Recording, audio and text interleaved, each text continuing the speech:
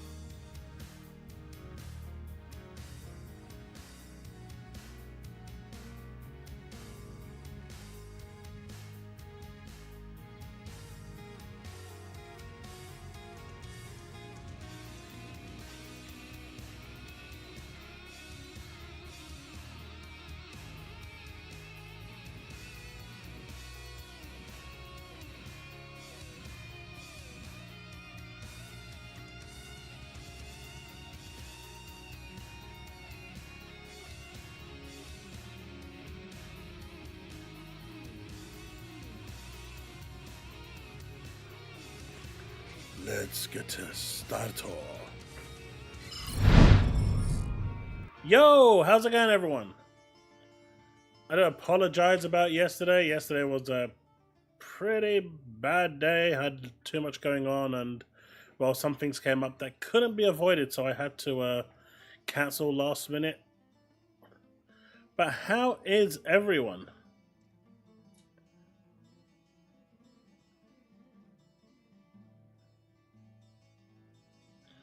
Hey, Devin Ghosty. Jay's channel, thank you for the sub. Mark Bags. There's Bags trolling again. Susano Gaming Bullets. Hey Brandon. Sin, how's it going? Yeah, we're gonna open with that one. We're gonna open with a big one, obviously, because Lot's getting kind of shafted. By the way, guys, can you hear my fan? I've got it going quite aggressively, so if you can hear it, do let me know because I'll slow it down a little.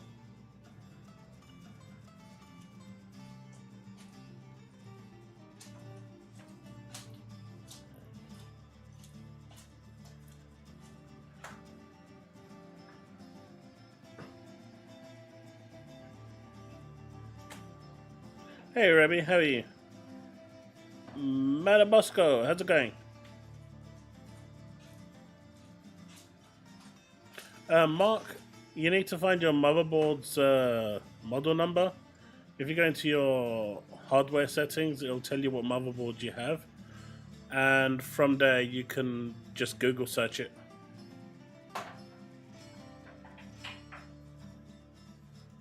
Brandon, I'm diabetic, mate. To me, it's like 40 degrees. I've literally got ice cold drinks around me because I... as long as you know your model number, then you can. Rabbi, I'm better than yesterday.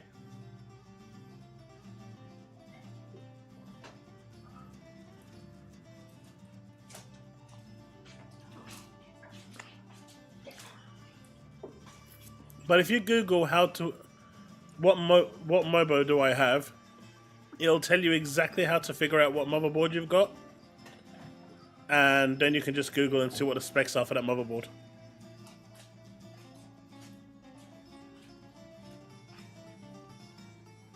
Rabbi, I'm good. I'm better than yesterday. Yesterday was a nightmare. But today, I'm Smokey.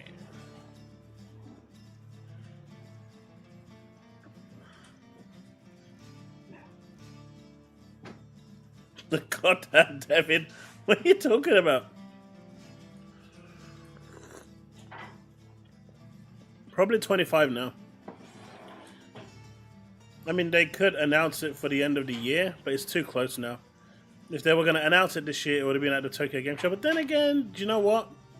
A big game like 16 being announced at TGS isn't exactly the biggest show. I would have announced it at the TGS, but, you know, speaking to a few friends today, they all agreed that the TGS was a little too small for a big announcement like that. So, we'll see.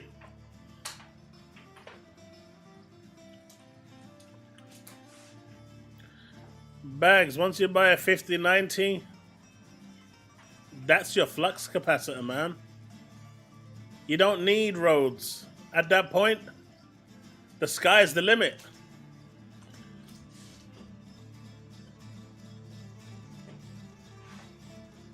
Oh yeah, for sure. Along with a nuclear reactor, Mark.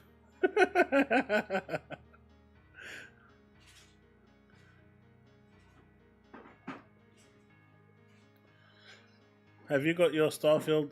No, I do not. This weekend, I'm going to finish Sarah Morgan's story. And then I think I should be good to go. I'm level 100 on Starfield now. So I just need to finish Sarah's story.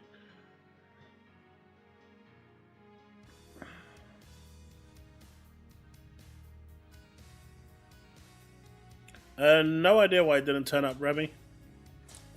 I'm guessing either A, it wasn't ready, B, they're working on the PC port, or C, the show wasn't big enough for a big announcement like that. I mean, other big games didn't get announced either, like Pragmata, Resident Evil 9, Final Fantasy 9, so maybe they're waiting for a bigger stage. Like, Bags, don't break my heart already, man. It's like, what, 5 minutes into the stream, and you're already trying to just wound me.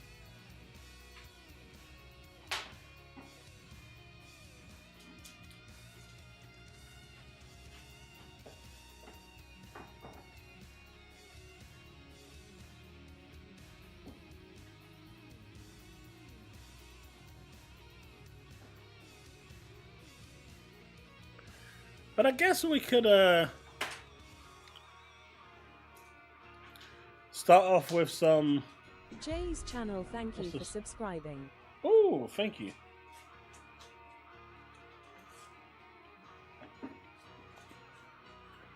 Upgrade.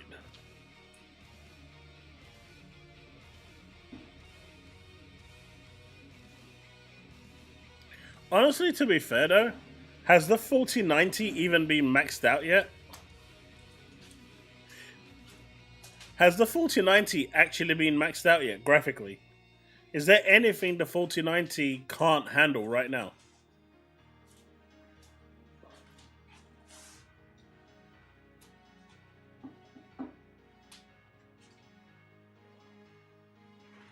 No, I still need to visit Paradiso and stuff to sign the deal.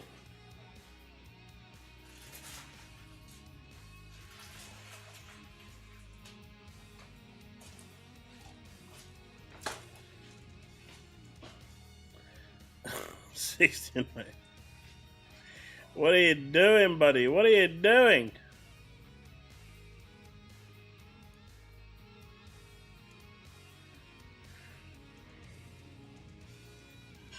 So does anyone remember this? Thought I'd start with some light-hearted chuckles. Does anyone remember this? Don't buy the PS5 Pro. This is how it began. This is how it ended.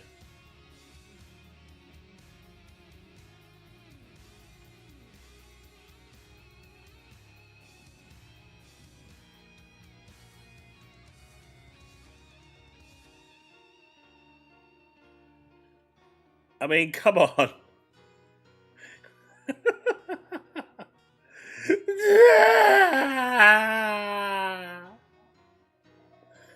And then it's, let me in. Goddamn grifting loser.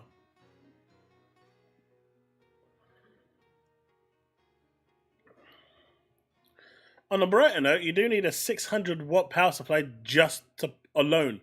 The graphics card needs 600 watts on its own. That's without like the motherboard, the CPU, and you're looking like a 1200 watt PSU as well.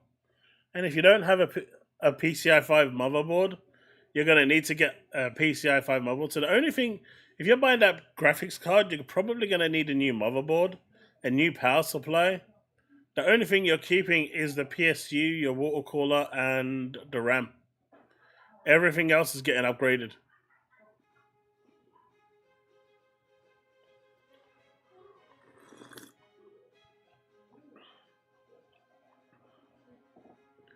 Hey, Byron.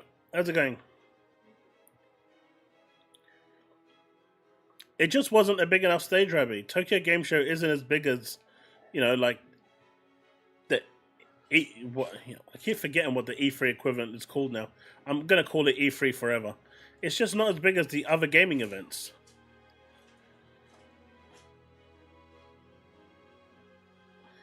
Bags. But like I said before, right? You get what you pay for.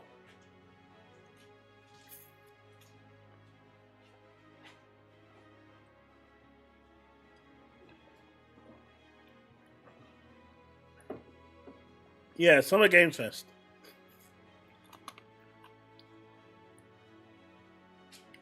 Summer Games Fest is the one. You'll either see it at, an Xbox showcase, Summer Games Fest, or you'll see it at a thing. The Video Games Awards. I just don't think the Gamescom or the Tokyo Game Show are big enough events for super big releases. It's why games like Resident Evil 9, Final Fantasy 9 just didn't make an appearance.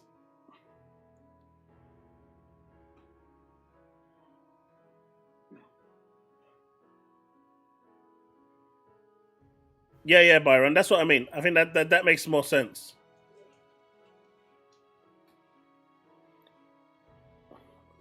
PS5 Pro man, 79. Man, I was talking about flux capacitors and shit. Sanchez already knows the drill. My dude's on that train going back to the future.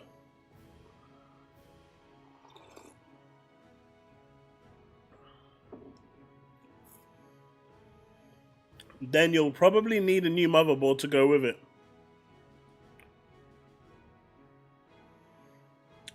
Rabbit, that's the next best chance that it's going to have to appear.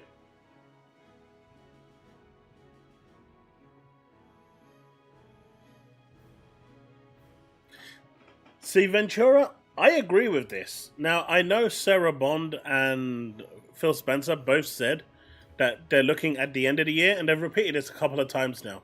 So there's no reason to expect it sooner. But to me, the Tokyo Game Show would have been the ideal place for them to introduce it. For the simple reason that, you know, as far as console gaming goes, they've kind of started to move away from the set-top box and just love their, you know, mobile PC gaming, Switch gaming, mobile gaming. So to me, that would have been like the perfect opportunity for them to reveal it. Oh, your power supply is 1200 watts? That's awesome. My PSU is 1.21 gigawatts. It might do, Remy. There's no need to worry about it. If it does, it does. If it doesn't, it doesn't. In the end, we can't dictate what Square Enix does. Square Enix dictates what we get.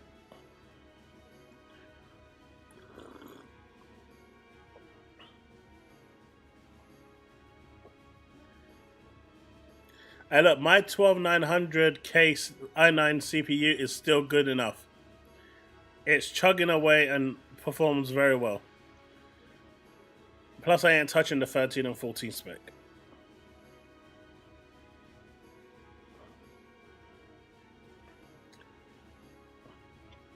But yeah, I thought that would have been the perfect place to announce it.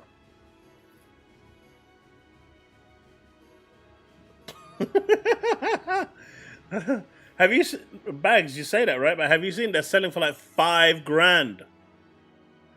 People have been paying $5,000, dude. I am so salty that I didn't pick up an anniversary edition just to sell. I am so salty. That shit would have gone on eBay straight away or the Facebook Marketplace. Cash in hand, done. Man, I am so salty. I did not actually pick one of those up. I've seen them going for as much as 35k, and believe it or not, that 35k one is going to sell. We don't know, Rabbi. It hasn't been announced yet.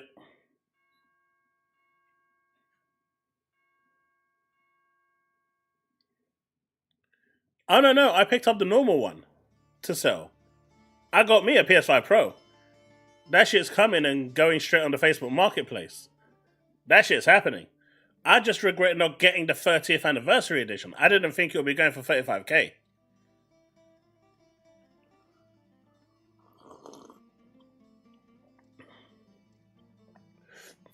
I just need the things to sell out.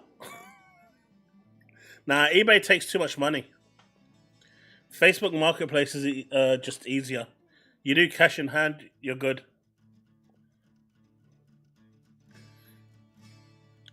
If you sell the console for like $1,500 on eBay, eBay takes like £300-400 of that. They take too much money. Because Jeff Keighley hasn't said what date it's going to be yet. Because Jeff Keighley hasn't announced it. How am I supposed to know if Jeff Keighley hasn't announced it?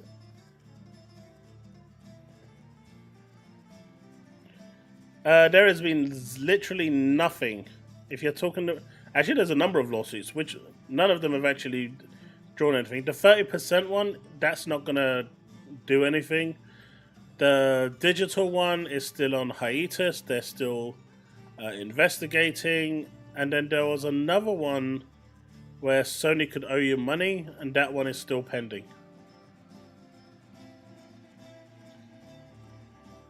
I know, Doc. No, Doc, it is actually selling out. So what Sony is actually doing with the PS5 Pro in order to stop the scalpers from buying it all at once, they're staggering the supply throughout the days until it runs out of stock. If they put it all on sale at once, the bots from the scalpers would buy every single one. You wouldn't even be fast enough to get into it. But with the way they're doing it now, they're staggering the releases. I know we're all mocking them because they're still in stock, but that's what Sony's doing. They're staggering the supply to try and stop scalpers, because there's no real way to stop them. You just have to get creative with it. Not that I've seen yet, Ghostly, unless I'm mistaken. Is it 11th of December? Okay, there you go, Rabbi. It's 11th of December.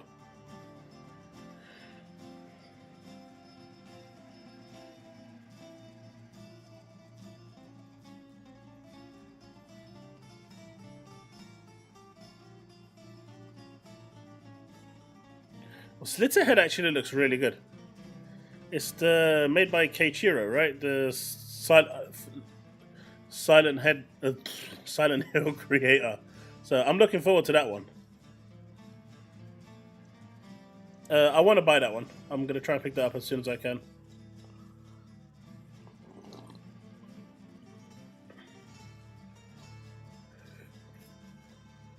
Yeah, Doc, because if they just release it at the same time, the scalpers are going to move in straight away and buy them all.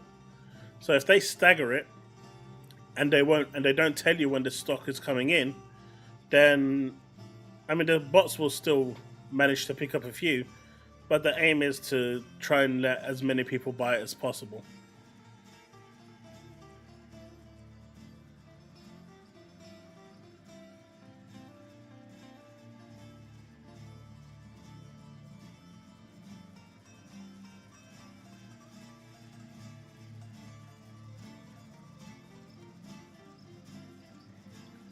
Crisis Core Reunion.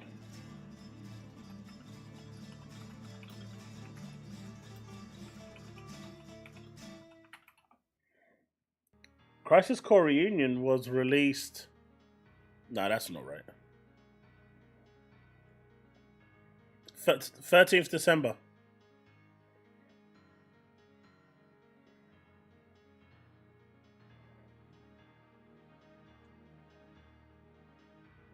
As long as it's 60 FPS, Rabbi, I'll pick it up on the Xbox.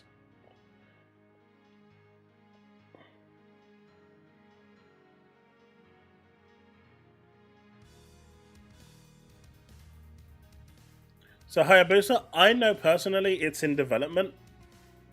So I know that, like, pretty much 100%. I don't know when it's coming. I thought they would have made an announcement of it during the Tokyo Game Show, but I suspect they're going to wait until the Video Game Awards to either say it's available today or... Oh no, my fan died. Or give you an at least ballpark figure as to when it's going to be available. But it is in development. Now, if you're asking about Final Fantasy VII Remake and Rebirth, I would not count on those until the trilogy is complete. I think Sony has that one pretty well locked down. So don't expect the trilogy to arrive. I don't care who's saying it's coming. Don't expect it. Don't get your hopes up for that one, because it's just not going to happen.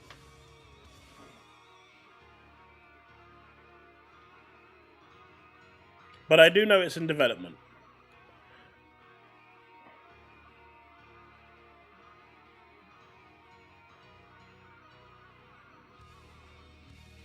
I mean, if it comes out in November, Rabbi, it can't come out this month.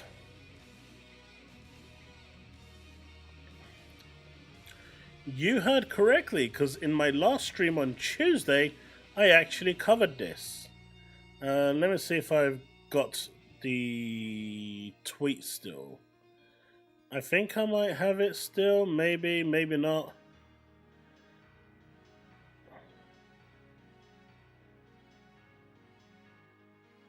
There it is.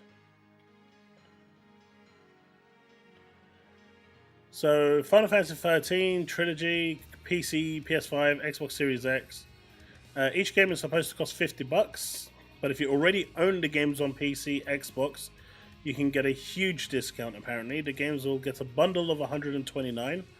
Games will run at 4K 60, improved graphics and textures, additional effects as well, all DLC included. PS5 will get DualSense support, original and remixed OST, quality of life updates like previous remasters, fast battle mode, turn off random battles, level up characters easily. It's supposed to arrive early 2025.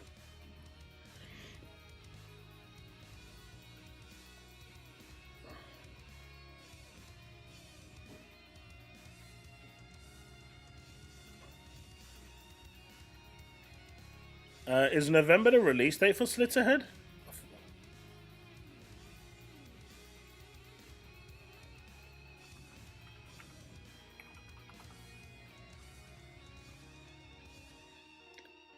Wait, there's no release. I don't think there's a release date for it, is there? Or is it? 8th of November is the release date, so yeah, it should be arriving 8th of November. That I don't know, Brandon. I'm assuming not. It's got to be digital. Yes, 8th of November on Steam. Game looks good though.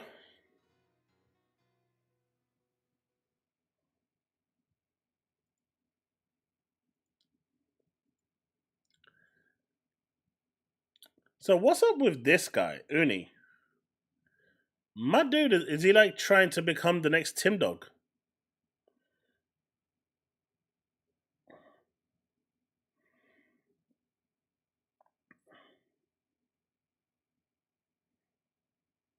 Nice. I actually went and bought them on disc not that long ago. I think like 3-4 months ago. They're like £2 each, but I wanted them for my collection.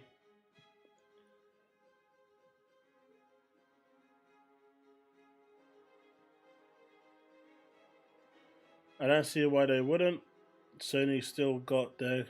See, I think the timed exclusivity is for PC. For Xbox, it's just totally out. Like, unlike Microsoft, who is putting their games everywhere, Sony's ambition and aim in life is to destroy Xbox and make sure they don't exist. Anything that they can keep off Xbox for the longest time possible, they will absolutely do. Never forget this. And a game like Final Fantasy with the trilogy, they're going to want to make sure that that whole trilogy is out on PlayStation, fully played, before it lands on Xbox. I'll be very surprised if it releases earlier than the trilogy's completion.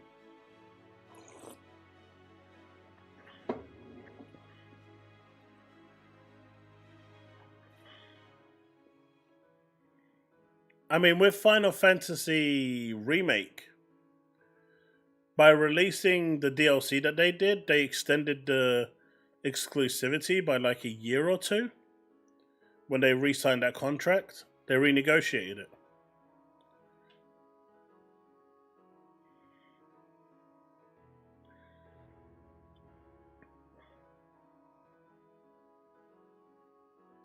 I like what he said though, right?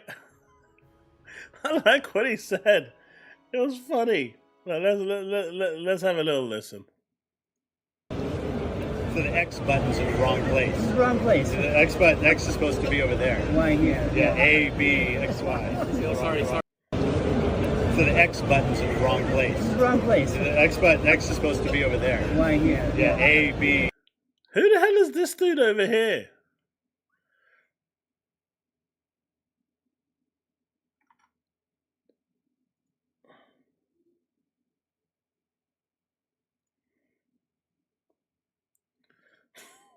X button's in the wrong place.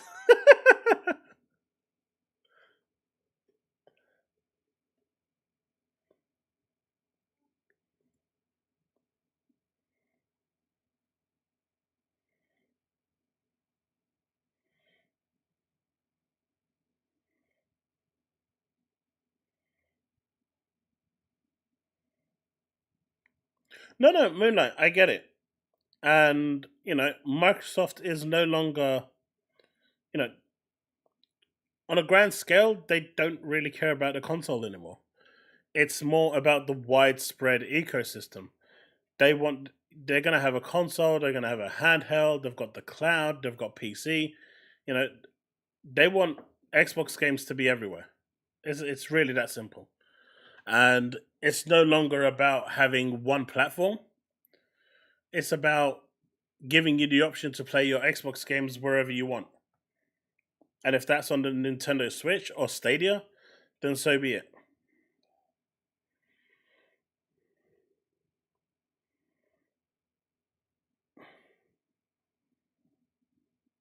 But yeah, I thought that was funny. Slitterhead will not be Xbox exclusive. It's going to be on all platforms.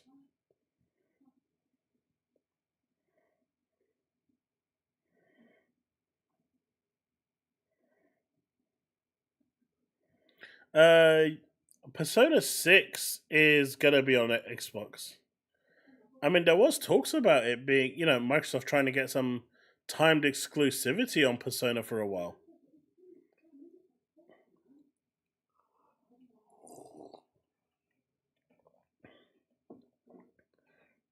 But Xbox just wants to be everywhere and make money.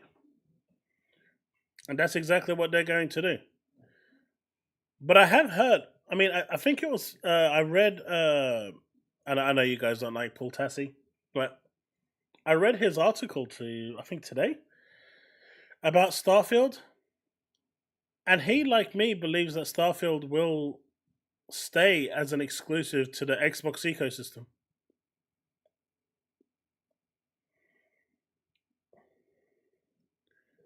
Because Microsoft isn't interested in paying for exclusivity, Rabbi.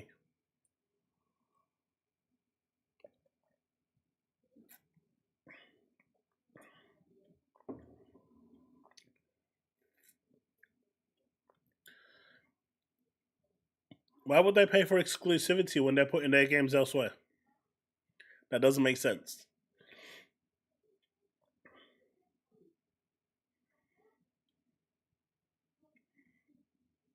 I mean, honestly, so I've been hearing a lot of whispers around people saying that Ghost of Yotai might be day and date on PC. And apparently that might be the first game that they test in 2025 to see how the sales go in, for PC and PlayStation. If that is true, that's a big if, by the way, because I've got no way of substantiating what I've heard, just a whisper that I've heard. But if that is true, and those sales do phenomenal in sales on PC, that's it. That floodgate is getting opened wide.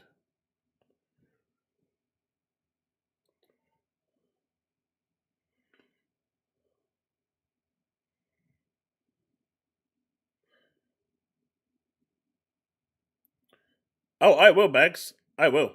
100%. I mean, I'm buying it anyway. But if they give me the option between PlayStation and PC, my PC is better than the PS5. So I will easily buy it on PC.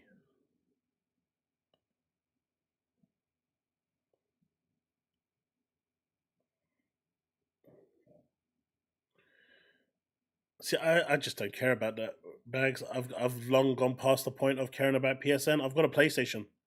If I cared about it that much, I wouldn't have a PlayStation.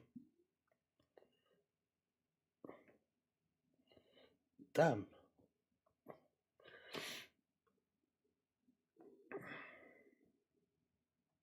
Oh, they're going to get really upset. See, Microsoft has been working on this transition for years. It started in 2017 and they've kind of wanted to move away. Whether it was out of necessity or not is a different matter. But whatever they saw in their forecasts, that transition started in 2017. Activision Blizzard King has made it so that transition happens way, way faster. And as Tim Stewart said, sorry. There we go. As Tim Stewart said, the Activision of ABK has pushed their plans 10 years forward, which is why we're seeing such drastic changes. Sarah Bond in the interview turned around and said that they have purposefully been undermining the console with the whole you don't need a console, get a Fire Stick and all this, because they no longer want... Because right now, if you go to anyone in the shop or to any person in the street and you say, what is Xbox? The first response they're going to give you is a console. They want to change that interpretation. They want to change that perception. When you ask what is Xbox, the response they want is everything. Cloud, mobile gaming, everything. And so that's the perception that they are looking for. And that's going to probably take a few more years to get there. But that's why they're undermining the console. And she openly said that they were undermining the console for that reason.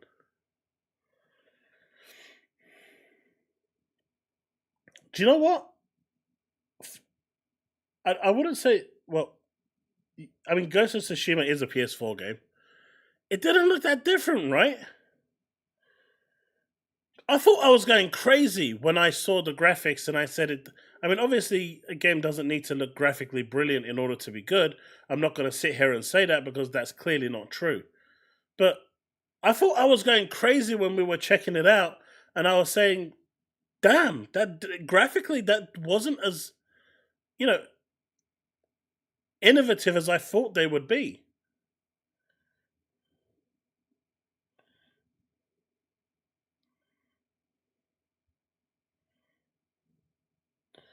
The handheld is probably going to be up by the end of the year, Rabbi. Not out, but it's going to be revealed by the end of the year. It's probably going to be at the Video Game Awards.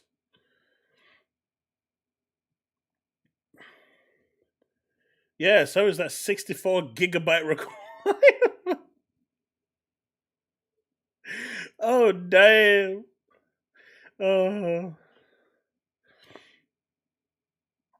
The handheld will probably be released in 2025. I think if they delay it any more than 25, they might as well not bother.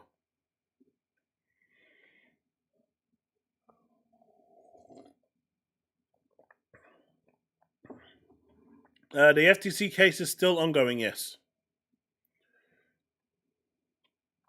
Hey, Steve.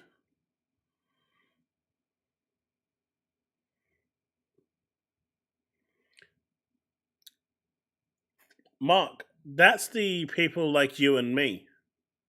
If you go and ask, the casuals, the normies as I call them, they will tell you it's just a console. It's just another console like PlayStation.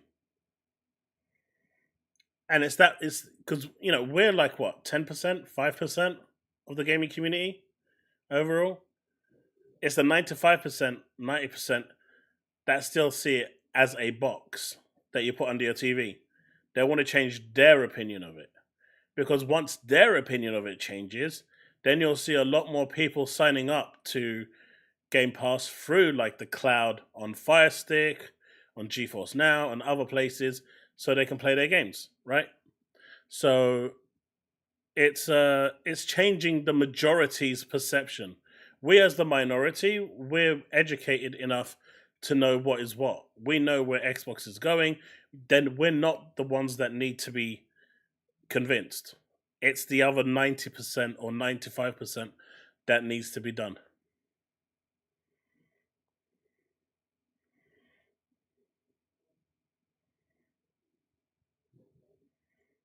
I'm surprised it's only 80, to be honest. I was expecting more. With no competition for PlayStation now, they can do what they like. That's the harsh reality.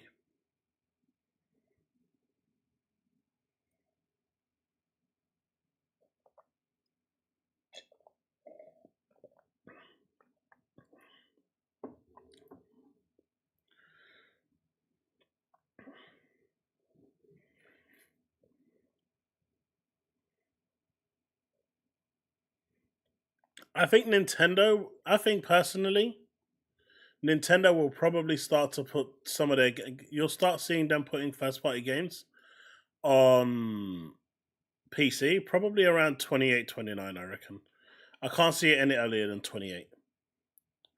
But I think by 28, then you'll start to see it. They will start to trickle. Not a lot, but you'll start to see some going on there, and people will buy it in the droves. And when Nintendo shareholders see how much money they're making off PC, because they're going to make mega bucks, then that'll speed it up. The moment you see money, things speed up.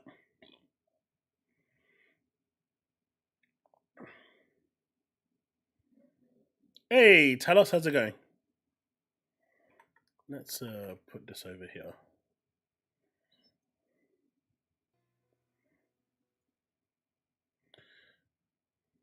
But apparently PlayStation's are, they're cancelling the 30th anniversary Pros. And if we look over here, PlayStation is cancelling PS5 Pro and 30th anniversary pre-orders. I know of 2 cases, is for one for the 30th anniversary and one for the PS5 Pro overseas. I told the guys yesterday that bots were impacting the sales. It's starting to pick up for regulars. Share this post around. And I think this is... Yeah, it's this article here. So let's quickly go through it.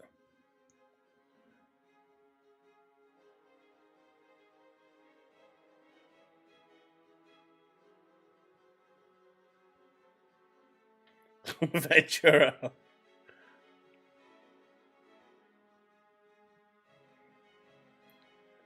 No, Steve. Stop it. Next, you're going to start talking about Halo confirmed for PS5. I know you are. Mickey Rebrush is a Disney game, though. It's not a Nintendo game. Chris, it's been a roller coaster of a week. There's been some ups and downs along the week, and it's been a little... It's been a thing. Well, Rebrushed is coming on Xbox as well. Nintendo doesn't own the license. Oh yeah, Steve definitely a pony. My dude was championing Gears of War to go on PlayStation with a mankini for Marcus, a bikini for Kate. So let's have a quick read of this. PlayStation may be cancelling PS5 Pro Anniversary Collection pre-orders. Yesterday, our PlayStation Direct pre-orders went live. 30th Anniversary Collection alongside pre-orders for the PS5 Pro. And as PlayStation fans expected, it was a disaster.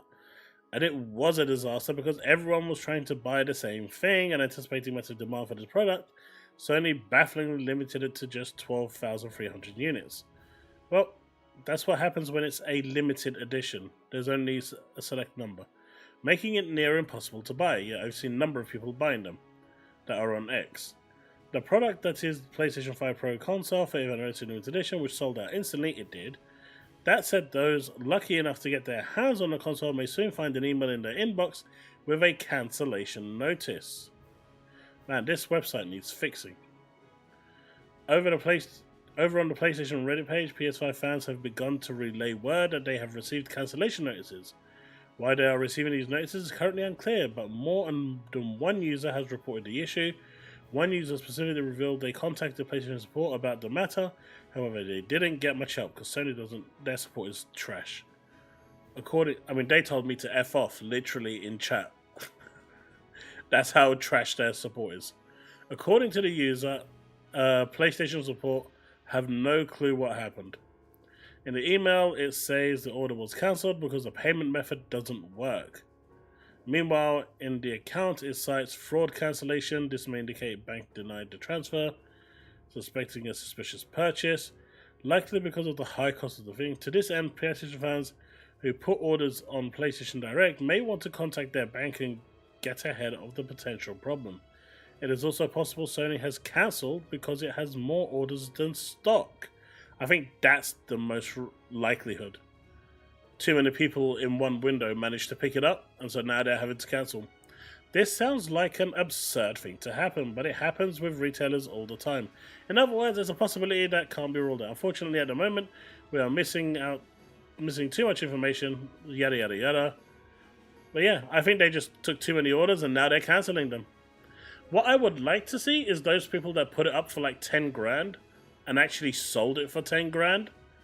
For those people to get a cancellation order. Oh, I'd love to see what's going to happen then.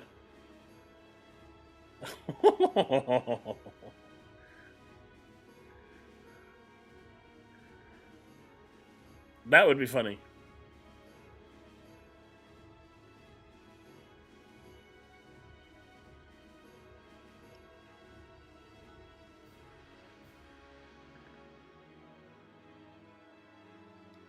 Well, Darkwind, here's the thing, right? Here's the thing.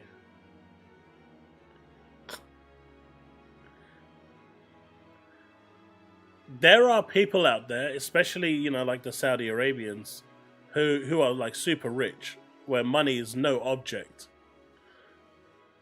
They want the prestige to be able to show their friends or, you know, their contacts that they have the most expensive PS5 Pro. Believe it or not, there are people out there that actually thrive on this shit. This is the sort of thing that the super rich actually thrive on.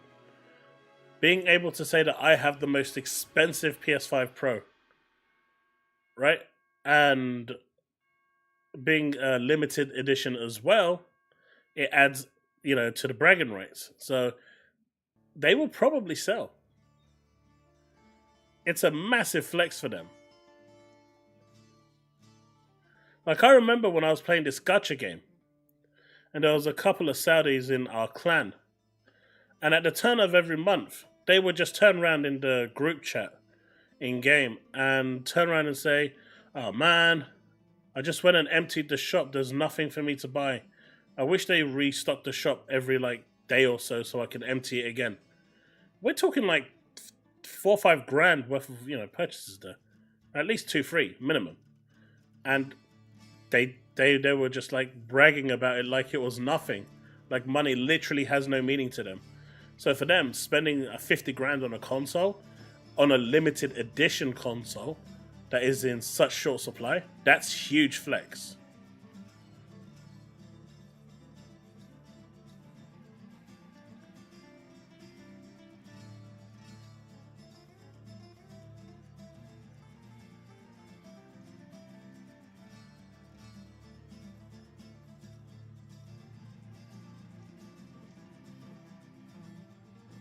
Yes, as I know, 100%. So, it's a thing. Only 33% of chat has liked this video. Time to get the pirate outfit out, I think. Ah, we need the gifted subs for that one. But hey, chat, come on, man. Don't leave Sandra hanging. You know what to do. Click on that like button. Man, I knew you was a pony all along.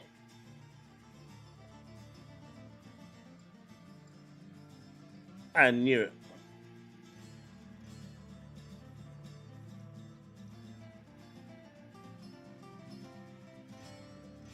Oh, Doc, I'm not saying for them. I'm not saying anything bad about it. I'm just saying that people are looking at these prices as ludicrous. There is a buyer out there for it. Glorious for super chat, $4.99. Hey Chaos, eBay hit a world record for the Pro bundle, 1 million to buy it now, 100k to bid. Take a peek. Really?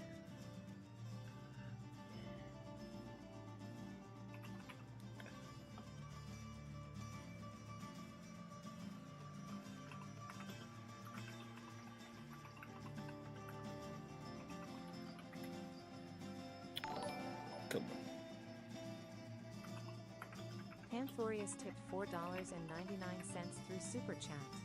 Hey Chaos, eBay hit a world record for the Pro bundle, 1 million to buy it now, 100k to bid. Take a peek.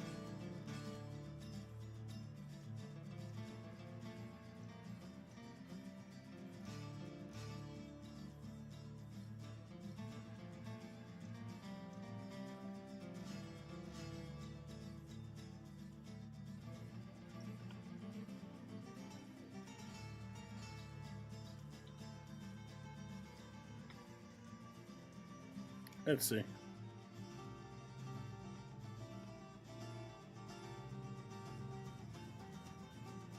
Did I put enough zeros there?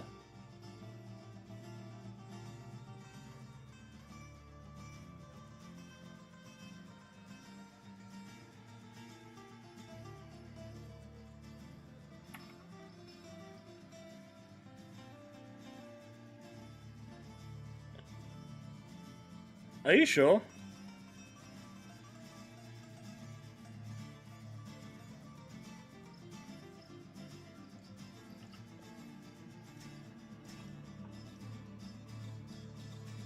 Nah, I'm not seeing it.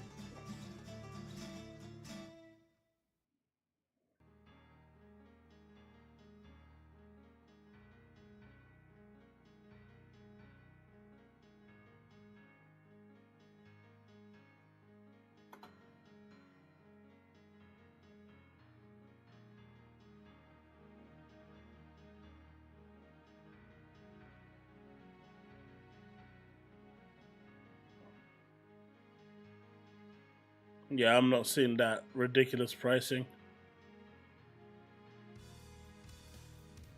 You sent me a tweet? Alright, let me have a look.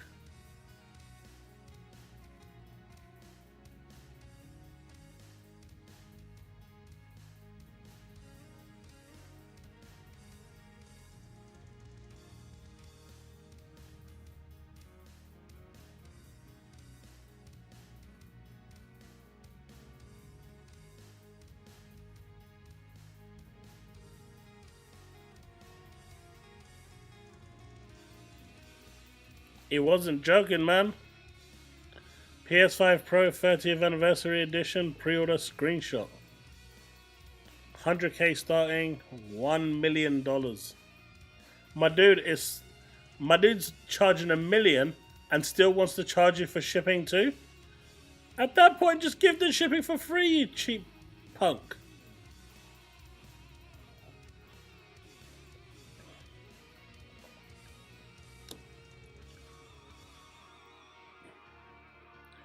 Nah, I'm good. I'm good. I'm good, Sanchez. I'm just gonna try and flog the one I've got.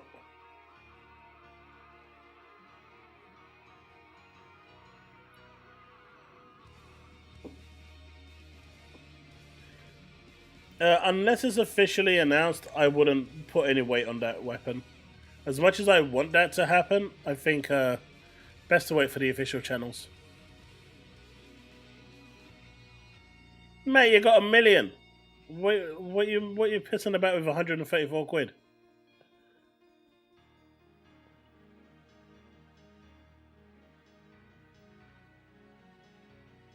Because you just made $1 million.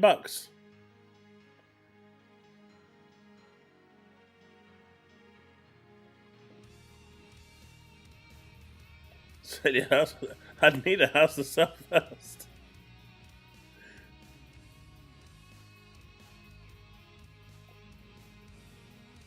Jesus.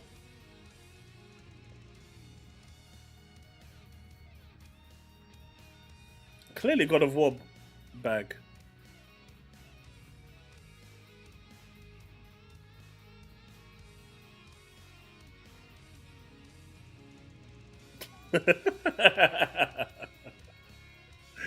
Oh, Steve. Such a goddamn troll. But it's interesting to see that, you know, orders are being cancelled now. And that's yikes. There's going to be a lot of unhappy people. I seen D-Batch was super happy because J-Dub bought him the 30th anniversary console.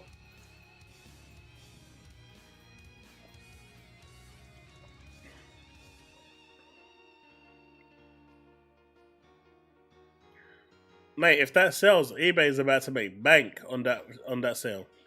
Do you know how much money eBay is going to make off that? A lot.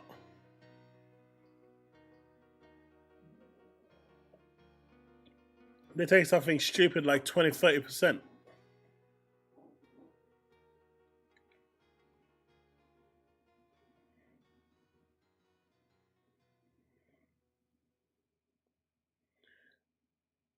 I mean, Devin, at this point, like I said, if you are rich enough, it is all about bragging rights.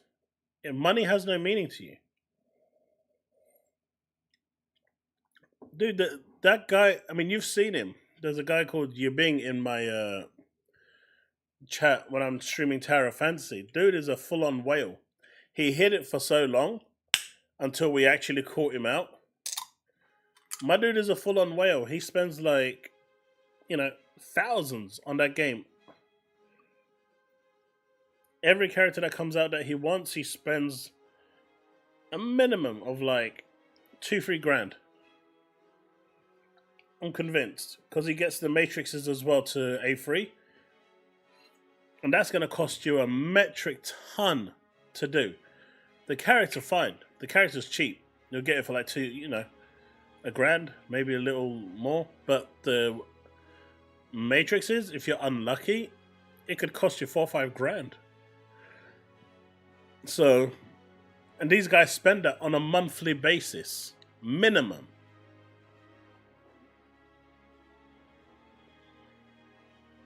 And they don't care. Literally, money has no value to them.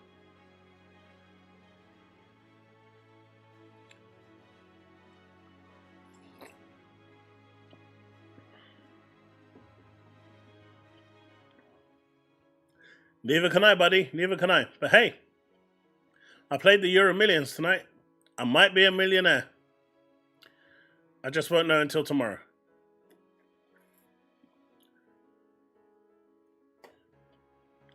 What's your thoughts on this news? I think this is a really bad move for Tencent. I'm not for Tencent, for Remedy.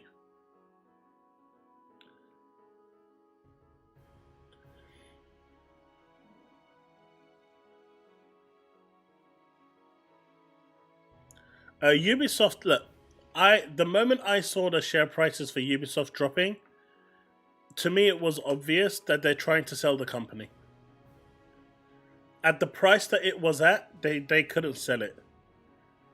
It's clear that they want to get rid, the guy wants to jump ship, and he just wants to sell it.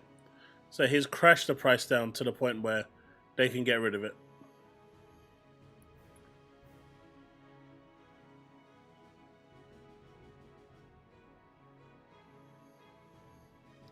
Tencent probably offered them better rates.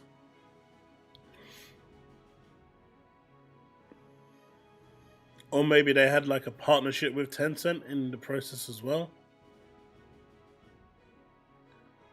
Yeah, I think Ubisoft is trying to sell the company. So if you was trying, obviously it's still a gamble, so don't take any stock advice from me. But now might be a good time to pick up on those $8 shares. Because they ain't getting any, that's cheap.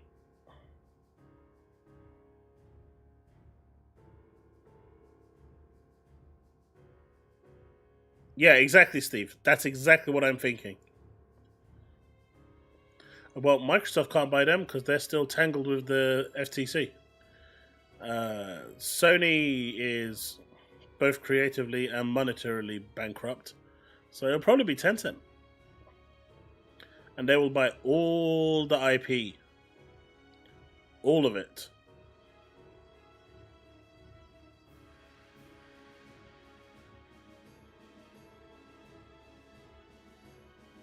What, the share price has dropped to $2?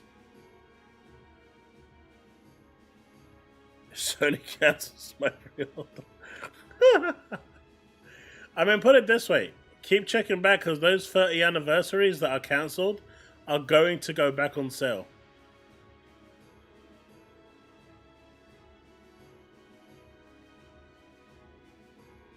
Hey, Master Blaster.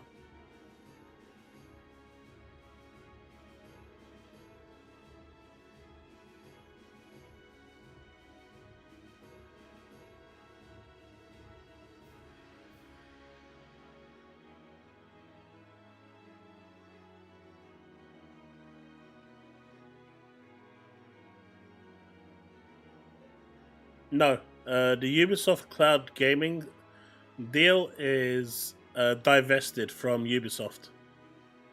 So even if someone wants to buy Ubisoft, the part of the company that deals with cloud gaming is independent entirely.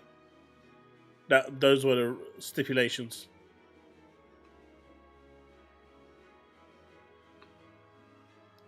No, I haven't. I read about that. That was because weren't they bought out by another company? And that company wasn't doing very well. I remember something like that.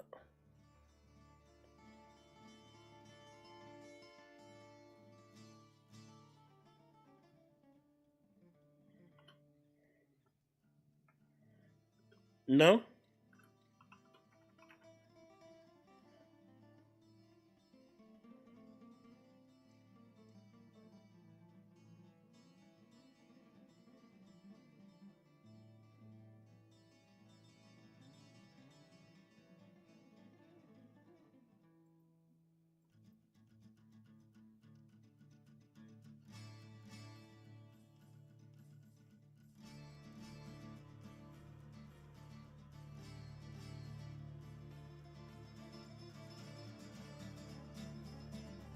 Yeah, this is the company. After 15 years of operating under Merge Games, we are now integrated with Maximum Entertainment. The games you've come to love and those you look forward to will now be coming from Maximum Entertainment. So they're gone. They've jumped ship.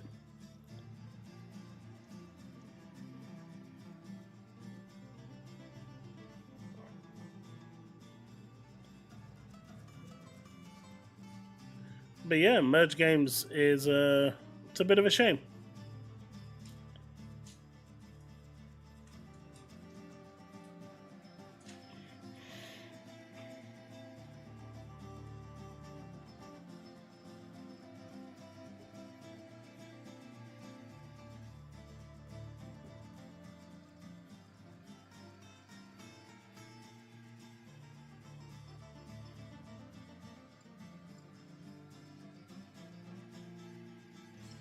But yeah, I wish them all the best of luck, but yeah, they fell into a lot of trouble.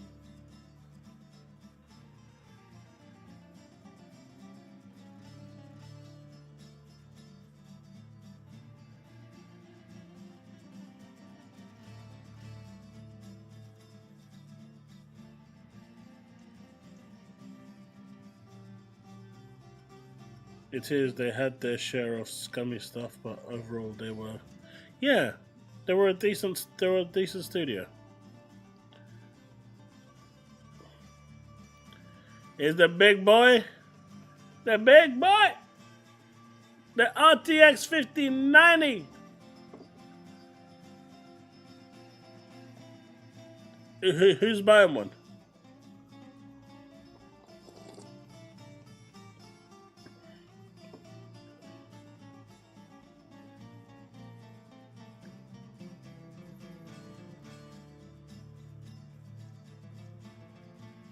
Wait, why two?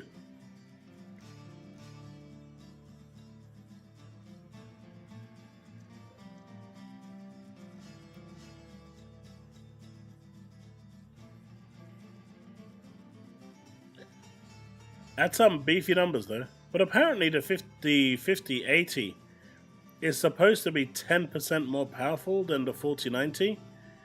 I don't see it. It requires less power. Sure, the PCIe 5 might be what's boosting it, but everything else just seems to be lower.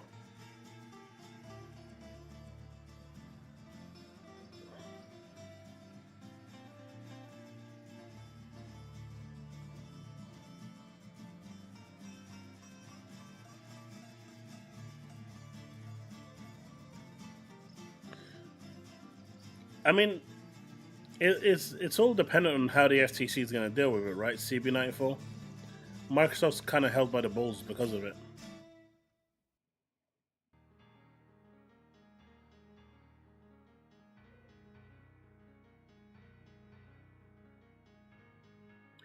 It gonna cost a lot of monies. I mean, that's what they're saying, Sandra, but the numbers don't show that.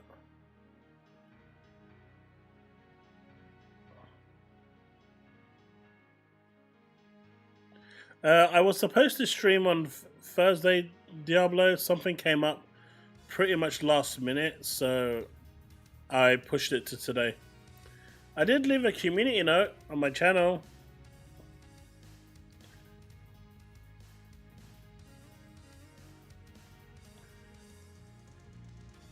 But how are you, Diablo? Oh, you got Space Marines to work? Nice. Could be the DDR6 over the DDR7? Maybe. Maybe. That does make a big difference. It could also be the PCI slot, just faster transfer, right? I don't know. But if it is, I might be tempted for the 5080.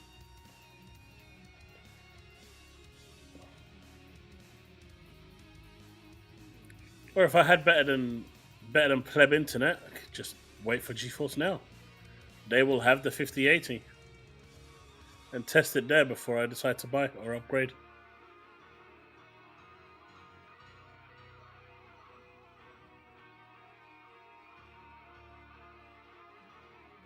I've not really had any CPU limitations on my 12900. It's been okay for me so far.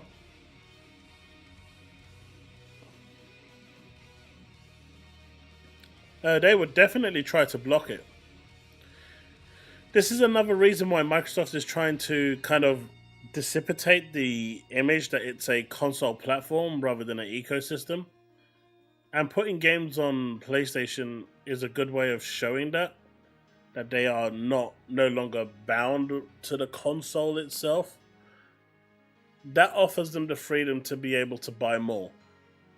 But as a platform holder, it does restrict you quite a bit.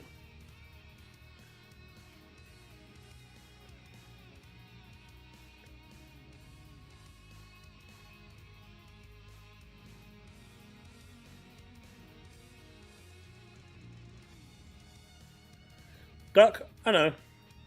I just want to see some real world, examples of the game running on a 4090 and a 5080.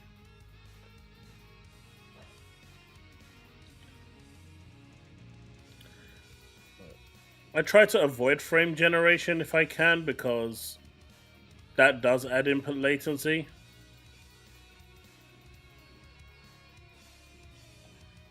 It has jiggly mechanics.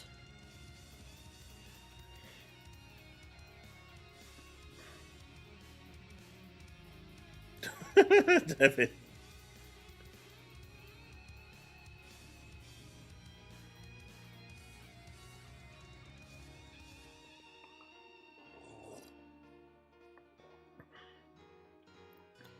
You see, Bags? You say that, right? You say that, right? But there was this guy when I was at Empire Interactive. He's a really cool dude. We'd go over to Morley's. My dude would order pretty much like 5 pieces of chicken, a fillet burger, 2 fries for himself, a couple of wings, and then he'd buy a Diet Coke to balance it out. This is one of those situations. This is one.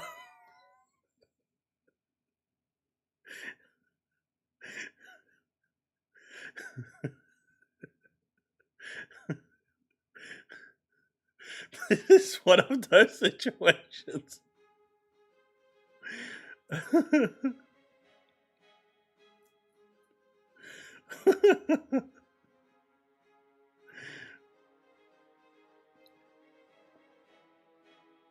I think the best choice that Microsoft could do is, instead of buying Ubisoft outright, just buy the IPs.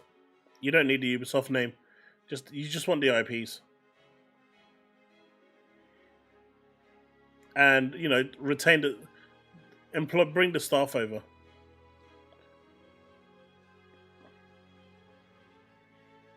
Massive Entertainment would be one of them. Whatever the Splinter Cell division is called.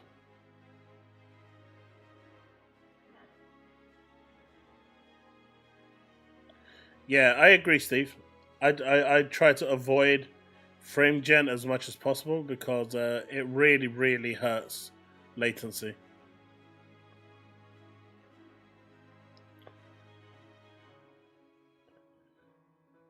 Mate, I've lived on no sugar drinks forever. Now when I drink anything with sugar, it tastes like there's like just like a gallon of sugar in there. See? A Diet Coke makes all the difference. I knew it. And that's why a 50/90 makes all the difference. You finally got there, Bags.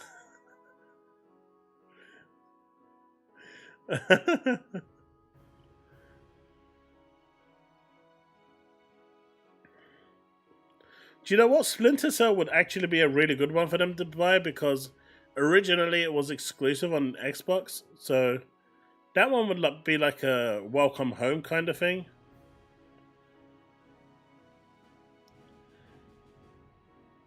I think they're scared to make a Splinter Cell because they don't know how it will sell.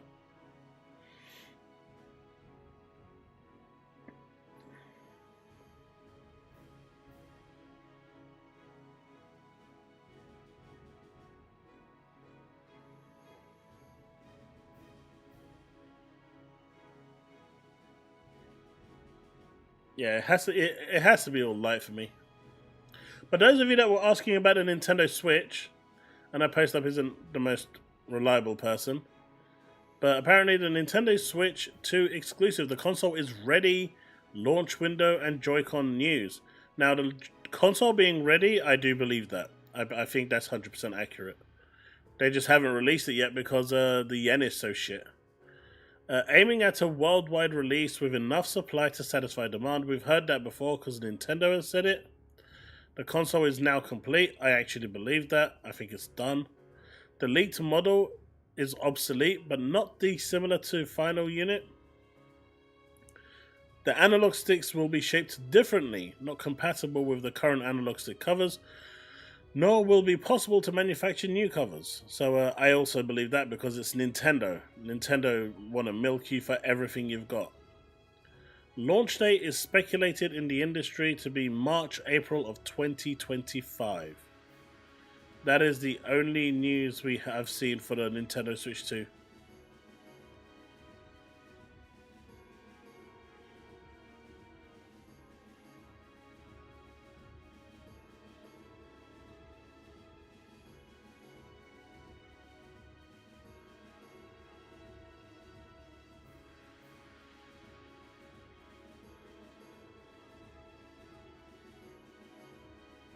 Well, I mean, console gaming is holding... I mean, we constantly hear, right, that the Series S is holding gaming back, or this is holding the gaming back. In reality, all consoles are holding gaming back.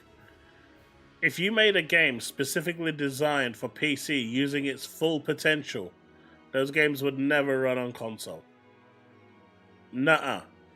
You make a game that utilizes 64 gigs of RAM, a 5090, it ain't ever working on current consoles. I mean, screw the 5090, 4090.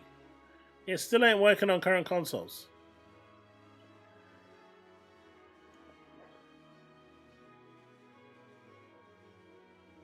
I mean, it really depends on how far you want to move those goalposts, right?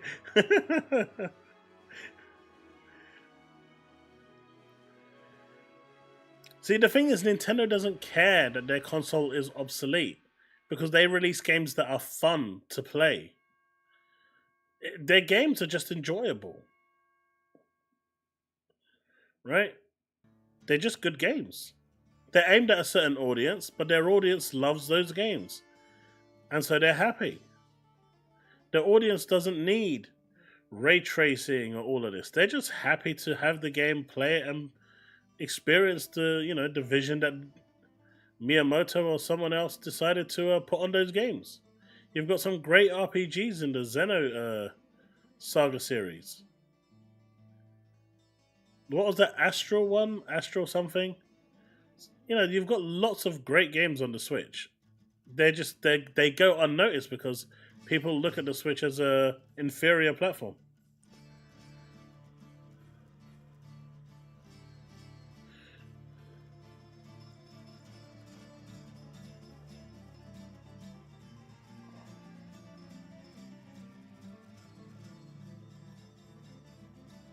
You see? Now you're getting it, Bags. Man, Bags is on a roll today. Seriously. My dude is on a roll. Astral Chain, that's the one. I mean, yeah, the PS5 is going to hold back the Pro, 100%. There's no denying that. It 100% will. Because you always build for the... No matter what you're building, you build it for the inferior one. And then you just up the textures, the resolution, and the frames for the other one. But you can't do more than what the inferior one can do. Right? If the inferior one can only hold 10 maps, just because the Pro is more powerful, it can't hold more than 10 maps. It's still going to hold 10 maps because it has to work on the 5. It's the same thing with the Series S and the X. If the S can only hold 10 maps, this is just a hypothetical, by the way, but the X can hold, theoretically, like 20, or like the PS5 Pro can hold 20, it doesn't matter. They're not going to hold 20 because it has to work on the PS5 and the S. It has to work on those. Therefore, what do I always say about upgrades? The mid-gen refreshes? What do I say?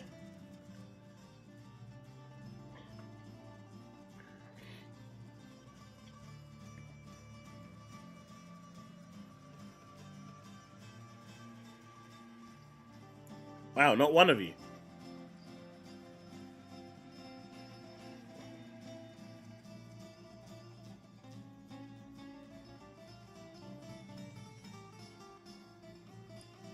Diablo. Exactly, gaming. Exactly.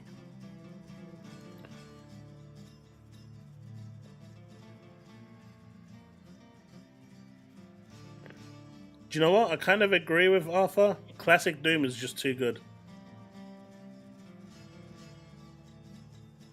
Classic Doom is just too good.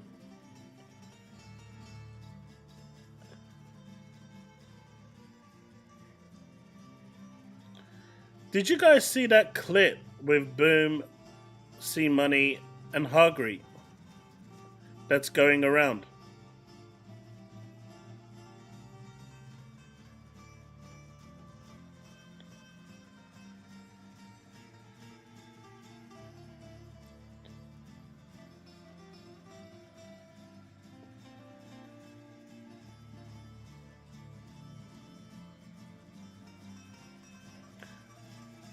Yeah, I agree. With the mods, Doom doesn't even look like Doom anymore. It looks like, Crisis.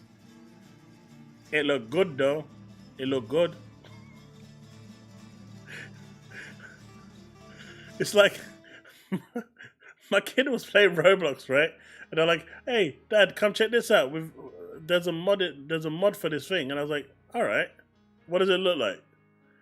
Well, what does it do? No, they turned it into like Call of Duty. I'm like, damn, son.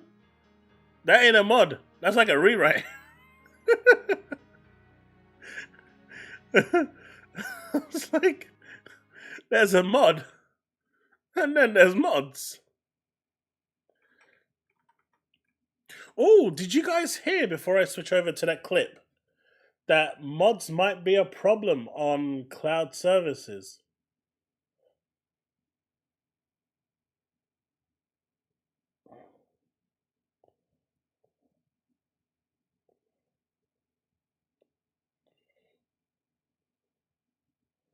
So someone has managed to basically access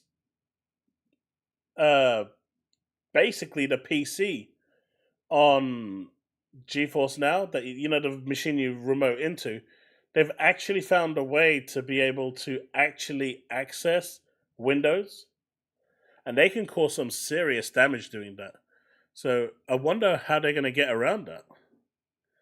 That was quite interesting because they can cause some serious damage. It's also a permanently bannable offense, but they can still cause some serious damage.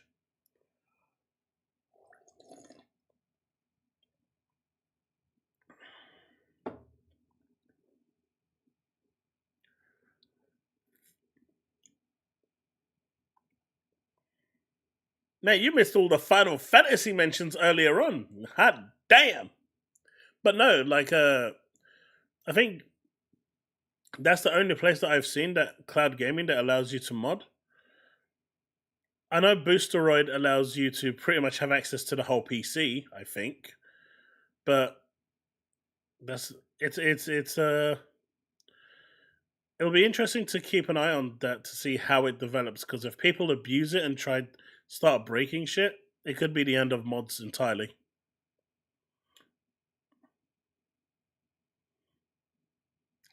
Nah, that count is at like 7 or 8 by now, Ghosty.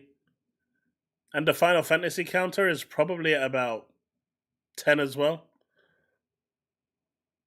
Yeah, that was a shame. Dame Maggie Smith.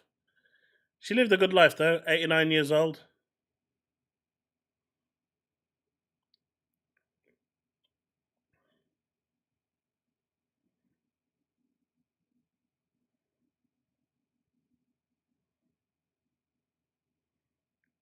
Yeah, but the problem is that don't really work when you're cloud gaming. Must have missed a few. Alright, so this is the clip, right? This is the clip. Let me know what you guys think, because I'm genuinely curious. I'll give you my opinion afterwards, but I want to know what your opinion is. I can tell you one thing. All this Digital Foundry shit that has been coming out, Dude, if we learned anything about it, it's not that the PlayStation 5 Pro is amazing, is that we now see how shit the PlayStation 5 really is. Yep. They have dissected the shit. Every developer that came up on that stage that Digital Foundry was interviewing was like, well, before the console really just sucked ass, and now we can finally make something that's decent, right? Like, that's all we found out. So listen, if you can afford it, I think that yes, you should buy a PlayStation 5 Pro if you've been stuck on a PlayStation 5 with that booty ass game holding everybody else back. I can tell you one thing.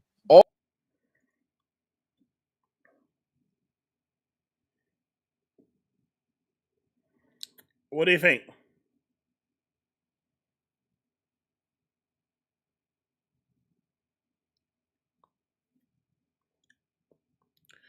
Nah, you're good, mate. I'm living the life of brokies. Brokies is a good life to live. That's why those PS5 Pros better sell out, because I'm gonna be in a bit of pickle if it doesn't.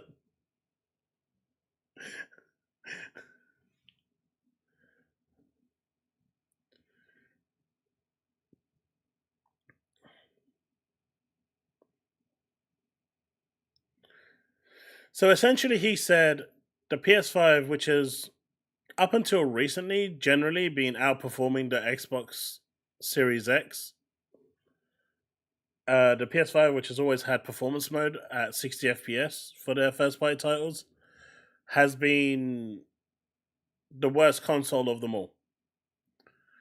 I think that's a stretch.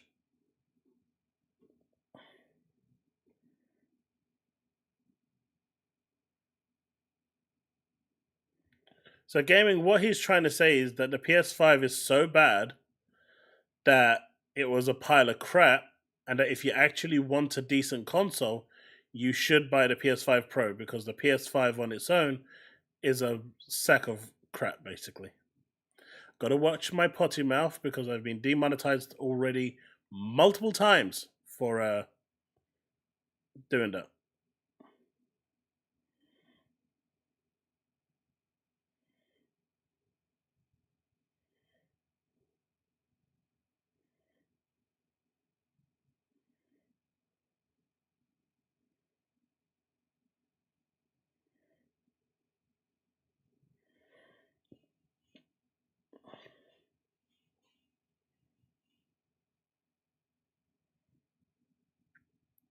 I mean, I think they're trying too hard. Honestly, I think they're just trying too hard.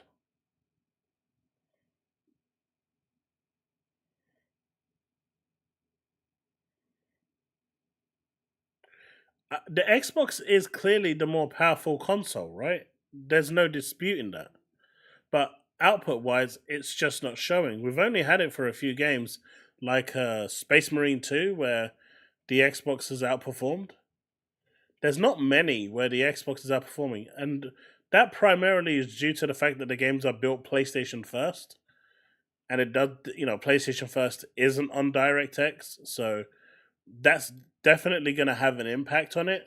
But at the end of the day, no matter how you're looking at it, games generally have just been performing better over there for the third-party games.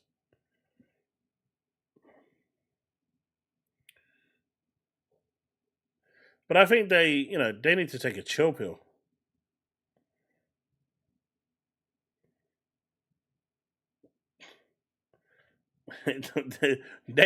These are what you call hardcore fanboys.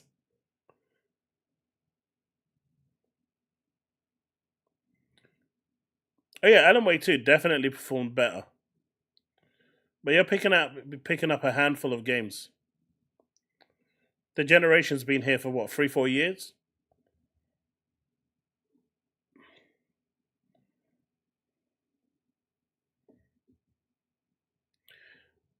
See, the one thing that I don't see anyone talking about is that the Xbox Series X has hardware machine learning. You know this whole pisser thing that they're talking about on PlayStation with the whole hardware AI learning, machine learning essentially? Xbox has that already built in, and no one uses it.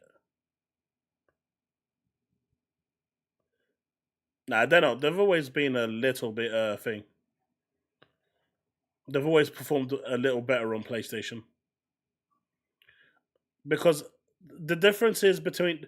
Steve, the difference between PlayStation and Xbox versions of the games, which is weird for me, right? I don't understand why they would do this, but they did this on almost every game.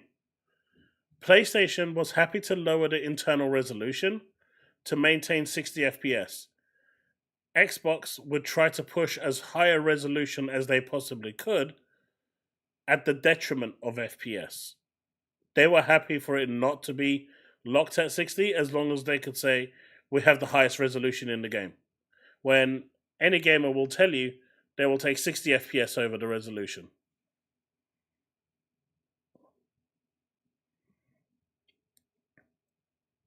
Space Marines 2 is better on Xbox, I've already said that, yep. And that's because of the CPU. See, the Series X's CPU, which is at 3.8 gigahertz, even at full throttle, it doesn't overheat. Now, the PS5 CPU actually overheats. It can't maintain turbo mode. So all they can do on the PS5 is have like a really jam-packed action scene, and the CPU will throttle and go full on turbo, but it can't maintain that. It will overheat. And once it overheats, it underclocks to cool down. That's generally the scene where you have like a dialogue cutscene or nothing really happening on screen. It underclocks to cool down, and then it goes back to normal speed. That's why it can't run Space Marine 2 at thing. And that's why with the PS5 Pro, there's a chance that it won't do it. It won't be able to run it either. Because the CPU is the same CPU. It can boost by 10% to the same speed as Xbox, but if it has the same problems that the PS5 has with the overheating, it's not going to be able to maintain that performance. Therefore, it's going to have to cut down, and then games like certain games just won't run at 60 FPS. If it's a CPU bottleneck, the PS5 Pro, unless it really knocks the resolution down, we're talking sub HD at this point, it's not going to do it. And at that point, it's not even worth it if you're going to drop it down to 720p. I think that's just too much of a drop.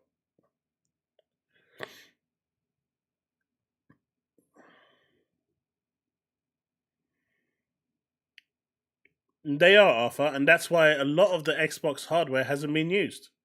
There is a lot of potential, but then again, Xbox first-party studios aren't using the hardware, so why should anyone else? I'm not saying that as a dig, I'm just being realistic. There's almost been no games using direct storage for faster loading. I know Diablo uses it, but what else for Xbox first party? Who's using the velocity architecture? Who's using the machine learning for upscaling or just performing better? Digital Foundry showed a game where it was actually using machine learning and it performed way ahead of PlayStation 5. But no other developer, forget no other developers using it, not even Microsoft is using it. So if you want people to take notice and use your hardware to its potential, you kind of need to use it yourself. And they're not using it, and that's a problem.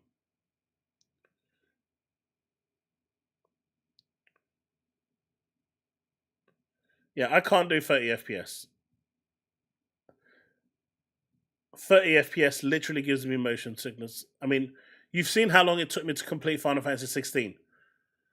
The PC version came out before I completed it. Yes, I finally completed it, but it's taken me this long because it was giving me motion sickness. Although that was a special case. That was just bad.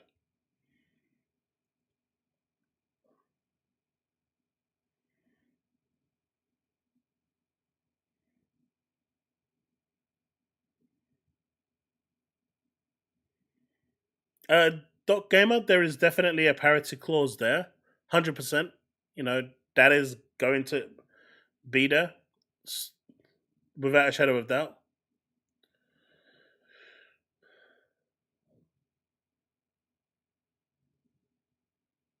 But, when the 360 was ahead of the PS3, the 360 had parity clauses as well.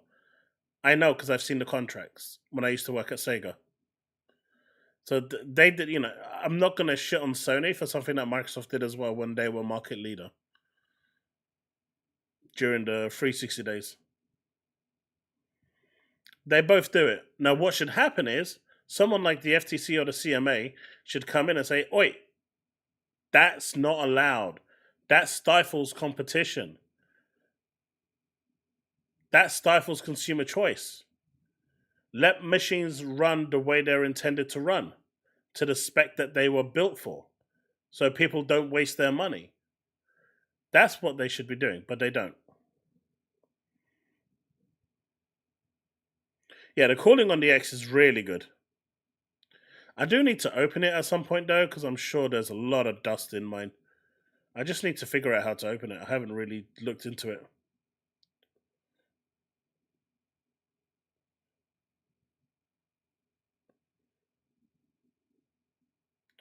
Yeah, Steve, it is.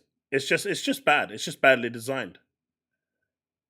I just don't think anyone really anticipated Unreal Engine 5 being so heavy or even aware of it when they made these consoles, designed them.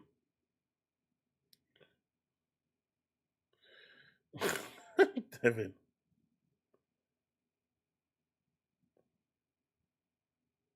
Hey, I worked on that. I worked on Sega Rally Revolution, I think. I know I worked on a Sega Rally at Sega during my time there. Which one was Sega Rally Revolution?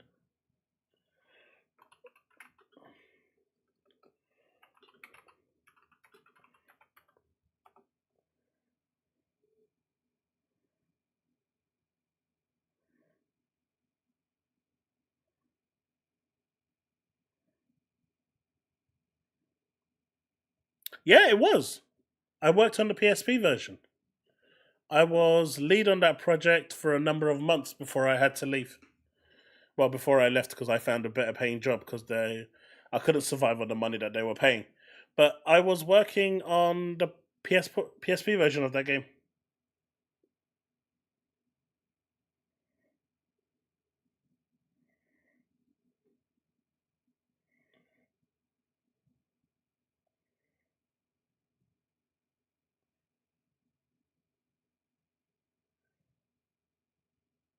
EU5 runs better. What's EU5?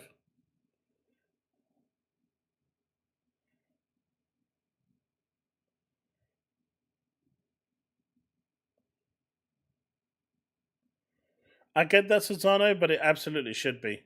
If I've built a Ferrari and you've got, I don't know, a 1 liter Mini, I shouldn't have to be restricted to your speed just because on a racing track, just because you got a 1 liter Mini. That's essentially what's happening here. If I got a 4 liter turbo engine, I should be able to utilize it.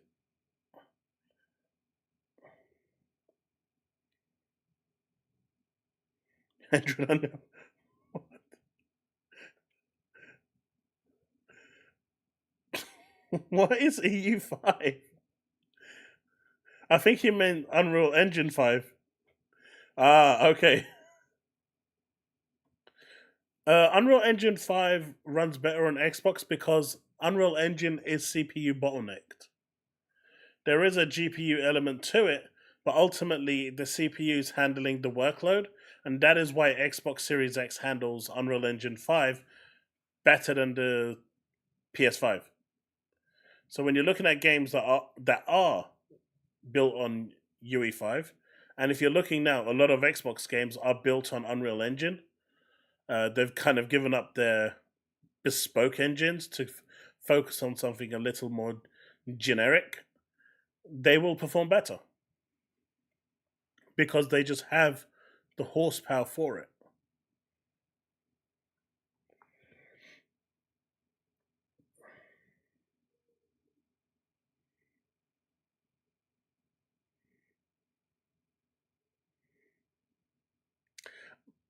But yeah,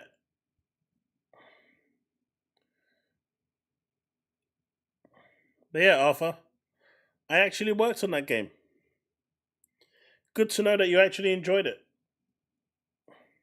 I know you probably didn't get the PSP version, but that was the version I worked on. Solitaire? Mate, it's all about Minesweeper. What are you on about? Minesweeper, where it's at.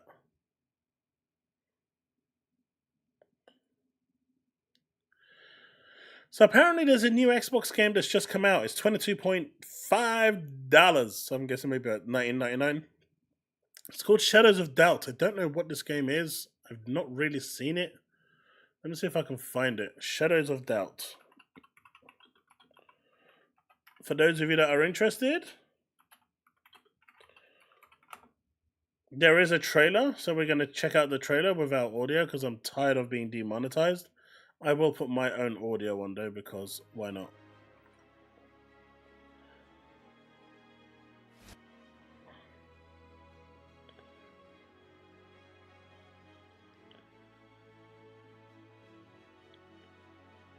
So this is it.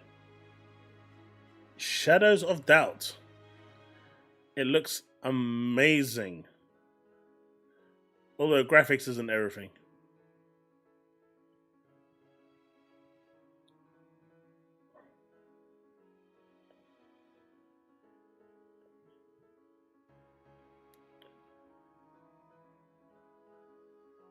I mean, someone might like this. I wouldn't mind giving it a try.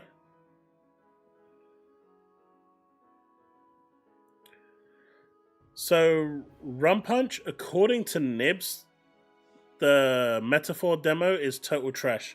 I'm guessing it's total trash because it's not a PS5 exclusive. Although he did say he prefers the school life of Persona.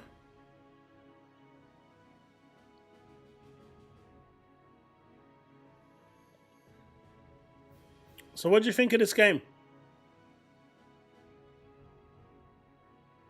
It's now officially out on Xbox. It's a shame anime isn't here because this one is also on Xbox.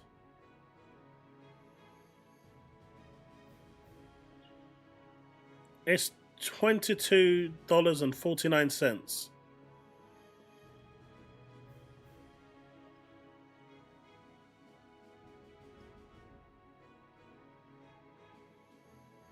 I know, Sanchez, I know. I wanted it so bad. It's got waifu material written all over it.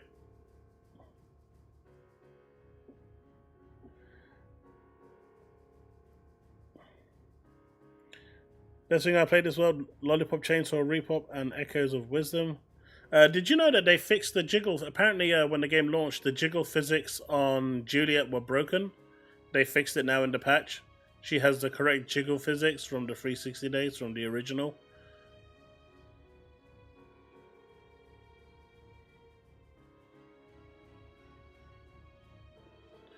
when Gears E-Day comes in 2026 to Xbox Series, I mean probably for the next Xbox in 2026, right?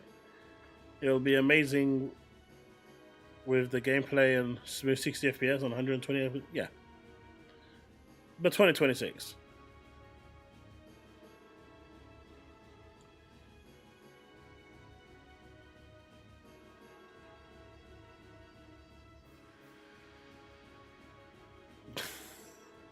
That's Gears Collection, mate. Yeah, so they did actually fix it. You know, good on them. Like, the developers, you know, the actual original team for that game tried to stay as faithful as humanly possible. The only thing really changed is the music, and that's because they lost the licensing to it. And that's fair. But, you know, everything else is recreated, remastered really, really well. And I had a good time playing the game. I do need to go back and get the true ending, though.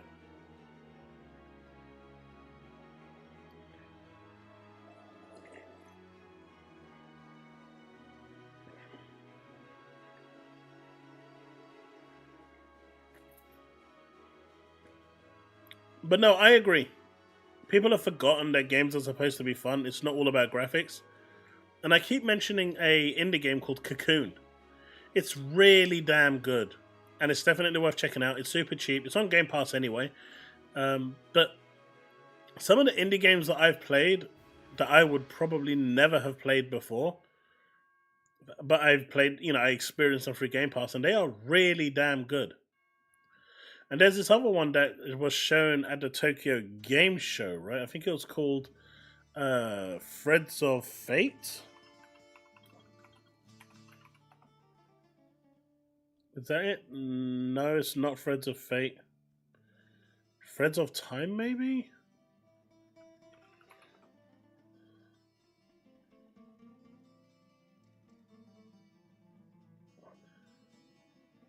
Yeah, this is the one. This just looks so damn cool. But if you look at this, I love the transition between them.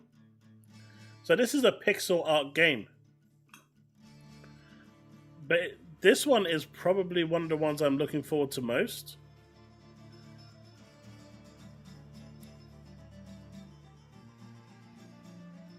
The transition is just so good. I'm super looking forward to this. The kind of 2D, 3D kind of combat.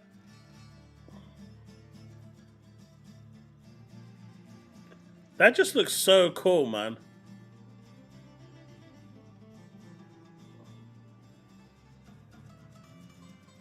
I just love the way it just cuts into just anime. It's just so good. It's so well done. Oh, god damn it. Why are you even... Okay, pretend I never said anything. One day I'm gonna not forget to do this. Okay, let's restart again. See, this is what I'm talking about. Like, this game, believe it or not, is a pixel... I clicked on the button as well. I'm not always looking at my other monitor. But I just love the way this game looks. And I love the transitions. The transitions for me are probably the best part. It just looks so good.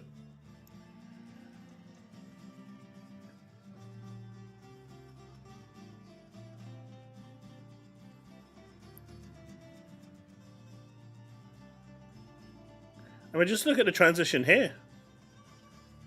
It's just so good.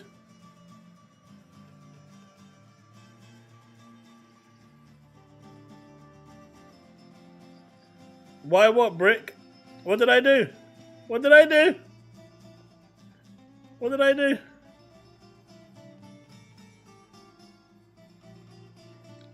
Totally reminds me of Megamine. Except I'm guessing that character there has more than one skill.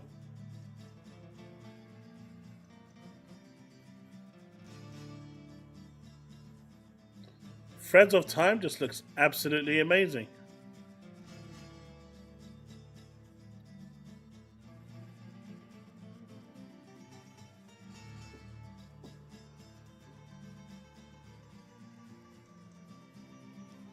I didn't save everyone. I tried to save everyone, but I failed miserably. Yeah, Grandia 2 was great. Still my favorite line of that game is when Ryudo turns around to the I think it's the High Priestess and says, "I'm sorry, you expecting me to give a damn?"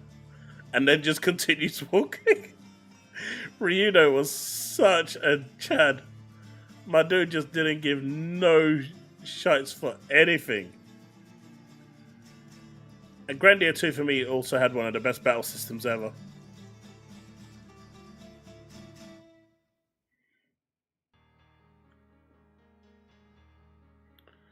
But yeah, good stuff.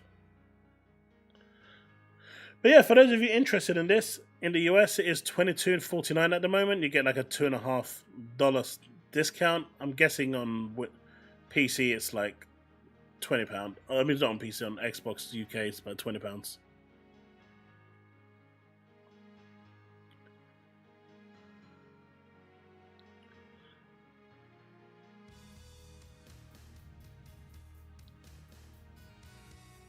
It has a Chrono vibe to it, yeah. A Chrono Trigger vibe. I wouldn't say so much Golden Sun, but definitely a Chrono vibe.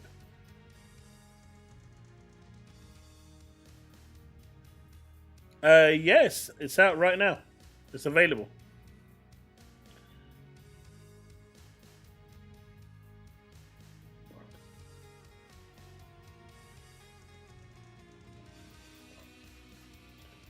Lots of interested people, so I hope the game does well financially for them. Did you guys see what happened to Frostpunk? I know it's a PC's only game, and it's one of the ones that's on PC Game Pass, if I'm not mistaken. But it still sold 350,000 copies, right? And for a game like this, it's enough, right?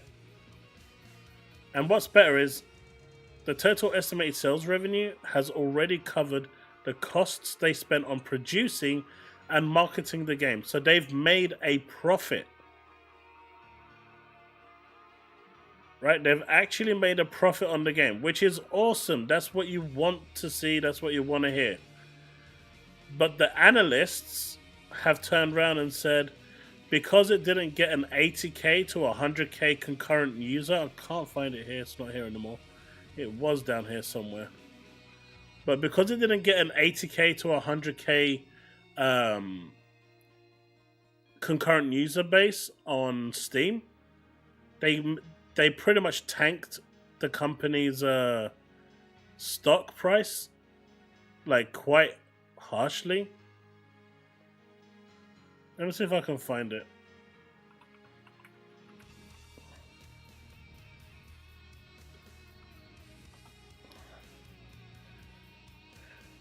No.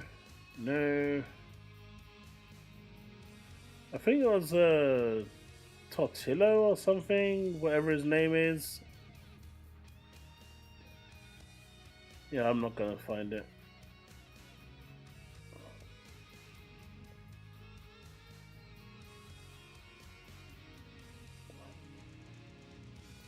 Yeah, it's not here. But yeah, he showed like the stock price of it crashing, and it was all because of the analysts. I'm like thinking, that's really harsh.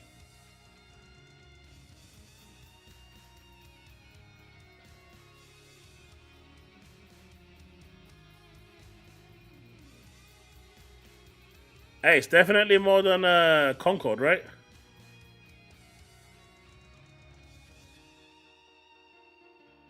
I think we can all say they sold more than Concord.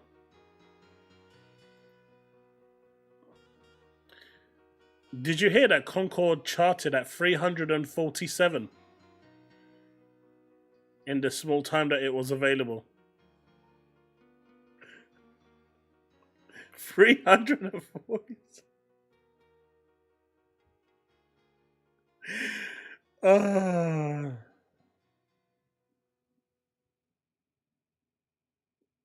I thought I did, Steve.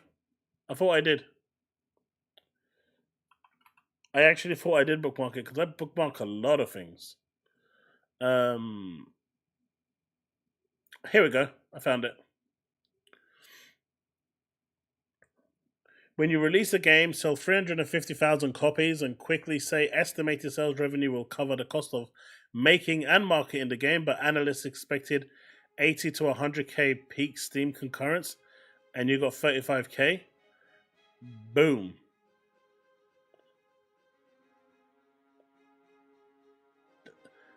That's really harsh. Right?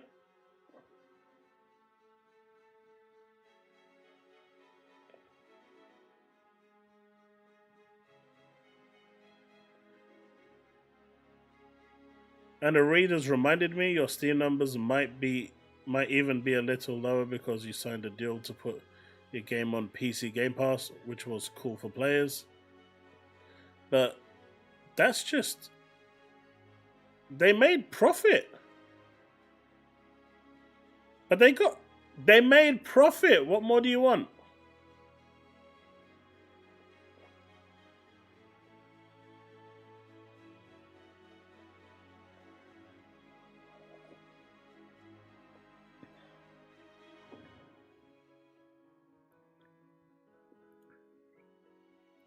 Dude, this is Steam concurrent. The game is on PC Game Pass, which means they got a wafty, briefcase of cash that would have went into this. This is bollocks. This is bullshit. That cash, that briefcase of cash that they got would have circumvented this easily. The company, they were blown away. We are super happy to announce we have already exceeded 350,000 copies sold.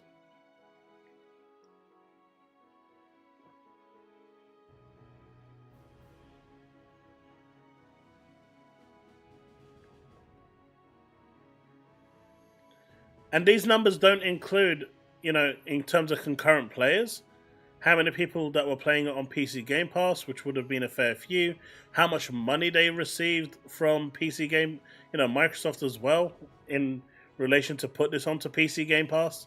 So there's a lot of factors here playing, but they're just looking at the peak Steam concurrent only, and you just don't do that. If a game is available on Game Pass, you cannot just look at Steam concurrent as a median. I'll use Starfield as an example. That game, Steam had only 330 something thousand concurrent, but the game hit like 2 million concurrent with Game Pass PC and Game Pass Xbox Game Pass. So you just can't do that. I don't know if it's on Epic. I can have a look for you. I'll just boot up my Epic real quick.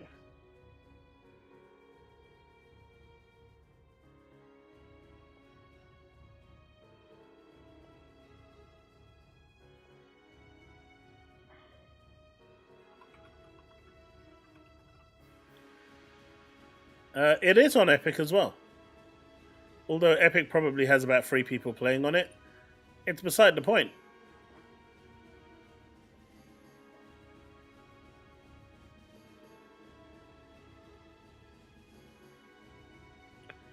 But it is on Epic as well. With a 4.6% review score. I can't really see... I know you guys can't see it because I've got the actual app open. But I can't really see how many reviews there are. It doesn't tell you. Doesn't give you that sort of information. It really should.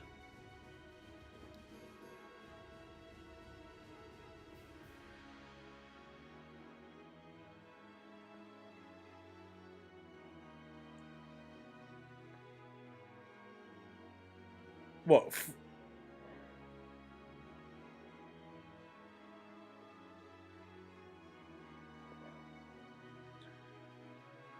I wouldn't think any one of these companies like this would expect 1 million. Hey, Donald.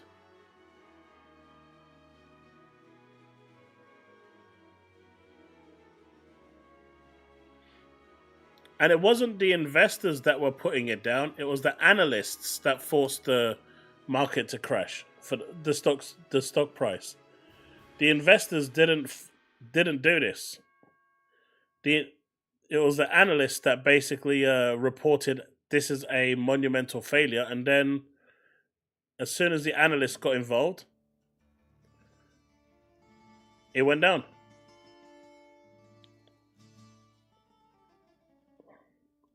Sad times for them, man. I hope it recovers.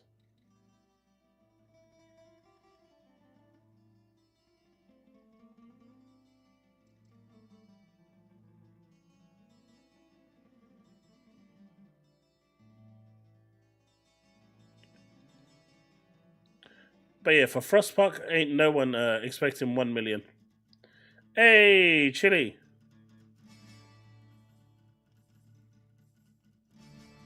Yeah, he said Sega. That's what he's saying, Steve.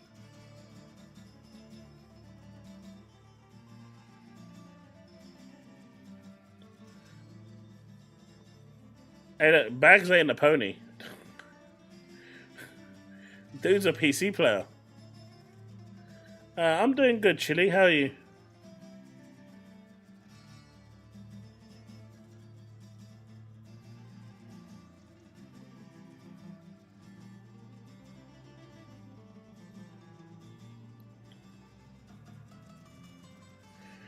Oh yes, Susanna, I'm more than aware of that. I'm dealing with Google Analytics all the time at the moment, and I hate it. Hate it with a passion.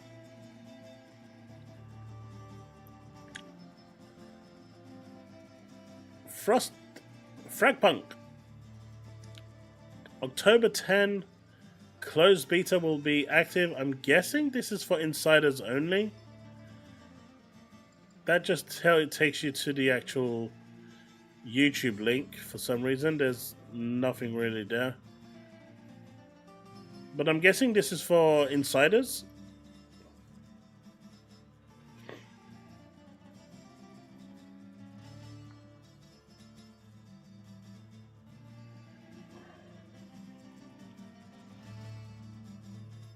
Oh, that's cool, Chille. There's so many remixed 14 tracks in 16, it's crazy. I actually really love the Leviathan remix track. It's so good. The Crystal Tower one as well. So damn good.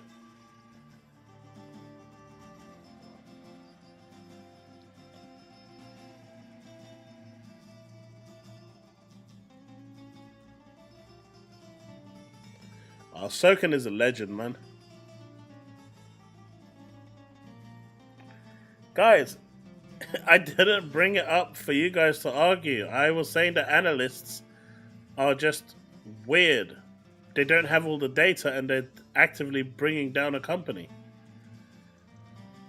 It will recover.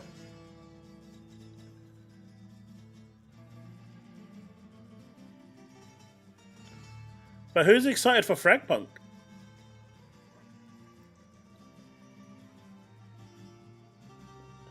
Fragpunk.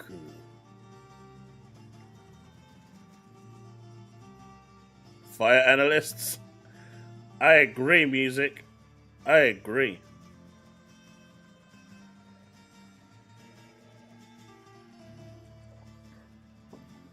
Actually, Chille, you will really like this. This is basically a hero shooter like Overwatch. Valorant kind of thing. Let's check out the trailer.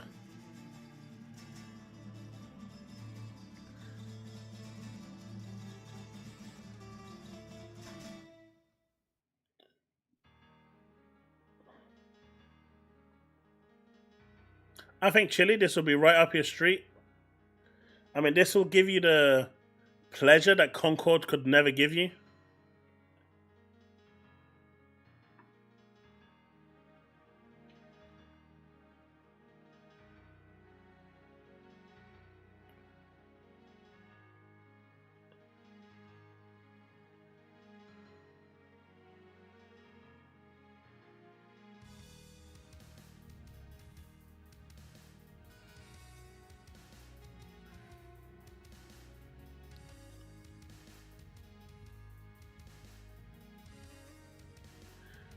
Then this might just be the game for you, so it's time to buy an Xbox, Chille.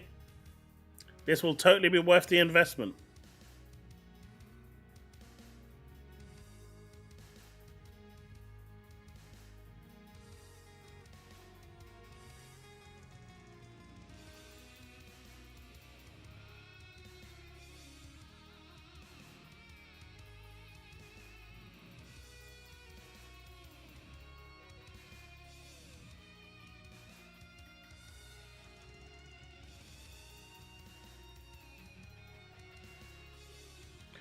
What's that bag? What's not in Game Pass or PS5?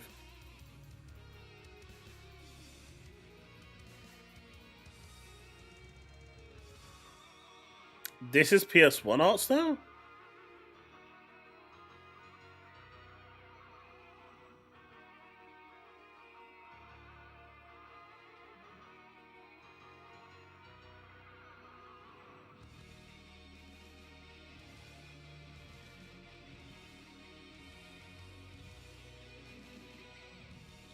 I don't know, it looks kind of cool.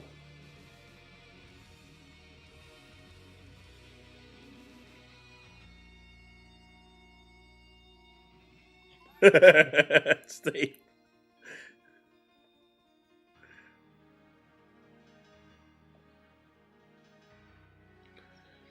I know, right? Oh, it's going to be on Xbox and PC, playable with crossplay. How about that? How about that? Join the closed beta on October the 10th.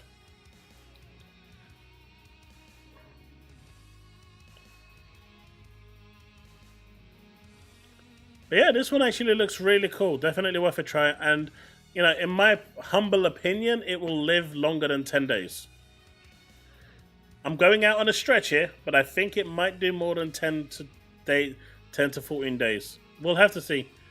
At the moment, it looks like it's an Xbox ecosystem exclusive, yes.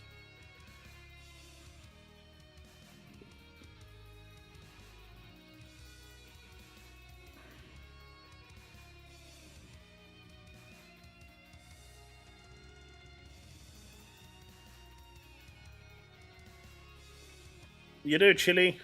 Everyone needs a handheld. Chille is a true whale. If you see his Dragon Ball Z gacha game character collection, dude is like 19 starred all the characters.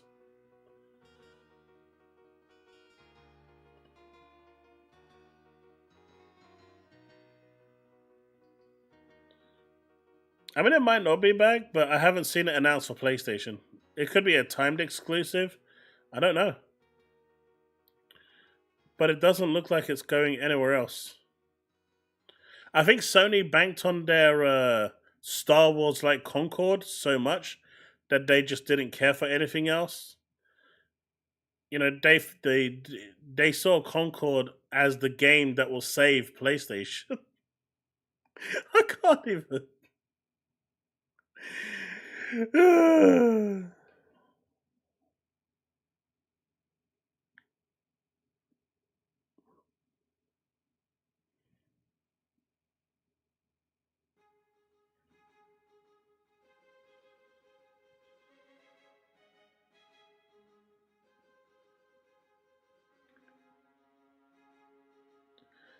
You see, Chille? I knew you was a whale. I knew it. I knew it.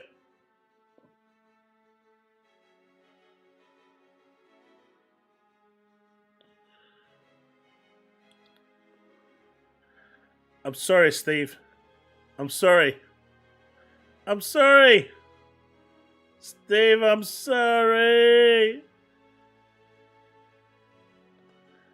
Imagine the arrogance say this is the new stuff.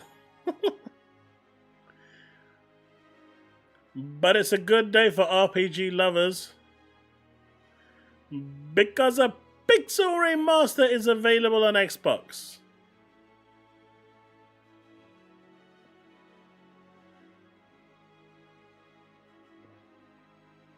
Threads of Time hasn't been announced for PS5 either. I thought that was very strange. Yeah, time will tell with a lot of those that haven't had a release date, but Threads of Time looks so good. It looks so good.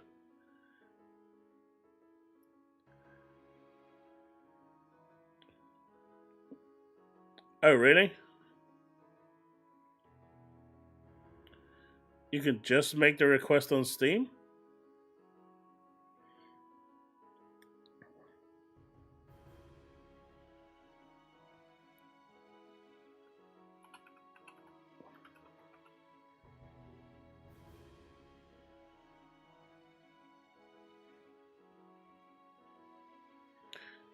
Request access. Requested access. Done. I have requested access. I will add it to my wish list too because it is free to play.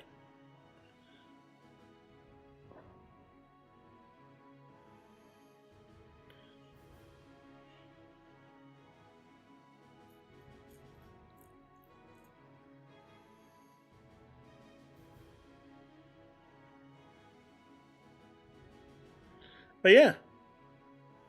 Anyone actually going to pick up Final Fantasy Pixel Remaster for all the commotion that people were giving it? I know Steve is buying it already. He already bought it, so at least that's one sale we've got.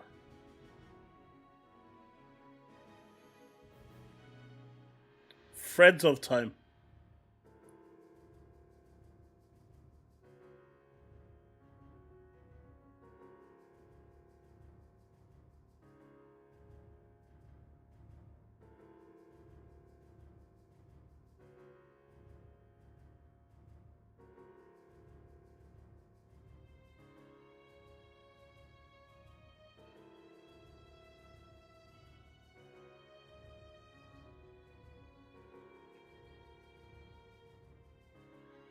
How do you get it on Xbox?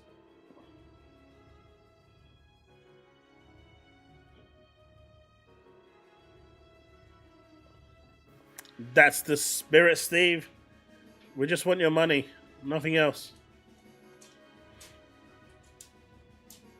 Chris, I'm hoping so.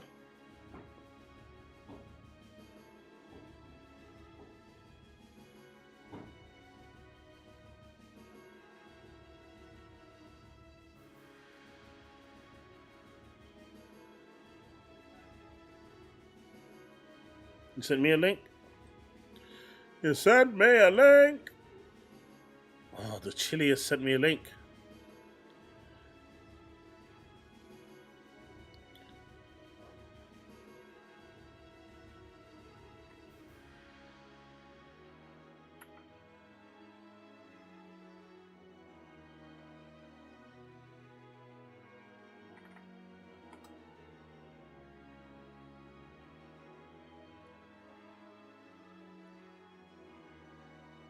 Closed beta soon, more content regions and more platforms.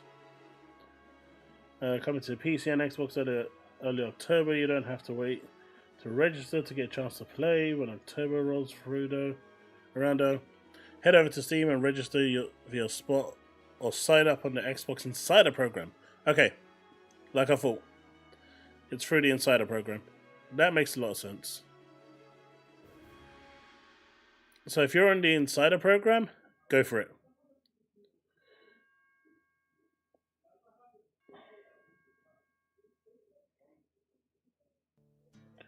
Look, I've got Pixel Remasters on Xbox. I'm already telling you that I got it.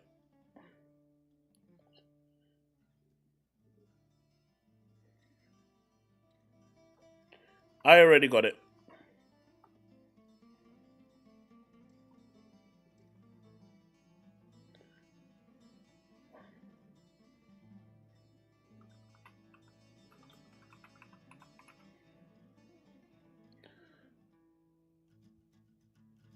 Now, Xbox just needs to hurry up and release a thing. And for those that don't believe me, that I've bought it, it's gonna boosh! I own it. There is a good discount for it at the moment. You get it for like 50 quid. So it's pretty well priced.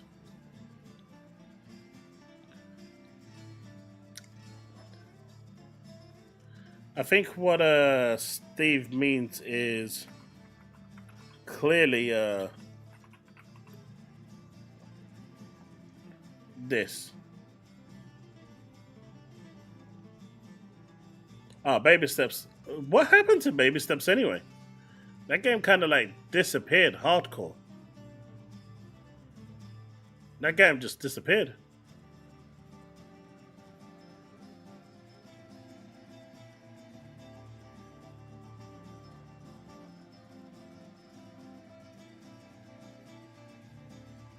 Hey, I'm a huge Final Fantasy fan. I will always be a Final Fantasy fan. The only Final Fantasy that is trash to me is number 2. I don't care how much you like number 2, you're lying. It's that simple. It's lies. Number 2 is just a bad game. Number 1 saved Square Enix.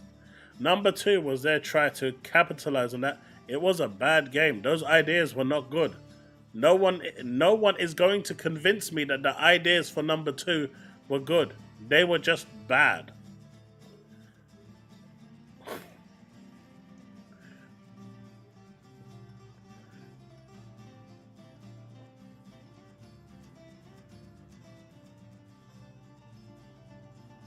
I actually liked 15. I don't like the fact that they kind of screwed the story up because of China. But it is what it is. I know, right, Chille? Like the dumbest thing in the world. But I was really happy with the Tokyo Game Show. They showed a lot of JRPGs. Threads of Fate. They showed this one, Fantasian, which was originally only available on Apple Arcade. At one point, I was really tempted to, go to Apple Arcade and just to play this game. But I thought, one day they have to release this everywhere else. And they have. And so this one, again, for me, is day one. And it's by Hironobu Sakaguchi, so that's always a bonus. I really enjoyed it, Bags. But then again, it had games that I wanted. That appealed to me. Hell, even that game, what is it called? All You Need Is Help. I'm playing that with my kids tomorrow. Because it just looks fun. So we're going to sit down and give it a try and see what it's like. And maybe I'll do a little mini review on it. But it looks really, really fun, so we're going to give it a try tomorrow. Like I said, there's a bunch of games on there that actually appealed to me. Like Tanuki was pretty cool. The Mana series, well, they've been available for a while, so it's good that Xbox fans can finally experience the Mana series who, haven't been able to. But if you're multi-platform, you'll have played them anyway. So, none of that now, Xbox. Chime down.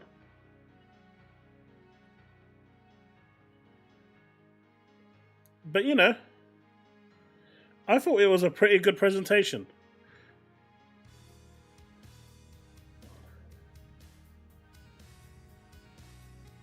Slitterhead was good, yeah. That looked good. And that's from the creator of Silent Hill. I'm pretty sure it is.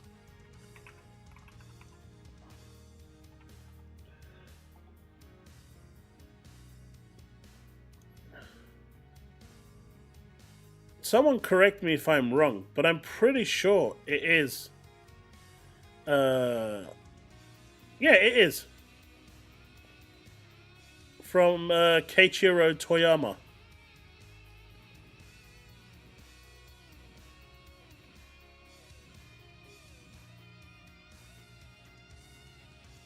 If we look at this over here, Let's see if we can put a little bit of the volume. Trying not to get demonetized. It's really annoying. But this looks really cool. And as a horror game, it could be fun. Need to fix that frame rate though. 90年代初頭ぐらいの東アジアの架空の都市クーロンというもの I don't know actually. Well, I will see at the end of the trailer. まだまだわい雑さが残ってっていうかこう、現代ほど洗練されていないまだまだカオスな街の中で I am showing it. I don't know what you're talking about. See right here, I am showing it. I just give up. I know, chat. I am a trash content creator and a trash streamer. I know. 90年代初頭ぐらいの東アジアの架空の都市クーロンというものを舞台に、しております。まあそこはまだまだまだわい雑さが残ってっていうかこう I mean, what was you guys expecting from the Tokyo Game Show? Just out of curiosity, for all of you that were saying it was trash.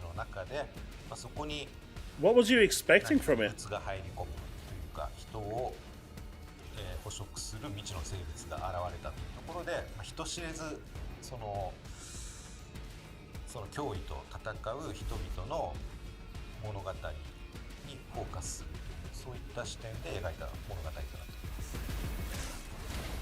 But I probably have a little more higher expectation for this because it does have him actually behind the game.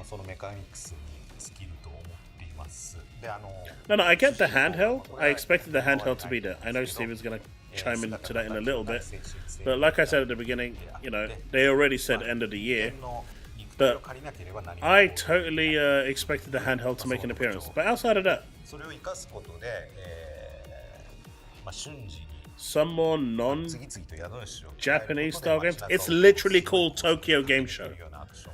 It's literally there to highlight East, you know, the Far East Asia's games. It's not going to have thing. I mean, I was even honestly surprised that Microsoft even showed.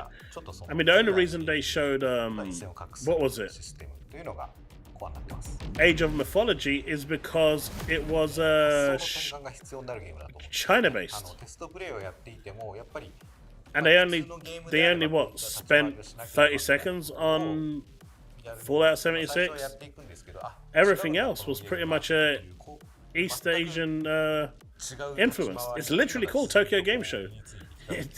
You shouldn't expect anything that's not Japanese themed. ゲーム内のクリーチャーに関してはモチーフがあって、ヤクシっていうスイーターヘッドっていう存在 It's not that big of a stage bags. 晒した時にも I mean, this is AA, right? 生物がモチーフになっているみたいなところが面白いんじゃないかと思って、そういうところにこだわって作っております。I mean, 7 would never have got announced. I don't know why people were expecting 7 to be announced. That was a lucid dream. 16, I was genuinely surprised didn't get announced, but I'm guessing just the stage isn't big enough. The Tokyo Game Show just isn't a big show. Just like Gamescom, it's not a big show.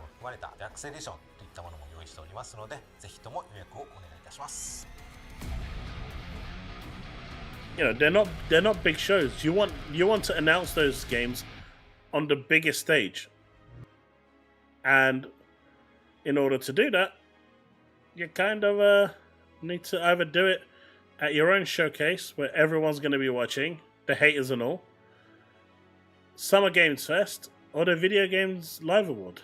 That's it. Those are the 3 places that you can actually showcase your big, you know, the biggest game reveals. Putting it at Gamescom or at Tokyo Game Show, they're just not that big of a stage. They don't have, you know, the number of viewers and the number of eyes on it. You want as many eyes on a big reveal like that as possible.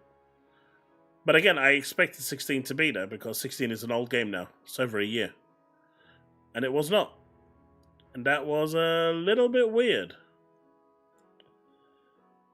The Assassin's Creed drama. What is your views on the Assassin's Creed drama? The Bleach game, I mean, like I said in my video, I've got no real input on that because I just don't watch Bleach.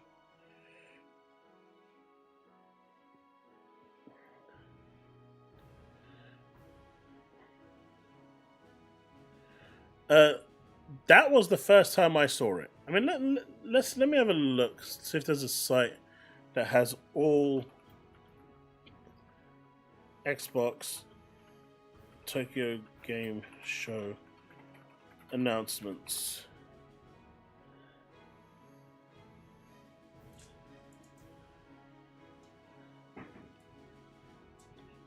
Who's that? Oh, by the way, you know, tomorrow we're going to the all-you-can-eat world place. Ram said that unless you do those animoculi, you should be left behind. What do you reckon? Huh?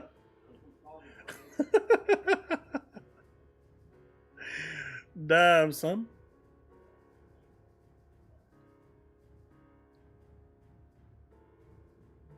Okay, so this Kotaku is a shit site.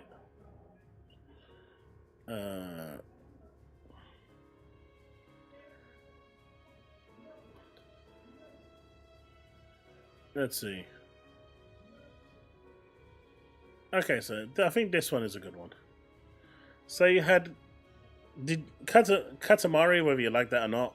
I think that's a double A game or an indie game at this point, I guess, because they're small. But I didn't know that was in there. All You Need Is Help, which I'm playing tomorrow with my kids. We already knew about that. Trials of Mana and Legend coming to Xbox. We didn't know, but they are older games. Pixel Remaster was a big win. Overwatch and My Hero Academia, for anyone that likes that. Again, none of these. StarCraft coming to Game Pass, for those that like it. Asurajang. I didn't know about Asurajang, for example. I tell you, Yumia we knew about. That was fine. Indiana Jones, I didn't really see the point of them talking about that, but then it was just showcasing that it has Japanese voice acting. Bleach Rebirth of Souls, I didn't know was a thing. Dragon Quest we did. Fragpunk we did. Metal Gear Solid Delta we did. Announced the demo, even though it was leaked. Slitterhead was the first time I saw it. Starbites was the first time I saw it. Suikoden and everyone and their grandmother should have played that by now. Sensuality Echo of Ada, surprisingly, was the first time I saw it. Tanuki was the first time I saw it. Threads of Time was the first time I saw it. So there was a number of games that were new to me, personally. Maybe some other people saw it, but to me, it was new.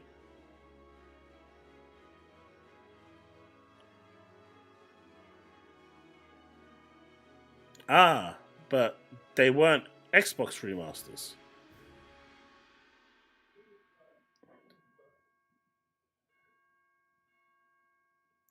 But some of them kind of needed those remasters, right? Suikoden 1 and 2 are like donkey's years old. That's one. How many remasters were there? That's one. That was a remake, so I guess that's two. That's three.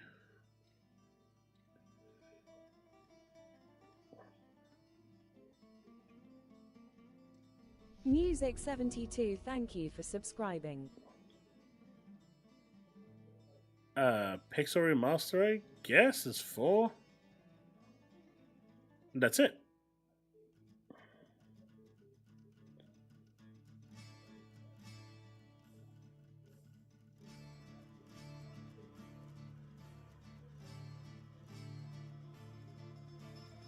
Age of Mythology, that was shown because of the expansion being based in China, right?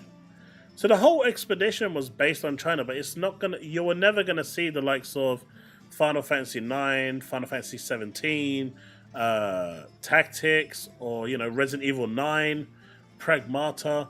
As much as I wanted to see those at that show, the chances of those. I mean, 16 probably should have been there, but the others, it just didn't make sense. It's just not a big stage.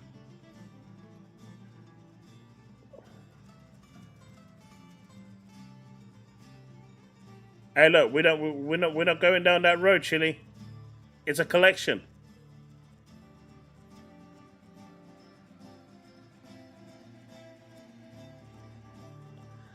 And let's be real, right? Out of all of these remasters, if you put down how old these games are, if you put them all together, it still ain't beating Horizon. That game has been remastered more times than I can count. And from what I've heard, they're remastering The Last of Us again.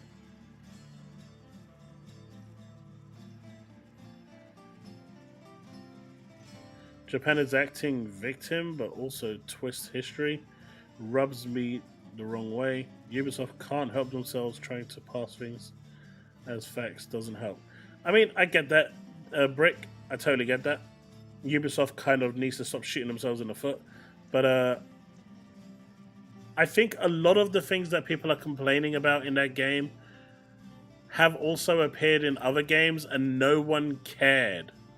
So why is it such a big deal now that Ubisoft is doing it? Right? You had Yosuke in Neo, I believe, as an enemy, and he is called a samurai.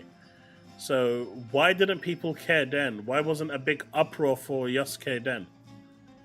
It's just weird how they are like going gung-ho with Ubisoft, and it doesn't make sense to me. This almost feels like a vendetta to just get them completely shut down. And now, Ubisoft is scrambling. They genuinely are scrambling. They've announced they're going to go day one. They're removing any form of like battle pass or things like that. They're selling you the full game as opposed to, putting like an exclusive bonus on the highest tier.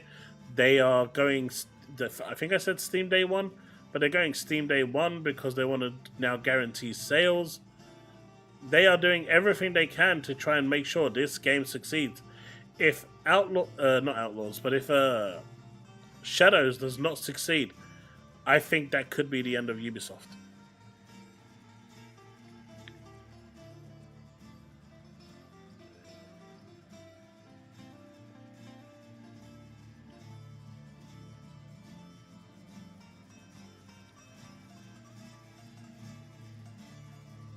I mean, we didn't really see anything of Yote, to be fair. They showed nothing. I mean, they just showed a couple of graphical silhouettes, but that's about it. I mean, I'm expecting the game to be good anyway. But I wasn't blown away by that. I actually am more excited for Threads of Time than I am for Ghost of Yote.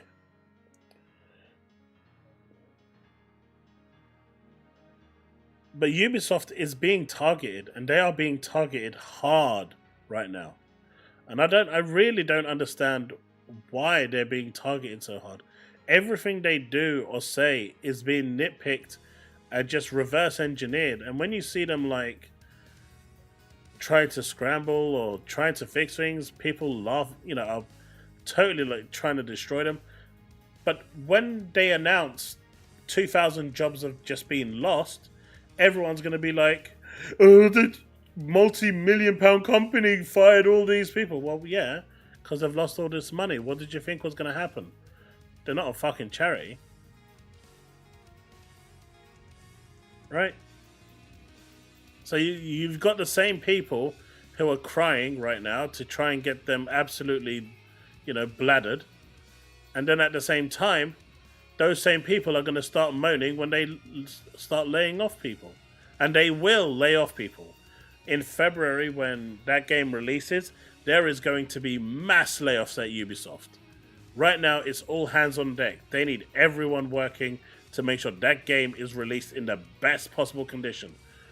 But come February, when that game launches, the amount of layoffs that you're going to see at Ubisoft is going to be crazy. Just so they can try and recoup the money and cover the deficit. Hey, Devastator.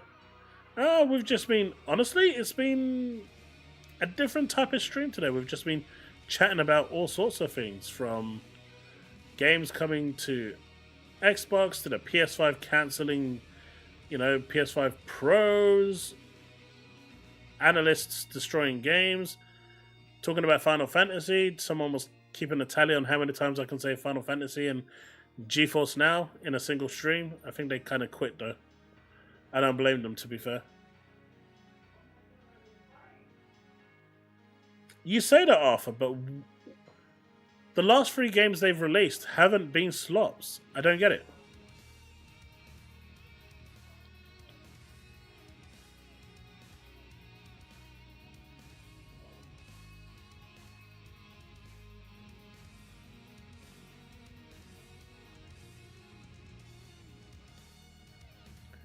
how do they fix the issue of waiting to buy their...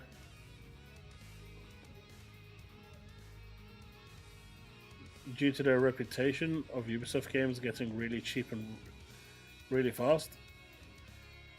That's a difficult one.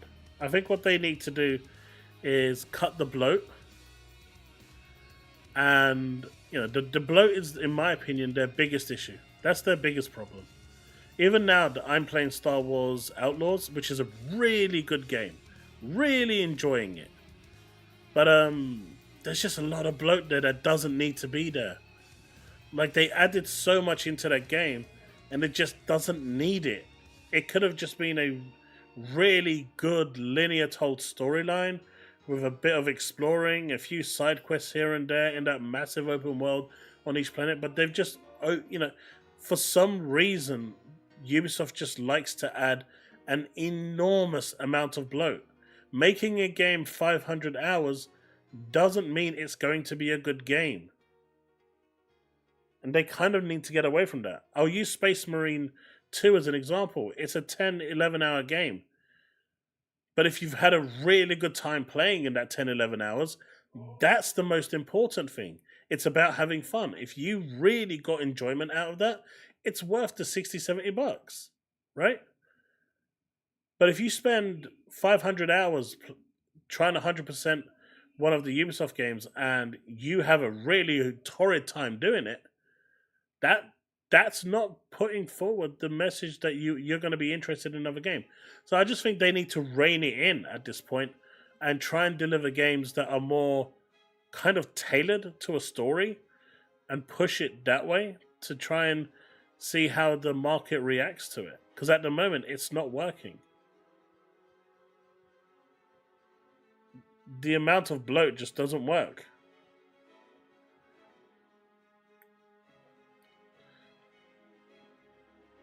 Damn, I need to mention GeForce Now like a few more times, because at this point GeForce Now is like, what?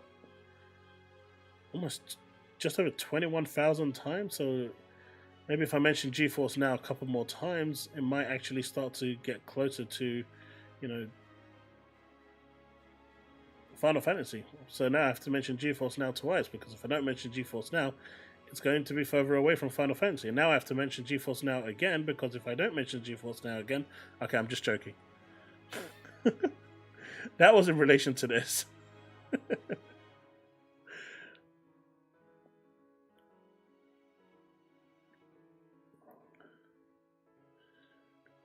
See, I just don't agree with that, Devastator. Because other games made the same mistakes. And other, you know, stuff have done it in the past, and no one cared. This is a vendetta against Ubisoft, pure and simple. At first it was because the dude was black. Then it was because he was called a samurai. Then they started to nitpick certain things, which, you know, fair. They might have got some things wrong. But multiple other games have got things wrong, and no one cared. So why do they care now? Like I said, Neo had Yosuke in there as a samurai. And no one cared. Not from Japan, not from Mars, not from planet Pluto, or the Milky Way. No one cared. So why do they care now? It's bullshit. That's what it is. It's just literally a vendetta to try and destroy Ubisoft. And this reminds me of...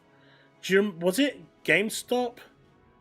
Where on Reddit they had that situation where they were tanking the share price deliberately, and then a few people bought like $15,000 worth of shares, and then when the market corrected itself and the share price went up, they sold their shares that they bought for $15,000 and walked away with there was 3 of them, and they walked away with, I think, like $15 million overall. Became millionaires over the course of a week. Because it was all just staged to destroy one thing. This reeks of that. That's what this reeks of. Right? That's what this reeks of. To me. It all feels like it is staged. And that to me is the biggest thing.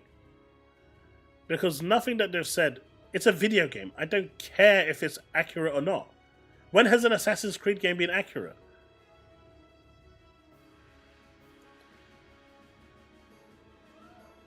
The so-called expert was making stuff up. But then again, one of the biggest people complaining that was apparently Japanese turned out to be some white dude in America. But he was lying all along, saying that he was Japanese, coming up with all these historical facts. That half of them apparently weren't even true. But because he was passing himself off as a native Japanese person, everyone was cheering him on. The moment it came out that it was just some white dude in America, everyone kind of disassociated and moved on to someone else and started to use someone else as an example. You can see that they just don't care. There is something behind this. Yeah, Woodpit, but there is something behind this. But like, you know, Mirage was a good game. I haven't finished it yet, but it's a good game. I really enjoyed it. I did not enjoy like Valhalla and stuff like that. Way too bloated. I just don't have time for that much of bloat. That game had like 95% bloat, 5% game. But Mirage is a good mix. It's literally back to old school Assassin's Creed. Then you had Prince of Persia, Lost Crown. Really good game. If you like Metroidvania in the Prince of Persia kind of world, super solid game. And then Outlaws. Really good game. You can follow the main campaign, really ignore most of the stuff on the side, do a couple of the ability side quests because they help you in the long run, like better HP and stuff like that, or new abilities and things. You know, do some of them and just progress through because you don't need to do them anyway. And just play the game normally. You know, if you see something that you want to get on the map, go for it. But otherwise, you know, just don't get stuck behind it. And it's a good game.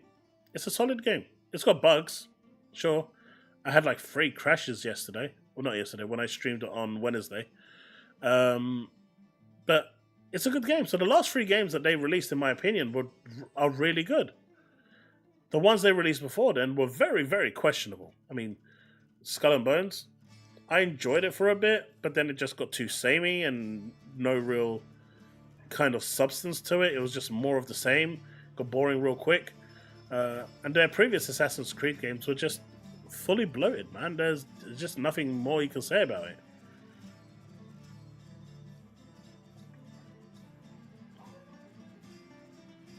Oh no, I'm not, Woodpit. I'm not. See? I'm telling you. He's on a roll today. He's on a roll. Wait. Why is it an L for chaos? What did I do? Why an L, Devastator? Did you play Outlaws Devastator? Why was it a bad game? No, I want to know. Why was it a bad game? Have you played it? I mean, the AI in Metal Gear Solid was dumb. The AI in most games are dumb. These are stormtroopers. They are literally dumb by nature.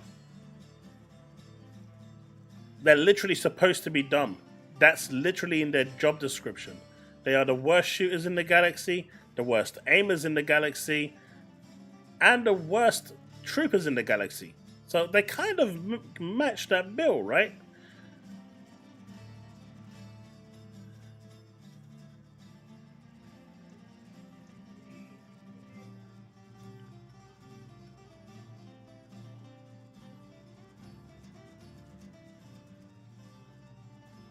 The Iron Collection is nothing. Seriously, Devin, you should check it out. It's a good game.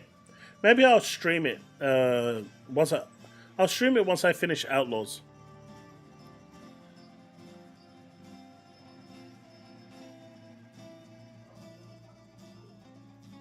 I never played Watch Dogs. My kid did, but I never got the chance to play it. No, Air. No, I actually like the stealth. That's what makes it so good.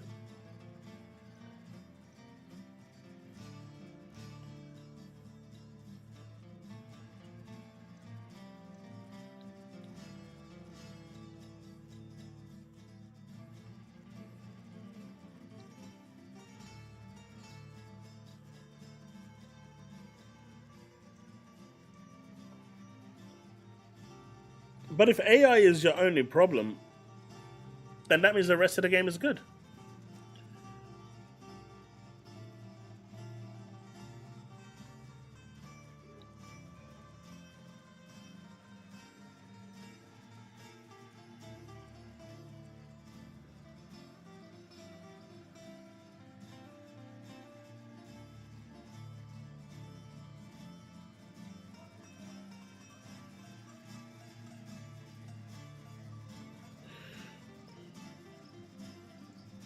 I mean, there have been games that have been murdered because of DEI. There has been games that have done really badly.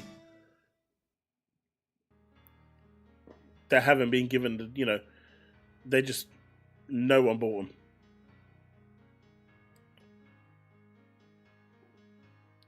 How far have you played in?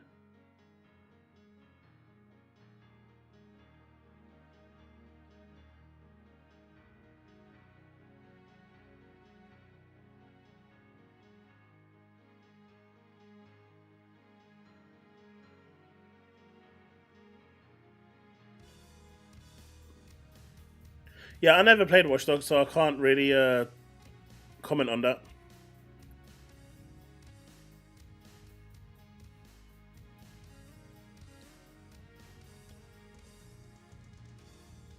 I've only watched season 1, Woodpit. I need to start season 2.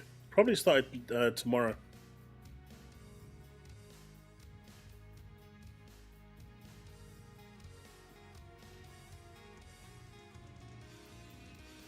Well, from the people that I've spoken to, Flint Rock was actually a pretty good game. It just never got the chance to succeed. It'll be interesting to see how Ghost of Yote does, right? Because with Ghost of Yote, where is it?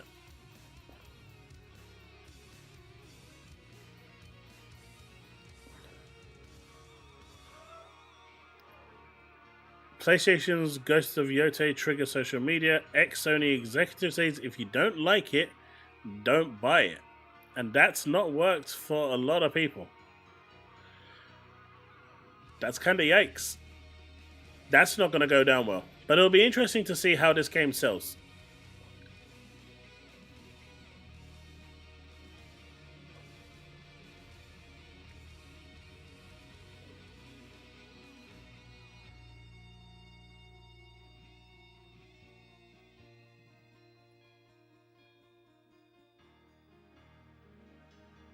It's a very stupid thing to say.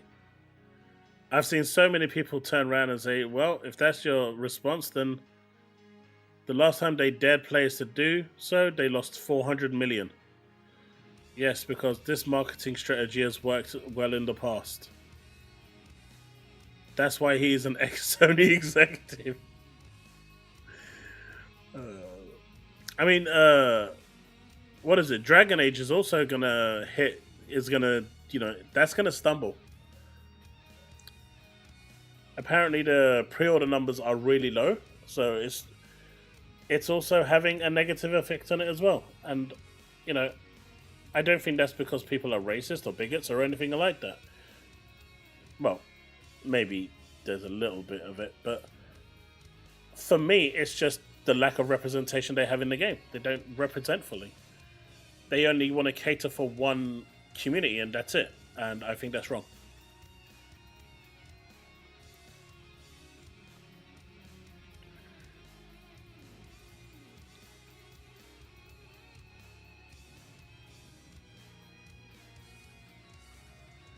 Okay, Steve, here's the thing, right? Here's the thing. People have dug up some really crazy things that she said, right? I've seen it, you've seen it, a lot of people have seen it. It's a thing, right? We're not gonna hide from this. It's a thing. People, they've come out and she said some pretty controversial things. Can we agree on this?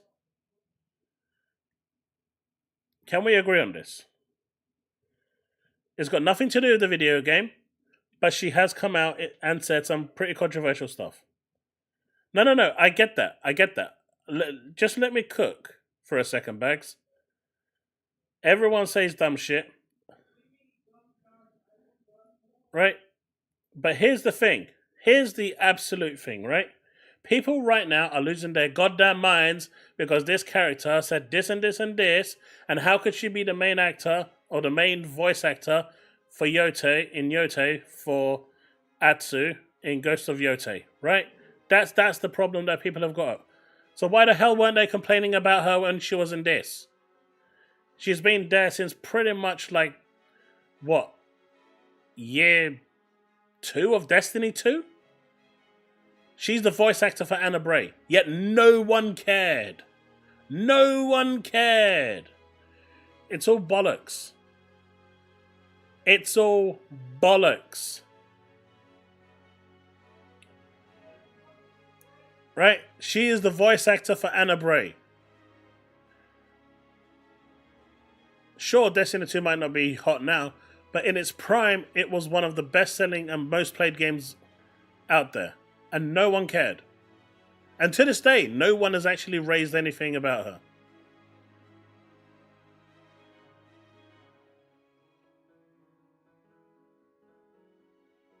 But they had every opportunity to find out though, right, Arthur? They had every opportunity. It just feels so forced. It feels so forced. They are trying so hard. I don't care what she does in her personal time. She can do what the hell she likes. As long as she delivers a good performance in the game, I don't care if she wanted to go monkey swinging. I don't give a crap. Just deliver a good performance because I'm paying for the performance. I want a good showing in the game. Right? That's all I want.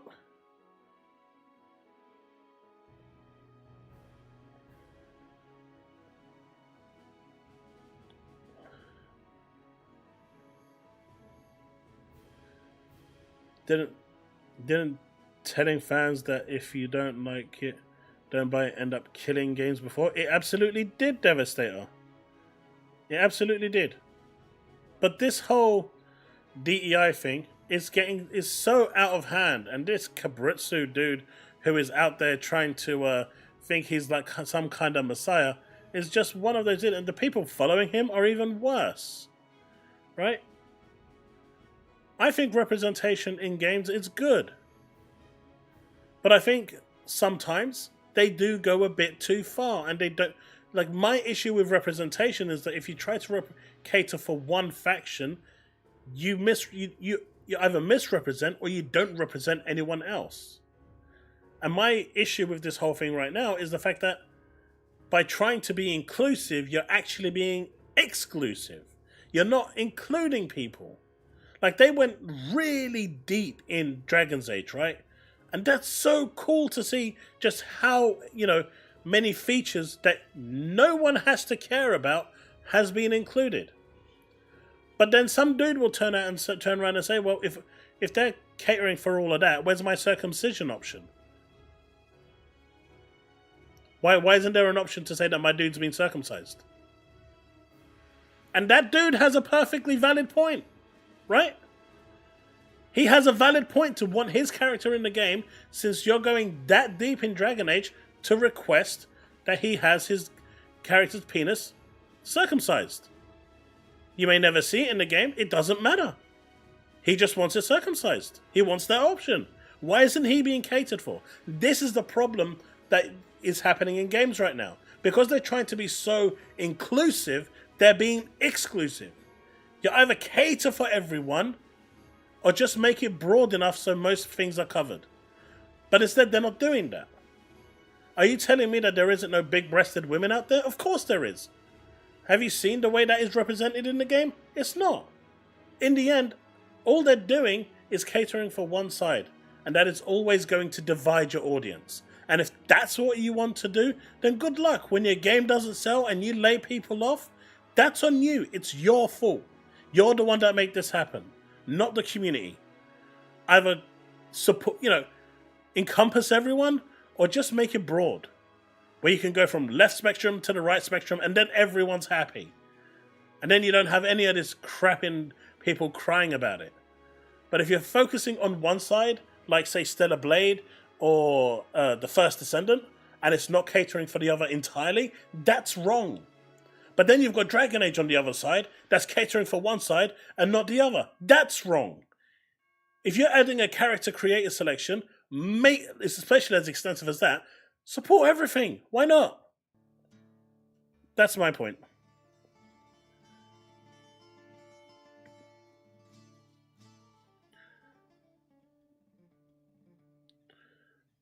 But do you see where I'm coming from, right?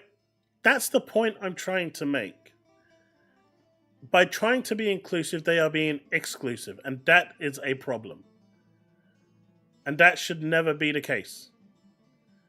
If only they could actually just do it right in the first place, then you would have no problems. I'm putting this on because someone wanted to see the trailer.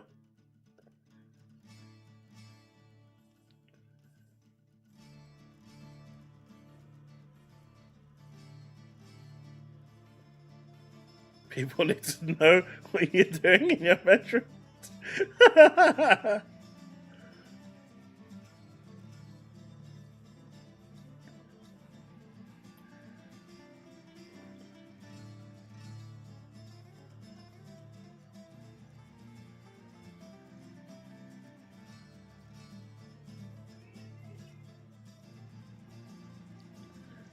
And Bags, if you don't make the most outrageous example, right? If you don't make the most ludicrous example, then the point never gets pushed across. You need to make an outlandish example to show what you exactly mean. And something as silly as that is still something that someone might want, but it's not catered for.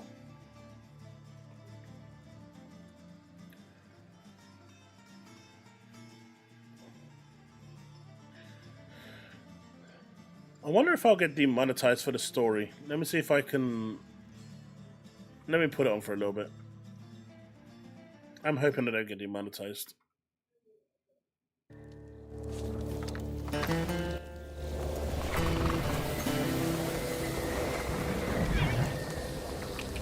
But yeah.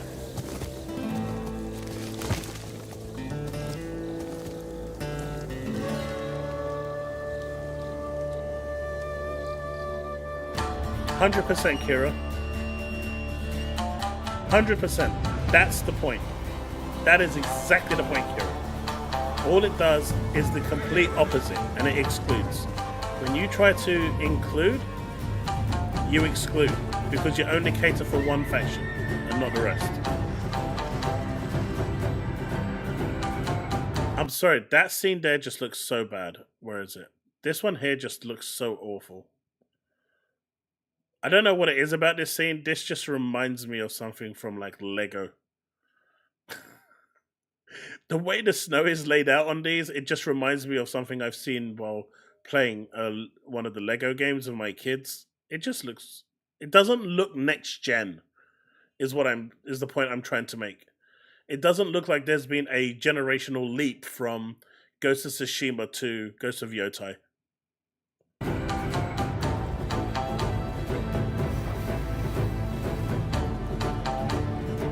Worst case, lags, I'll just mute that part of the audio if they claim it.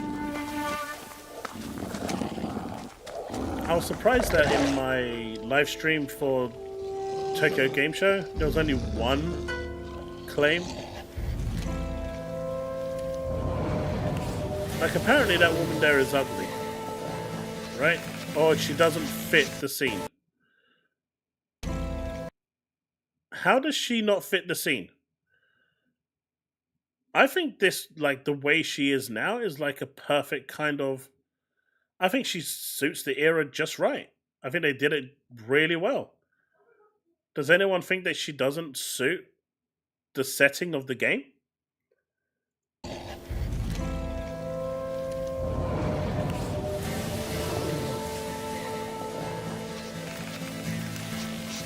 You can probably pick it up for dirt cheap now, Devin.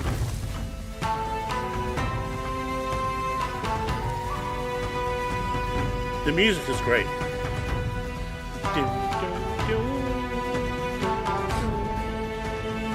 Ghost of Yota.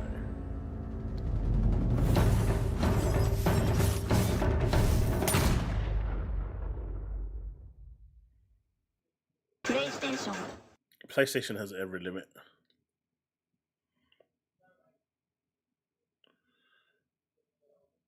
Right, but so that's my issue with it overall. By the way, Ghost of Tsushima, Devin, is one of my favorite games of all time. It's such a good game. In my opinion, that and Returnal rank as one of the best games on PS5. Okay, that I totally understand. Woodpit, that I fully get. Because even like when I'm watching, like with the missus, I sit down and watch some of the like Turkish soaps. Everything has taken a complete turn. Even in like Turkish soaps, there's no more male protagonists. It's all female all the time. They're all the ones that are scheming, conniving, doing all the stuff. The men are just in the background. So I totally get it. But that's the times we live in, and that needs to change. There needs to be a balance again.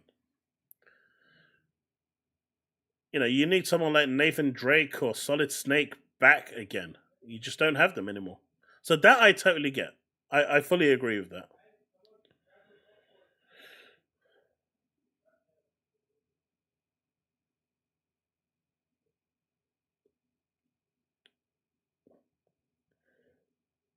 Now I can get that, but the people they are appealing to aren't buying the games. Because if they did, Flint Rock wouldn't have had to lay off like 80% of their staff because the game didn't sell at all. Dusk Brown or whatever that Brown Dusk or whatever the hell that rubbish game is called, you know, that was purely catered to a certain audience. None of them buy it. They're catering for an audience that doesn't buy games. Or they're in such a minority where it's not moving the needle. And the ones that should be catered for as well, and I'm not advocating for them not to support, you know, cater for them either. But at the same time, if you are throwing away your biggest audience, that's not how you do business. And then when your game bombs, don't come crying that your game is bombed. You made that choice.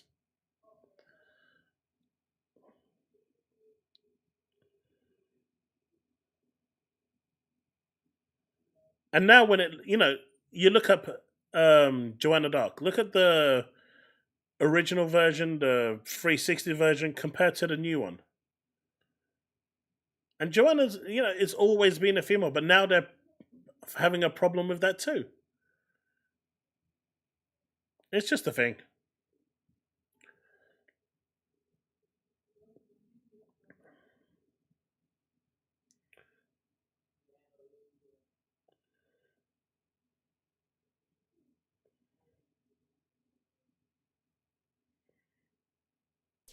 Thanks Devastator 2000 for Super Chat $1.47. People demand I show them inclusive game right finger ESOXD.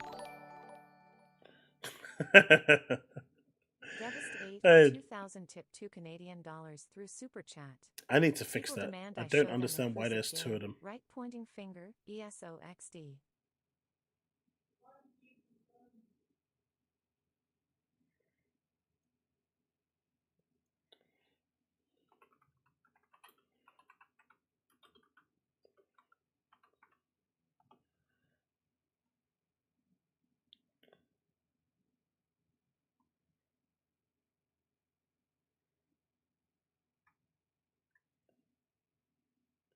Let's see.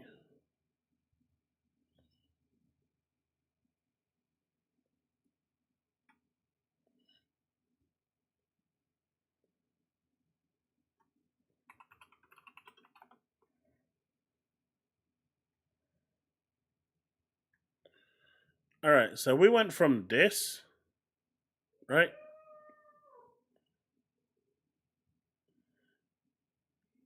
To this.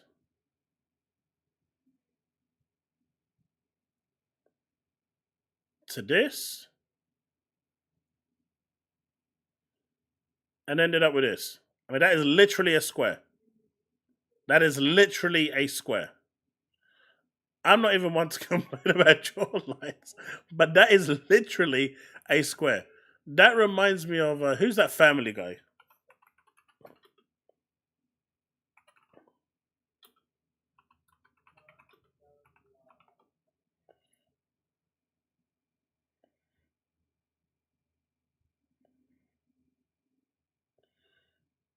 Reminds me of that guy from Family Guy.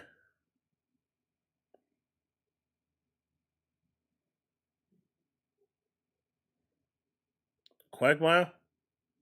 Let me see.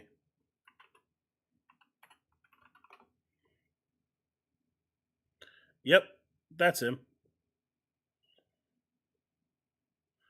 You look at that, and then you got the jaw like this. It's like they decided to take his jaw line and place it there. I mean, that is literally symmetrical square when she looked like this. And why did they have to change her design? Did she get surgical implants to her face? Like, there's no need to modify the characters in such a way. And so I get why people are annoyed. It's all to cater for, you know, and I remember reading one of the articles, one of the the creatives came and said, we're doing this because those that aren't pretty get offended when they see pretty characters. But they don't get offended when they see Dante in his six-pack, though, do they? Just saying.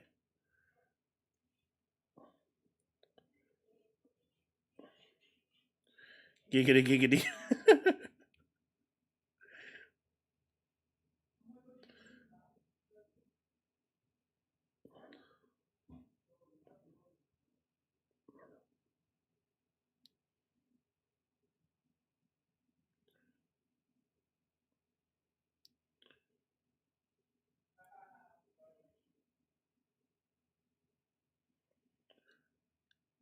I mean, someone being attractive is subjective, right?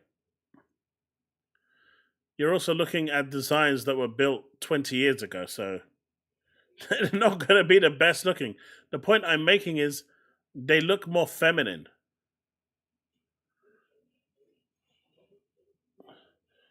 They don't look like female bouncers.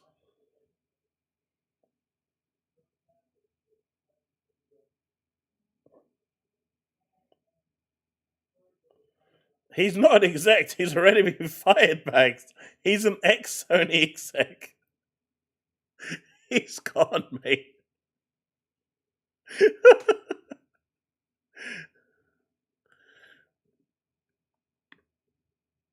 Why do you think there's such a big uptake in gacha games?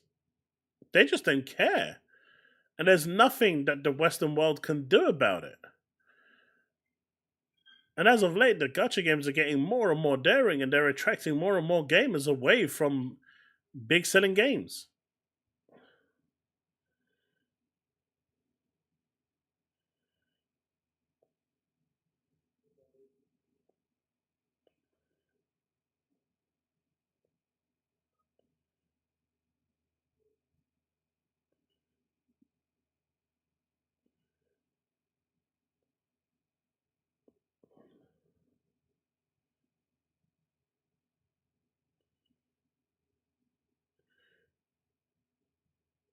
But honestly, like, what is it? A lot of people had a problem with Abby. That was one of the few characters I actually didn't have a problem with. Abby was raised as a tomboy. Her dad was killed. She was put in a harsh environment. She had to kind of fend for herself. I think, for all the complaining that people did for Abby, I think her character actually made sense. Her design actually made sense. Yep, the gorilla lady, but it made sense. She was living in a time where you kind of had to work hard. There was none of this pandering or, doing normal stuff. You kind of had to, you didn't even know if, based on the timeline of the game, going out one day could mean that you're not coming back the next. They went through vigorous training.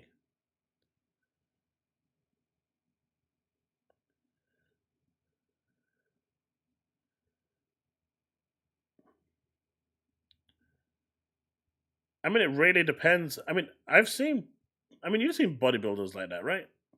But in that apocalypse, it could happen.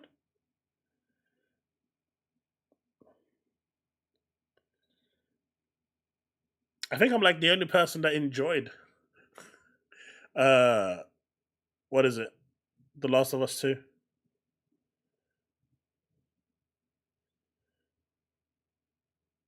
But she is in the 1%. But again, I think for her timeline, I think it made sense.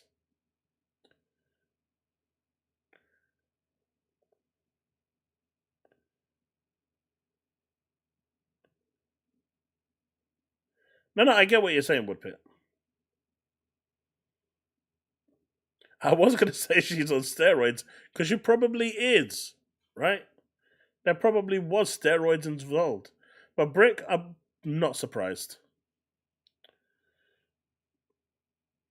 What games am I excited for? Indiana Jones, 100%. I'm super excited for.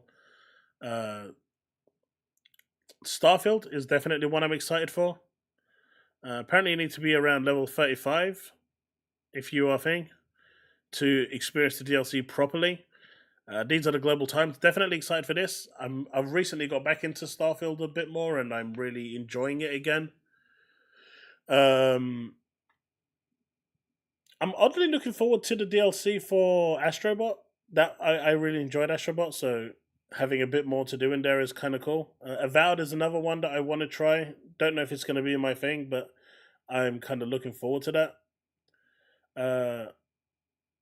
The Stellar Blade collaboration with Nier Automata, I'm looking forward to.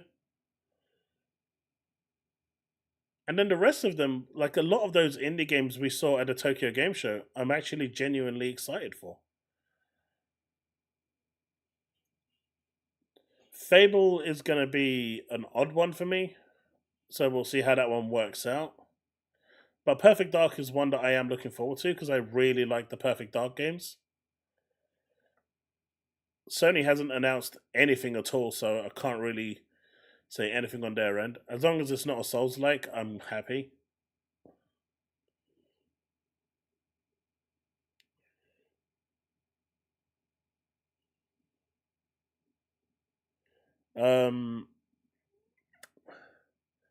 Stalker 2 is one I'm kind of interested in. I really enjoyed Chernobylite, which is available on Xbox right now. They're getting a sequel as well, so I'm going into it with an open mind. I didn't enjoy the Metro series, but I'm going to see how I get on with Stalker 2. I hope it's going to be good. I hope for the team it's going to be good.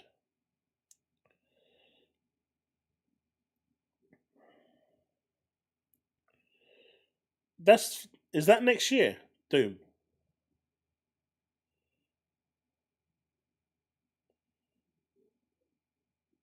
To be honest, Tilo 2 story was really bad. Abby could have been interesting, but poor writing and bad story decisions. I mean, I think Joel had to die, right? That was obvious because there was no way he was going to get away with killing the Doctor and them not retaliating or finding him unarmed, and it was always going to happen at some point. But I think what they did with Tilo was the fact that they kind of reversed the situation, and where you had Joel and Ellie, then you had Abby and that child, and they kind of reversed it. And instead of you being on the runaway, you became the hunter of the same thing. So it kind of reversed the roles of the game, which is quite smart.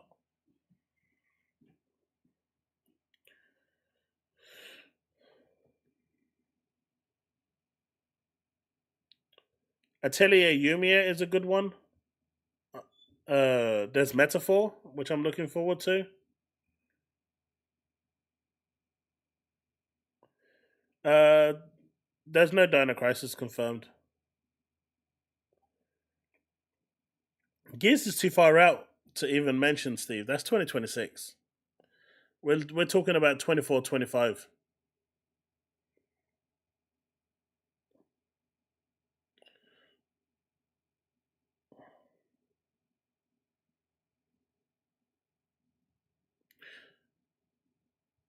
self-sacrifice. Why would it need to be self-sacrifice? If you killed my father, I am coming for you. And I am going to make sure that you have the most painful death there possibly is. He died the way he needed to die. I think it was done right.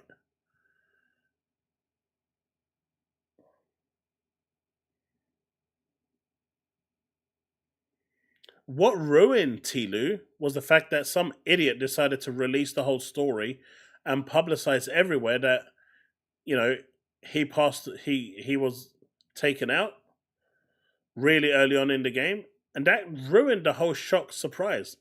The whole point of it was for you to get there at that point and be shocked about it, give you that shock factor. But that was all ruined because some idiot decided that they were going to go and spoil it for everyone. Because, you know, people can't have nice things. They have to spoil everything. Right?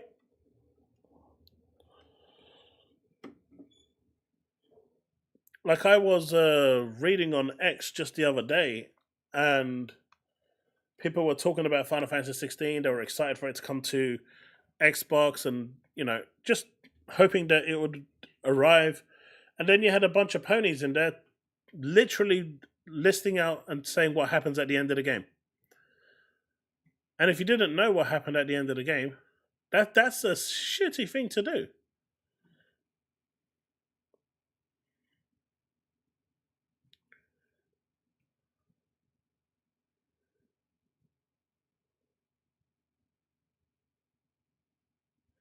I'm sorry, music.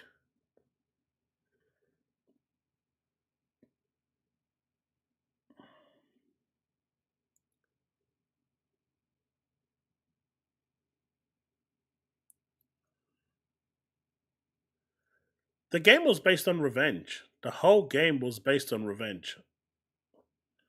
Whether you agree with the revenge plot or not is a different matter, but the whole thing was based on revenge. But yeah, so this is definitely what I'm looking forward to. Oh, I saw that Sanchez day before. Oh my god, I can't believe they're back. And they're asking for money as well. They ain't getting nothing. Did you see that they said if someone donates the 12,000 up front, they can have dinner with them, with the team, for 12 grand? I bet you have to fly yourself out there too. Diablo, that's why I didn't spoil it. It's a good game. The DLCs, unfortunately, didn't really impact the main story, and they were all kind of standalone, although the DLCs kind of are connected to each other. They do have some kind of connection to the overall story arc, but they don't influence the overall game. So once you've completed the game, if you haven't played the DLCs, playing the DLCs won't do anything. Won't add anything to the story.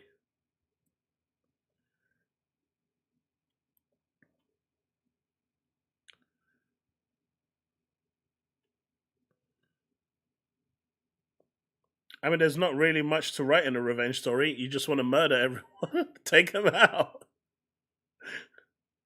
But there was a lot of shock moments in there, like when she accidentally took out that pregnant woman. That was bad. That was really bad. That scene was pretty rough.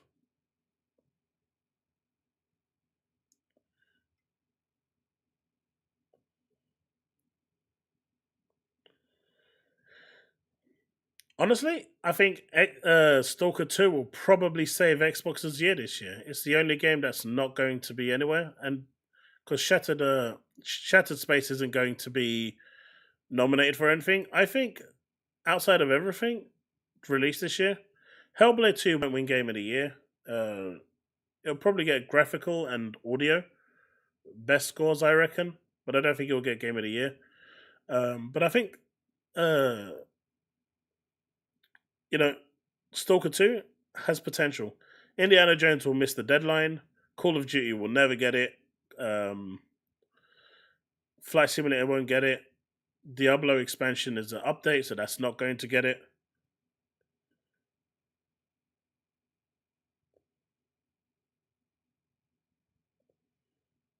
You should, Sandra. It's a good game. Don't listen to these ponies.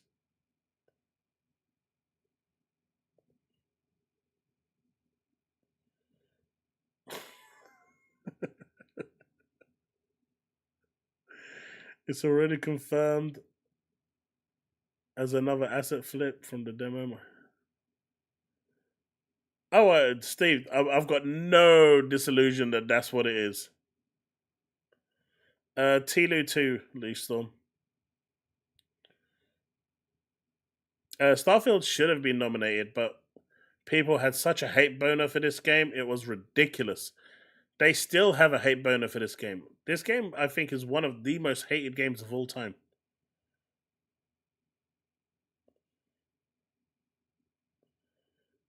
Really? Sunshine in 10 minutes? I have to watch that. Indy won't make it on time, no.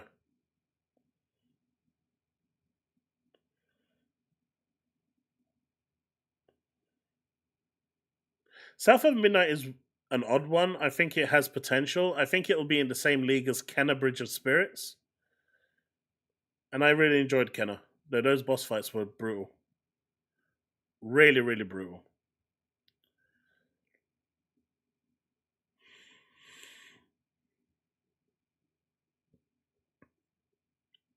Yeah, the stop motion is annoying.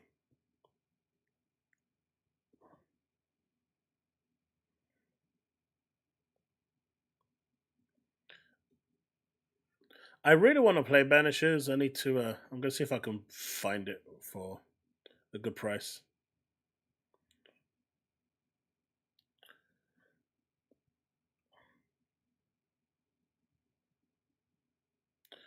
Concord is definitely getting nominated. I wonder if there's anyone still playing Concord.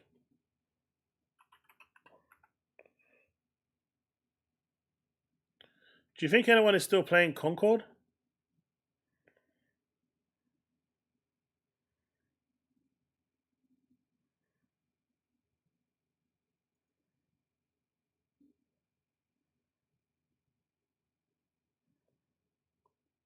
Chat, do you think anyone is still playing Concord?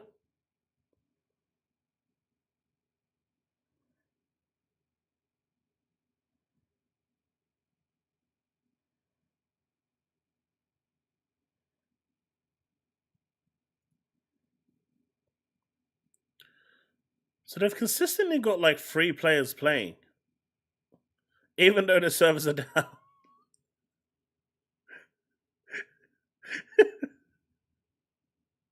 No, there's people playing. Sanchez, there's 3 playing. In the last 24 hours, there was 3 people. My dudes are. I think it's Xvolt with his 3 copies, with his 3 PS5s. He's just got them running, trying to play with himself.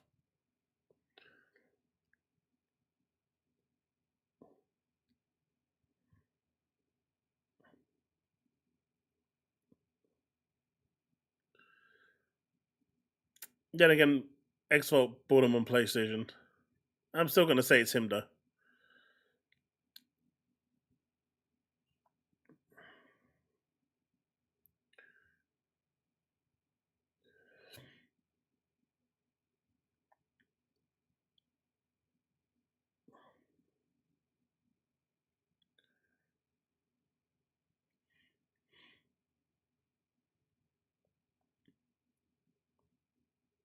Mo, I don't think they can with the FTC situation, but who knows? This is Microsoft. They genuinely don't care. And they're trying to position themselves in a way where they're no longer a platform. So that will play a huge part in how they deliver themselves and how they can buy stuff. One of the main reasons why Tencent can buy who they want and Embracer Group can buy who they want is because they don't have a hardware platform behind them. With Microsoft's repositioning, which will probably be complete in a couple of years, the way they're kind of positioning themselves is the console isn't the platform anymore, it's the ecosystem. We give you an option. You can play on the Xbox console, or you can play on the cloud. You can play, on PC, you can play on a handheld, you can play on PlayStation. We don't care where you play as long as you play it. We're just giving you options on where you can play it. And as long as they can get that mindset through, then at that point they can buy pretty much anyone they want. But until the console stops being the main platform for Xbox, it'll be difficult. And look, those Concord players are still, living the dream.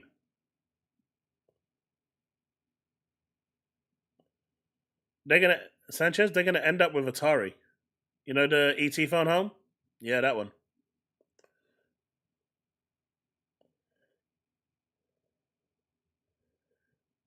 I wonder if we will have to buy extra upgrades.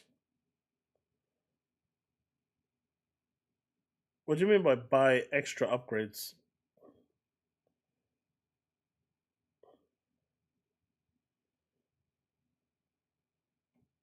It's 6, but they're never online at the same time.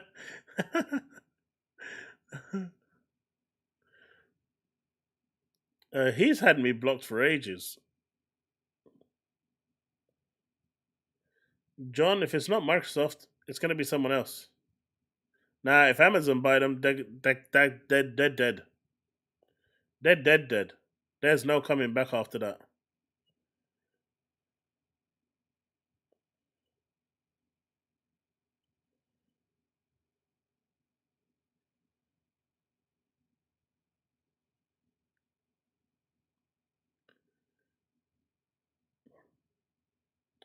Plant vs. Zombies?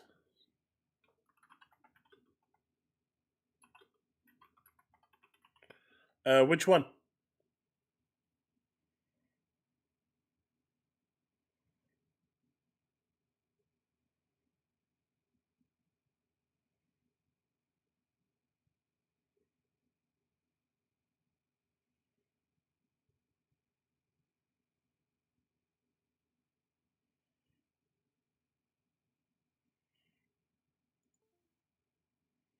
Still 1,000 people in game. On PC at least.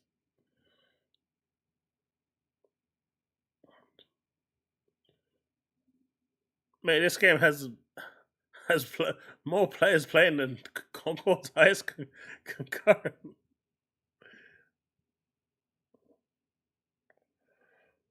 Because Concord's problems wasn't just the characters. The game was fundamentally broken. I know a lot of people focused on how bad the characters looked and the designs and everything, but underneath, the core of the game was just fundamentally broken. The game was just rotten at its core. It wasn't built right. A headshot for a sniper that has a 4-second reload, or is it a 3-second reload, should be a one-shot kill. It was not. Weapons that the weapon balancing was completely off. There were so many problems with that game. It was just a bad game. I wasn't the only one that was complaining about hit detection, where bullets were going through the characters. That shouldn't be happening. It was just a fundamentally just broken game. TTK was bad.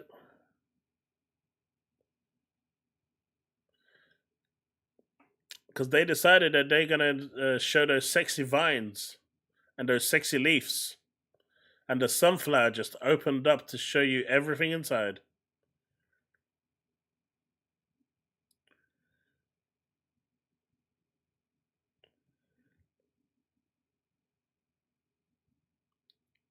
I just hope Dragon Age actually does well. With the way it's going and the way that it is at the moment, and the way the pre-orders are just so bad,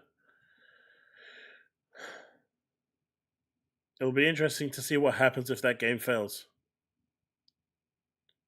Yeah, it should never have been a $40 game.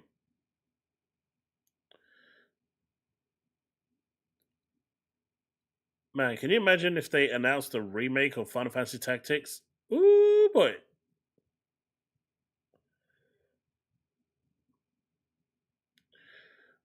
See, Sanchez, even if they bought Square Enix, all the games would remain multi-platform. But at least it would mean that they come to Xbox on Game Pass. That would be the only difference.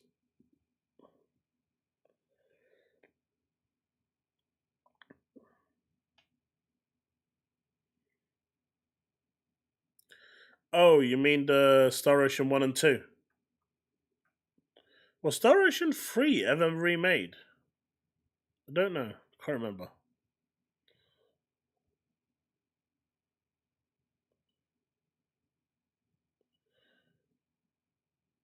I think Jin, that would be the most ideal thing. Third party games should just be third party and everywhere. But I think BioWare is going to find out very quickly how pissing your core audience off is not the way to do business.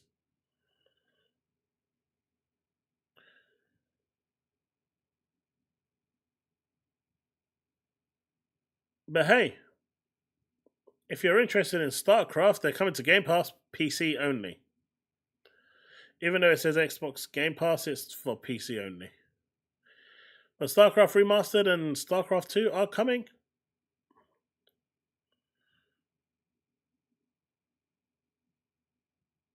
For once, I don't need to construct additional pylons. Wrong. Construct additional pylons. Why are they tweeting? For fuck's sake. Sometimes I do wonder with these guys.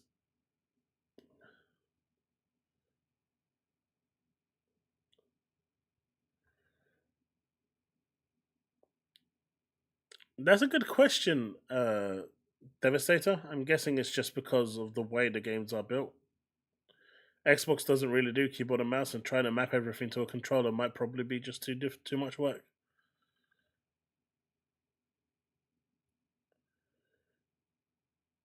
David Miller, what do you mean? What's that in response to? Sorry. But what was interesting is this one over here. According to Jason Schreier, Blizzard is incubating a shooter in the StarCraft universe, led by Dan Hay, Far Cry dude. That's kind of cool, right? That gotta be cool.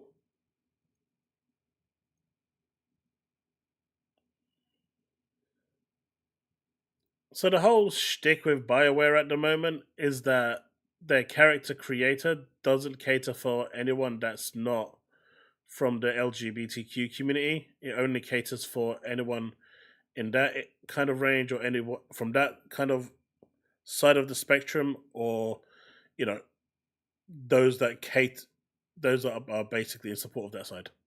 It doesn't cater for anyone on the opposite side of the spectrum, and so people are pushing back and basically saying they're not going to buy it, and so pre-orders are not going well for them.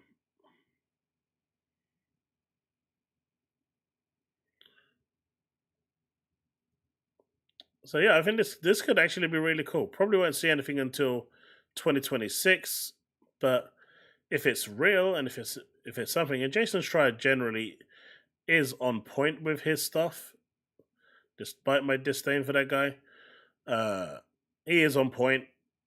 So this could actually be really cool. Have a good night, dude. Thanks for stopping by.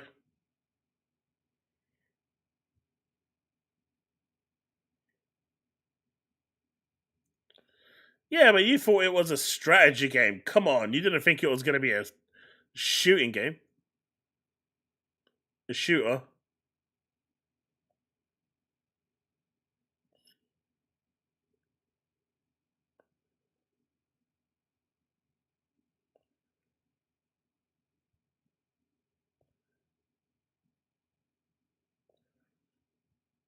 Oh, Devastator is saying that a StarCraft third-person shooter would be better than Gears. Oof.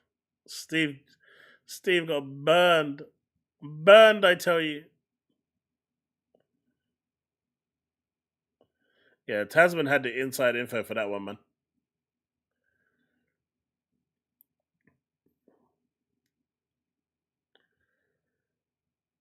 Did anyone see the new Meta Quest that was announced?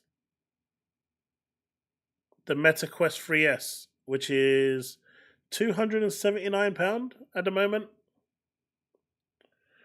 Brand new.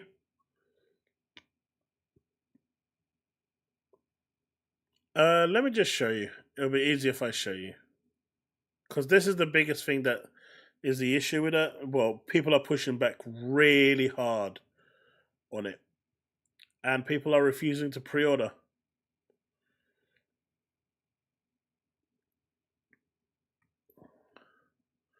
And many are saying that they're not going to buy it, right? Ignore the right side of the image. It's more this, right?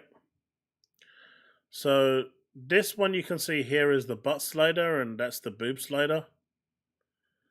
There's so many options in here that caters for pretty much everything on the left side, but there's nothing that caters for the right side.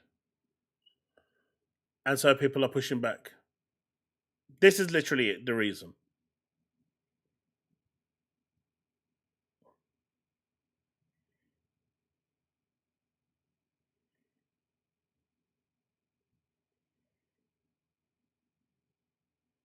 So take that as you will, but it's for the new Dragon Age. So basically, they've got all sorts of awesome kind of representation for one faction of people, but for others they've got virtually zero. And so people have had enough and have just said, look, bro, we're not buying it, we're not pre-ordering it, and they're within their right to do that.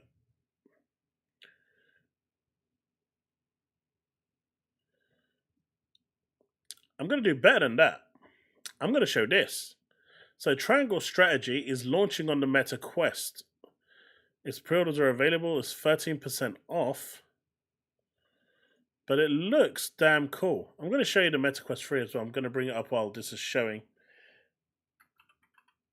But the Meta Quest 3 is really well situated, the 3S.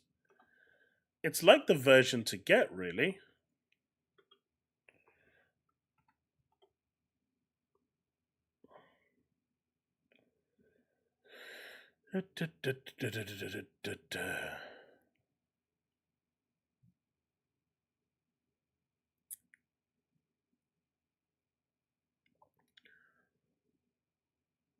Again, it's really well done.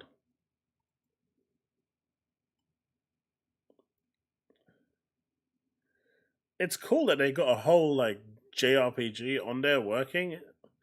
I don't know, I find it really cool.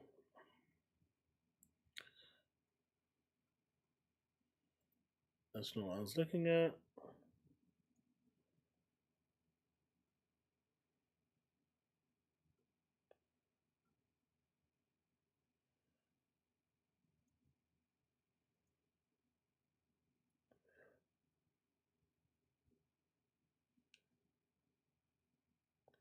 I don't know, but I think it's really cool what they're managing to do. Right?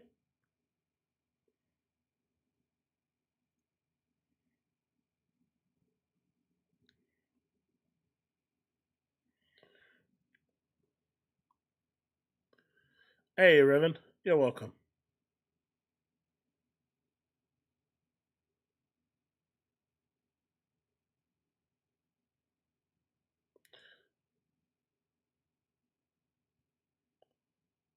It's ridiculous that people are about to create a character selection. What do you mean?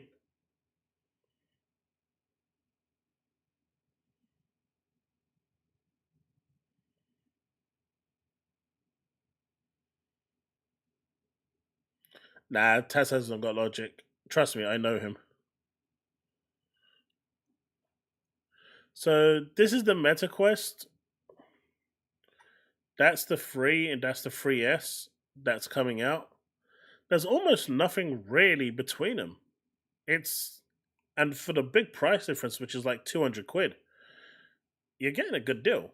So they've got the same CPU, same clock speed, same everything, same amount of RAM. You've got the Hard drive space is up to 256. This one goes up to 512.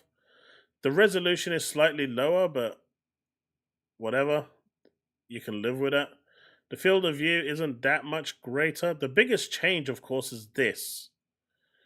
MetaQuest 3 uses Pancake, so this front panel here is smaller, and it kind of provides you with a bit more wider field of view, and it allows just for slightly sharper visuals.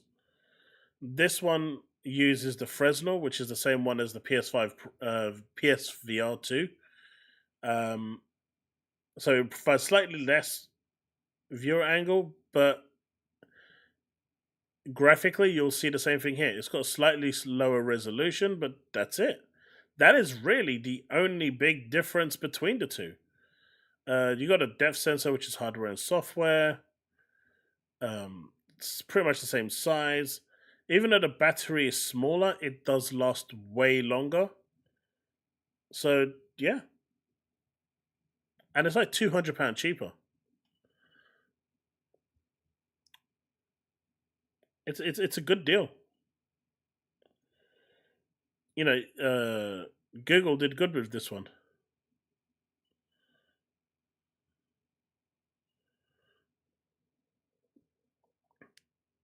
Arkham Shadow. Let me put it on.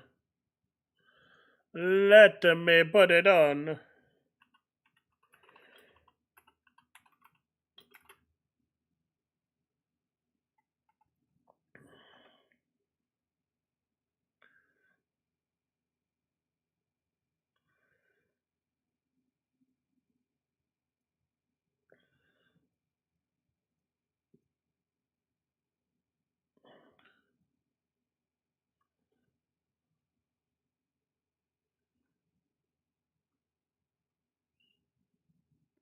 Oh yeah, Pancake is definitely better. Pancake lenses as opposed to Fresnel is better. But the problem with the Pancake one is, one, sure, it gives you higher resolution, a slightly sharper picture, but it absolutely canes your battery. Fresnel, on the other hand, doesn't.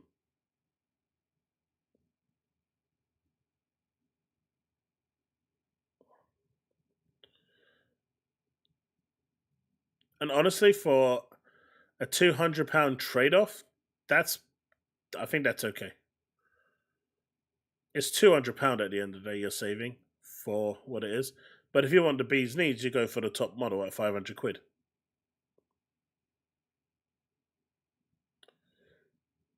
Look, you don't want to see a giant whale flapping around aimlessly, do you?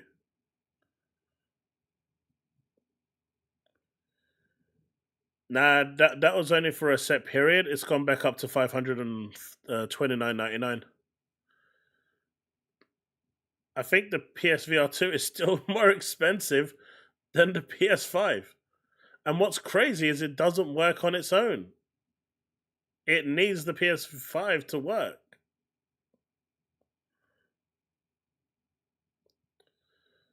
You know, when you're saving £200, I think you can turn a blind eye to a slightly lower resolution, right? It's a massive saving. The saving is just enormous.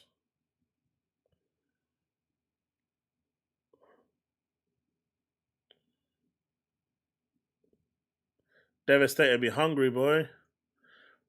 But this is exclusive, right? So is the other one that I showed.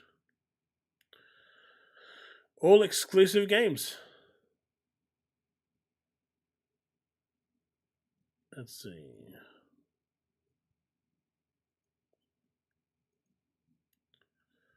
Yeah, so I've maybe Christmas or maybe early next year I might pick up a 3S myself.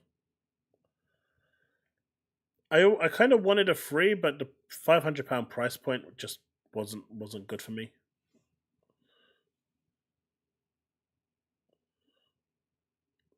They do. But this, dear Lord. Did you guys see this? Black Myth Wukong sold 20 million copies in a month.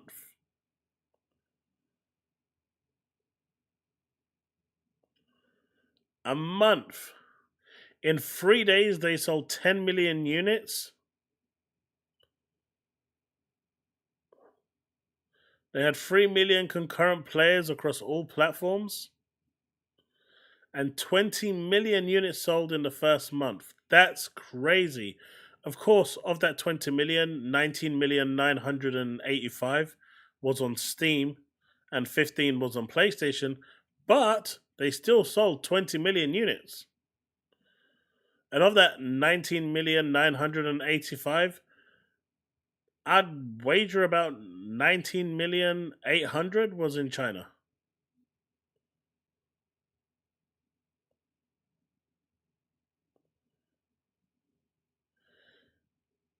Nah, I ain't buying a PS5 Pro for $10,000.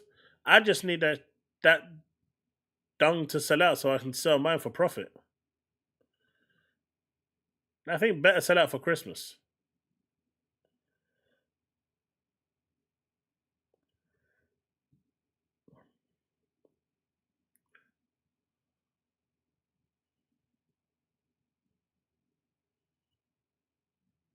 Ouch, dude. You should have grabbed it.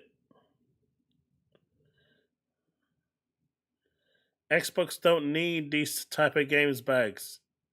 And anyway, Xbox players can just play it on GeForce Now. So they good. They have no problems. They can play on their Xbox Series S powered by a 4080 rig. Can't get that on a PS5.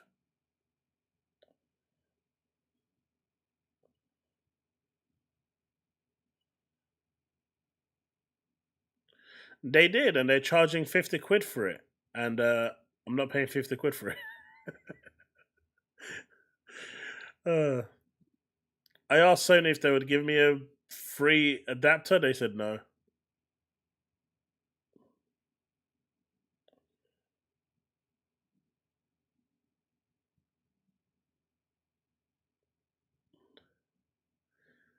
But bags. The question then comes along. Am I playing it better than they are? That's all that matters in the end, bags. Am I playing it better than a PS5?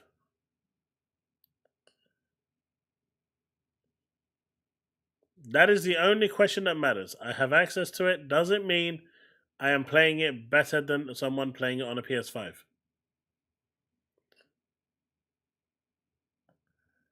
I can tell you the answer. The answer is yes. I would be playing it better than. Oh yeah, it depends on your internet speed, but I'm saying not everyone's sad like me with pleb internet.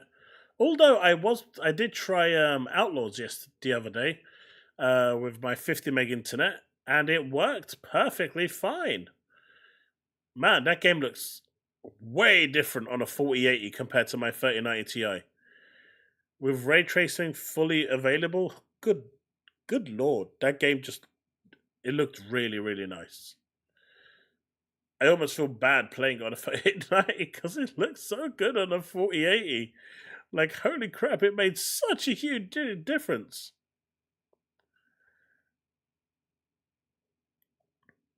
No, because PS5 is banned 4090. I see. Drugs are bad. But you know what? Congratulations to Black Myth Wukong. That is a ridiculous number. And selling that in your first month, that you don't see that every day, man. That is GG. That is how you do it.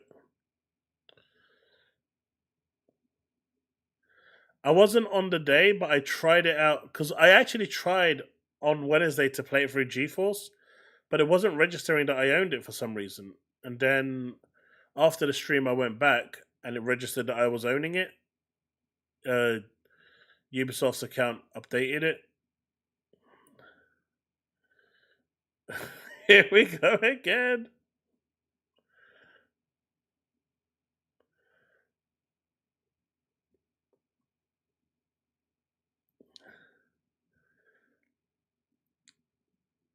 I did not invest nothing. This makes me sad. Apparently, it's in stock at major retailers in Canada, as well as its 959 plus tax, which is insane. Why is it still available, chat? I pre-ordered with the notion to make money or to get it for free. I feel like I am about to get scammed. I don't like this. I don't like this.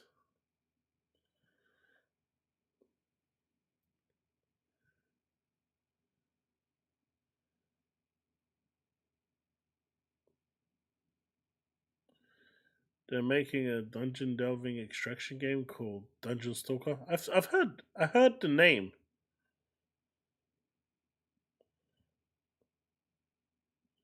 Wait.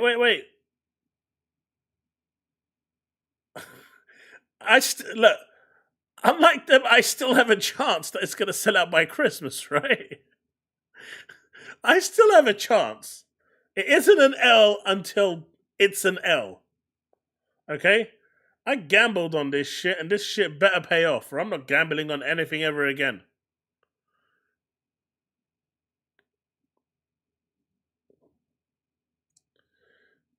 This is very true.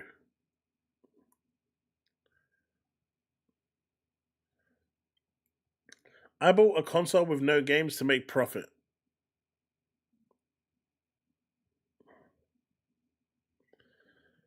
I don't know why it wasn't. It just wasn't pairing with GeForce at the time. I mean, it wasn't updating my catalog. It did later, but it did after. I know, right? You don't need to tell me. I know, John. I know. I should have bought it. I would have had put it on sale for like 50 grand and made mega bucks. I'm still kicking myself because I actually had the option to do it. I was in there early enough. I'm still kicking myself for that. So you don't have to remind me. But this is a game that I'm going to be playing tomorrow with my kids. And it is glorious.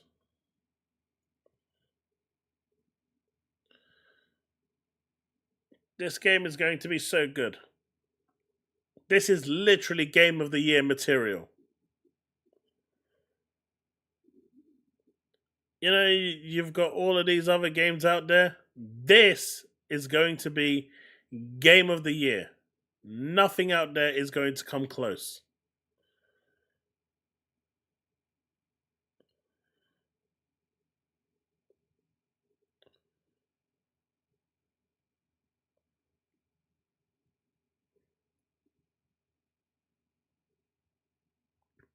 Right, chat?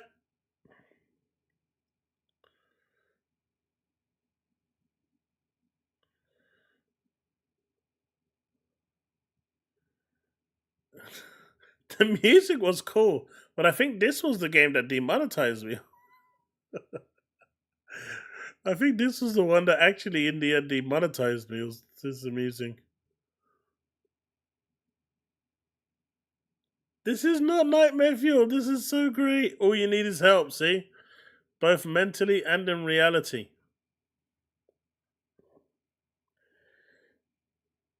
It's like total teamwork with your kids. It's never going to end well.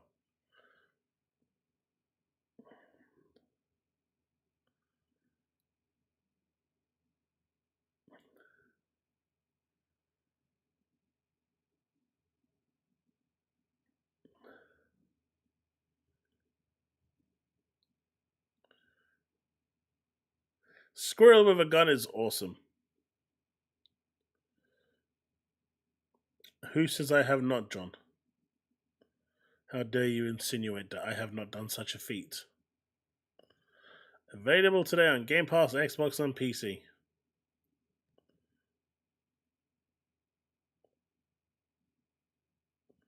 Yeah, Singularity that's another one that I'm looking forward to.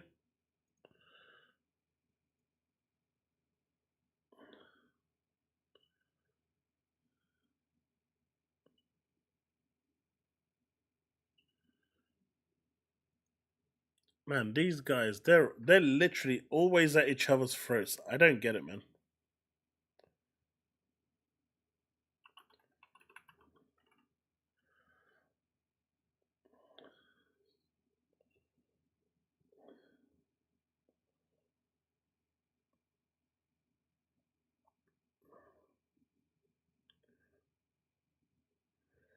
Is it already available?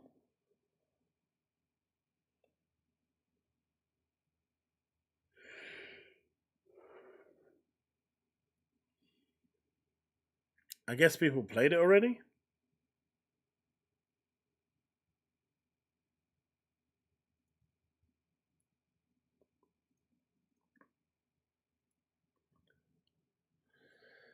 Synduality.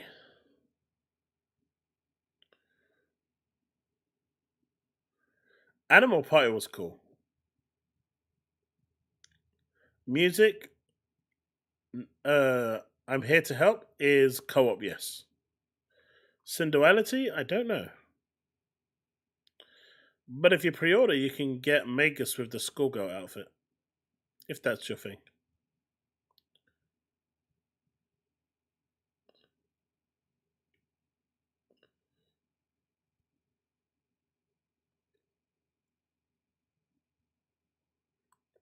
Wait, Brick, this was an anime?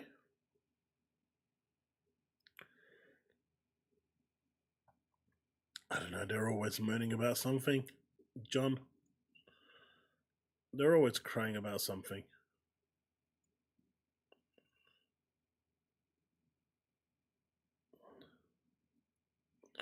Let's have a look.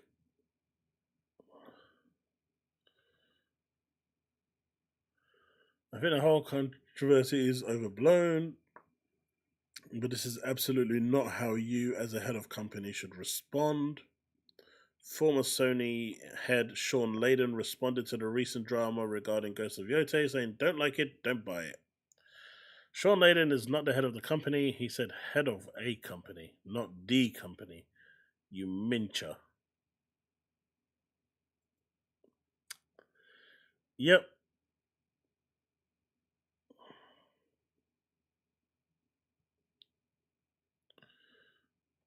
But yeah. Hello.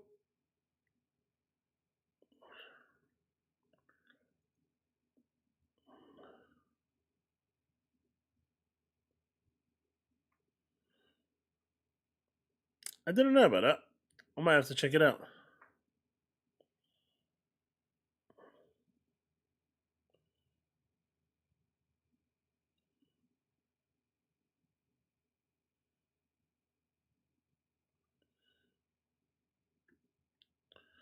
What do you think it is? The PS5 Pro not selling out in seconds is such a different feeling from 2020 when literally no console could be found for like a year. Even a PS4 Pro was hard to get after launch, if I remember right. And to be clear, I'm not knocking the PS5 Pro here, I'm just saying it's clear that spending habits have changed. I can't think of the last time any new console hasn't sold like hotcakes on day one. It makes me wonder if it's the price or people feeling the squeeze of their wallet right now. I think it's a bit of both, but I also think the way people consume games has changed. Spending on games has gone down. The way people just consume games has changed, and whether people want to agree with that or not, it's there for everyone to see. Because at the end of the day, PS5 Pro is a cool piece of tech. It just doesn't seem to be as hot as I thought it would be. Or maybe we're at a point with graphics that the minuscule upgrades don't matter as much to people. Honestly, with the PS5 Pro, it's not even about the graphics. It's the fact that you can get fidelity type performance at 60 FPS. It's not really doing anything more than fidelity. Sure, the ray tracing is going to be a bit better, but it's the fact that you get that 60 FPS. And it's going to make certain games run and look better on it. And that's all you're paying for. I don't think we'll ever get back to the PS2, PS3, or even the PS3 to PS4 level of graphical upgrades again. No, everything from now on is going to be limited. Both myself and a friend on Slack were convinced we needed to be on at 6 a.m. day one to even have a chance at getting one. But even today, you can still just pre-order a PS5 Pro on the website. If you read this, what do you think? A combination of all of those things. And yeah, looking at other tech like the iPhone 16, even that looks like it's available on the website. I think people are just tightening their wallets right now. I know I just bought the last iPhone and see no reason to upgrade anytime soon. Well, that's the problem. Spending habits are changing. Gaming habits are changing. People don't find the need to upgrade to the latest and greatest every time. But in terms of the gaming, the benefits you get from upgrading aren't that big anymore.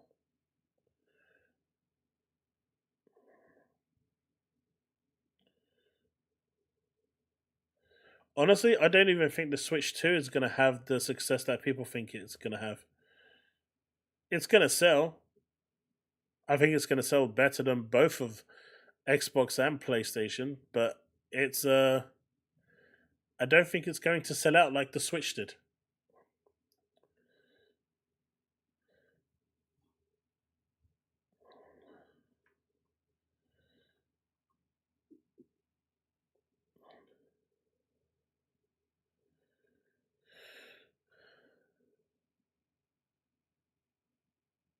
I mean, you're not going to, for £700, you're not building a PC that's going to outperform the Series X or the PS5. It's hard enough as it is right now to buy stuff brand new. And if you're talking about second-hand stuff, like Linus Tech Tips was talking about, well, then you can just buy a second-hand Series X or a PS5 for 300 quid. So now you have to match that £300 price point. I just don't feel like you're going to get the graphical fidelity that you would with a Series X and a PS5 for 700 quid on a PC.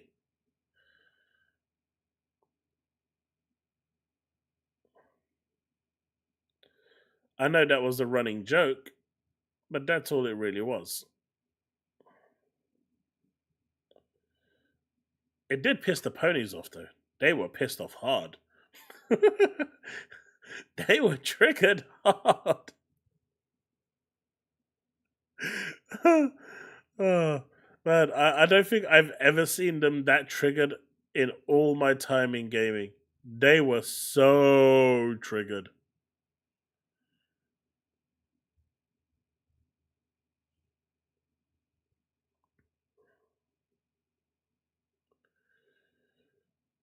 I think it's going to be around $399.99 for the Switch 2.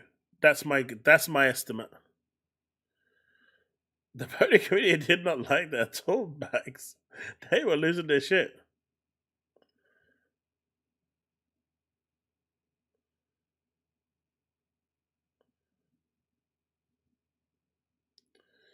But I think the biggest myth that people keep talking about is, the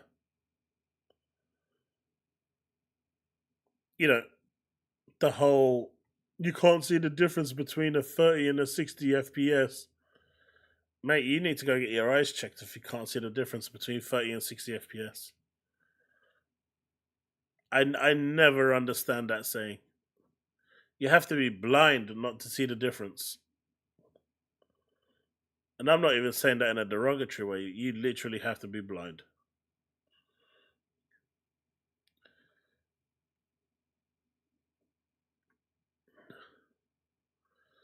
But man, so it turns out apparently Avowed was delayed to next year because it was releasing at the same time as Assassin's Creed Shadows. So now Assassin's Creed Shadows is releasing on the same day as Avowed again.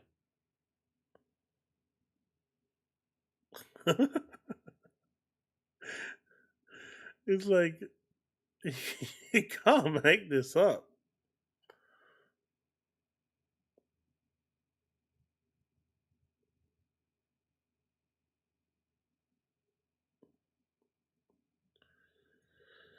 Hideo Kojima on OD. It's a game like no other. I wanted to do something new that wasn't Death Stranding, so I teamed up with Microsoft to create OD. I can't go into detail much.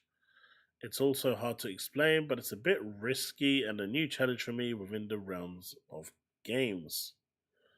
At the same time, I wanted to do something new, so I teamed up with no other. Explain, but it's a risky challenge in the realm of games. There is also another project, Fizzint, an espionage game, but it's still in the early concept stage. So first I created a game IP. As an indie company, this part is important because no one believes me when I tell them I'm indies.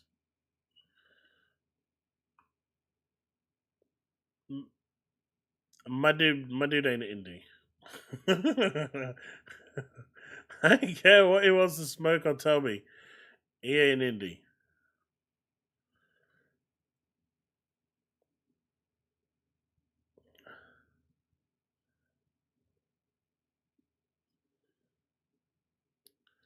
Well, folks, I think that's about it. Unless there's anything else you want to cover today. Still don't know what the hell OD is. I don't think Hideo Kojima knows what OD is. Avowed has a lot of competition. I doubt it will do good. It depends. See, the thing is, I mean, I have no interest in Kingdom Come 2 at all. Monster Hunter Wilds, well, that's going to have a huge problem at the moment because, well, people are not happy that that game is going to run 30 FPS. And for most people playing it on PC, on medium settings, it's going to run at 30 FPS. Those that have the higher end cards will probably push to 60 if they can. It's such an unoptimized game. 30 FPS in a game like that, where every frame counts for, invisible frame dodging and whatnot, that's going to be an absolute nightmare. So it'll be interesting to see how that game does. And if Assassin's Creed Shadows doesn't succeed, well, that's going to fall off the thing. Don't have much else.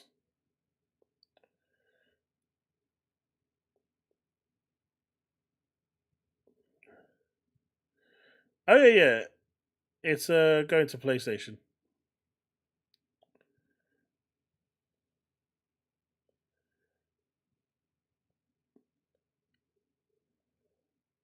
Yeah, I don't understand why Avowed is running 30 FPS. It's not right. It's not right. It shouldn't be 30 FPS.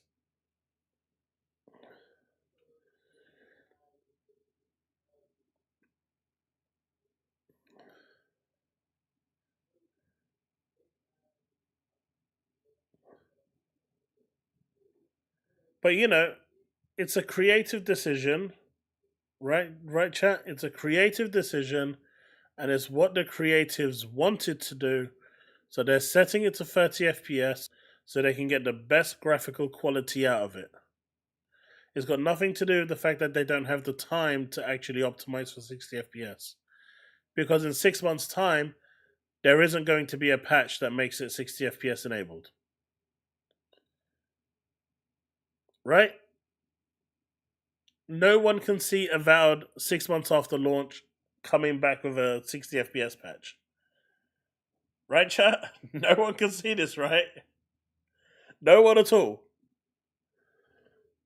It didn't happen to Redfall. It didn't happen to every other game that they've released, Starfield. So, has it happened to Hellblade yet? Did Hellblade get a 60 FPS patch, or is it not due yet?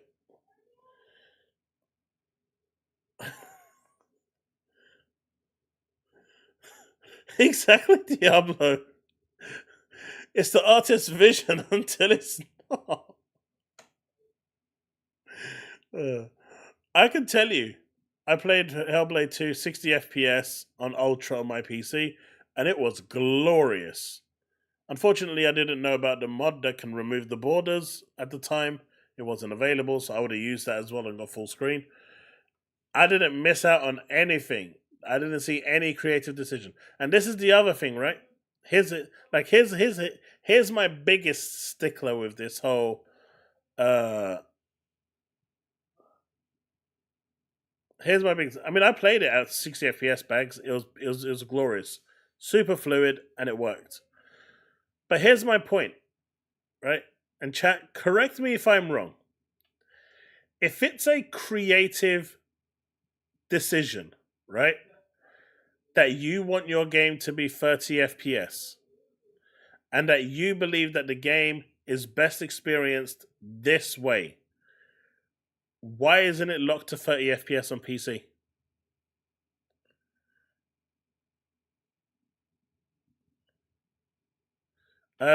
Roberto, they can do that. They'll just lower the resolution.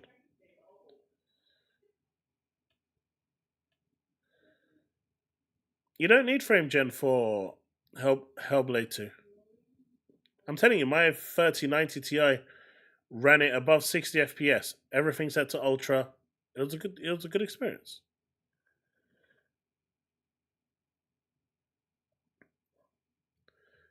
No, but what you're missing my point, Bags. If it's a creative decision because that's how you want the game to be, because that's how it's best played, why was the PC version not locked? Is it one rule for one and one rule for another? You know what I mean?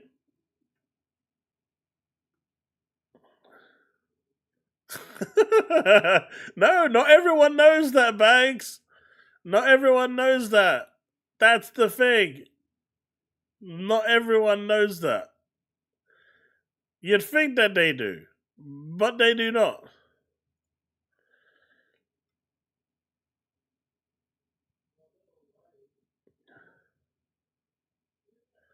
Alright, this is the final thing I'm going to end with tonight because this is glorious. We finally have a roadmap for Outlaws. We've got Title Update 2 coming on October the 3rd with bug fixes and improvements. Really good update. On October the 24th, we've got Title Update 3 with quality of life improvements. So lots of content being added there too. November the 21st, we've got Title Update 4 with combat and stealth improvements so you don't instantly kind of end mission or fail when you get caught. New content finally, 3 additional character contracts, yay. And then you get Story Pack 1 and the Steam release wildcard on November the 21st as well.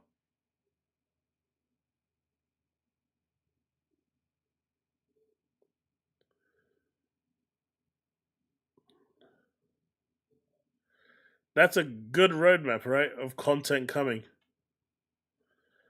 I don't even know why they bothered making this. The only content, this is the only one that matters. Everything else is kind of like, yeah, we're releasing updates and we'll let you know when it happens. But chat, that's it for me tonight. I appreciate you all hanging out tonight, but that is going to be it. We'll be back again on Tuesday and see how it goes. I know, Max, I know. Oh. But, yeah. I appreciate you all hanging out tonight. It's been awesome. Thank you so much for the super chats. I appreciate it. It keeps the channel going. It keeps me going. So I appreciate it. 3 contracts added to the other 8,000 contracts. I know. Because no one can be bothered to do the normal ones. Anyway, guys, I'm out. Peace out, folks. See you next time. Have a great weekend, folks. I'm busy tomorrow. Maybe Sunday I might mess about on Twitch. So if anyone's about, feel free to check me out when I go live. If I do go live. But bye, everyone. Make sure to drop a like, folks. And if you're new to the channel, make sure to subscribe. This is a mandate. You should do it. Like, do it now. Like, right now. I think you should do it.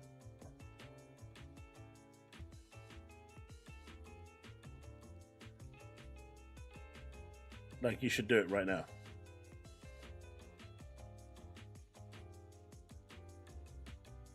Hey, we got 1 like. I'll take it.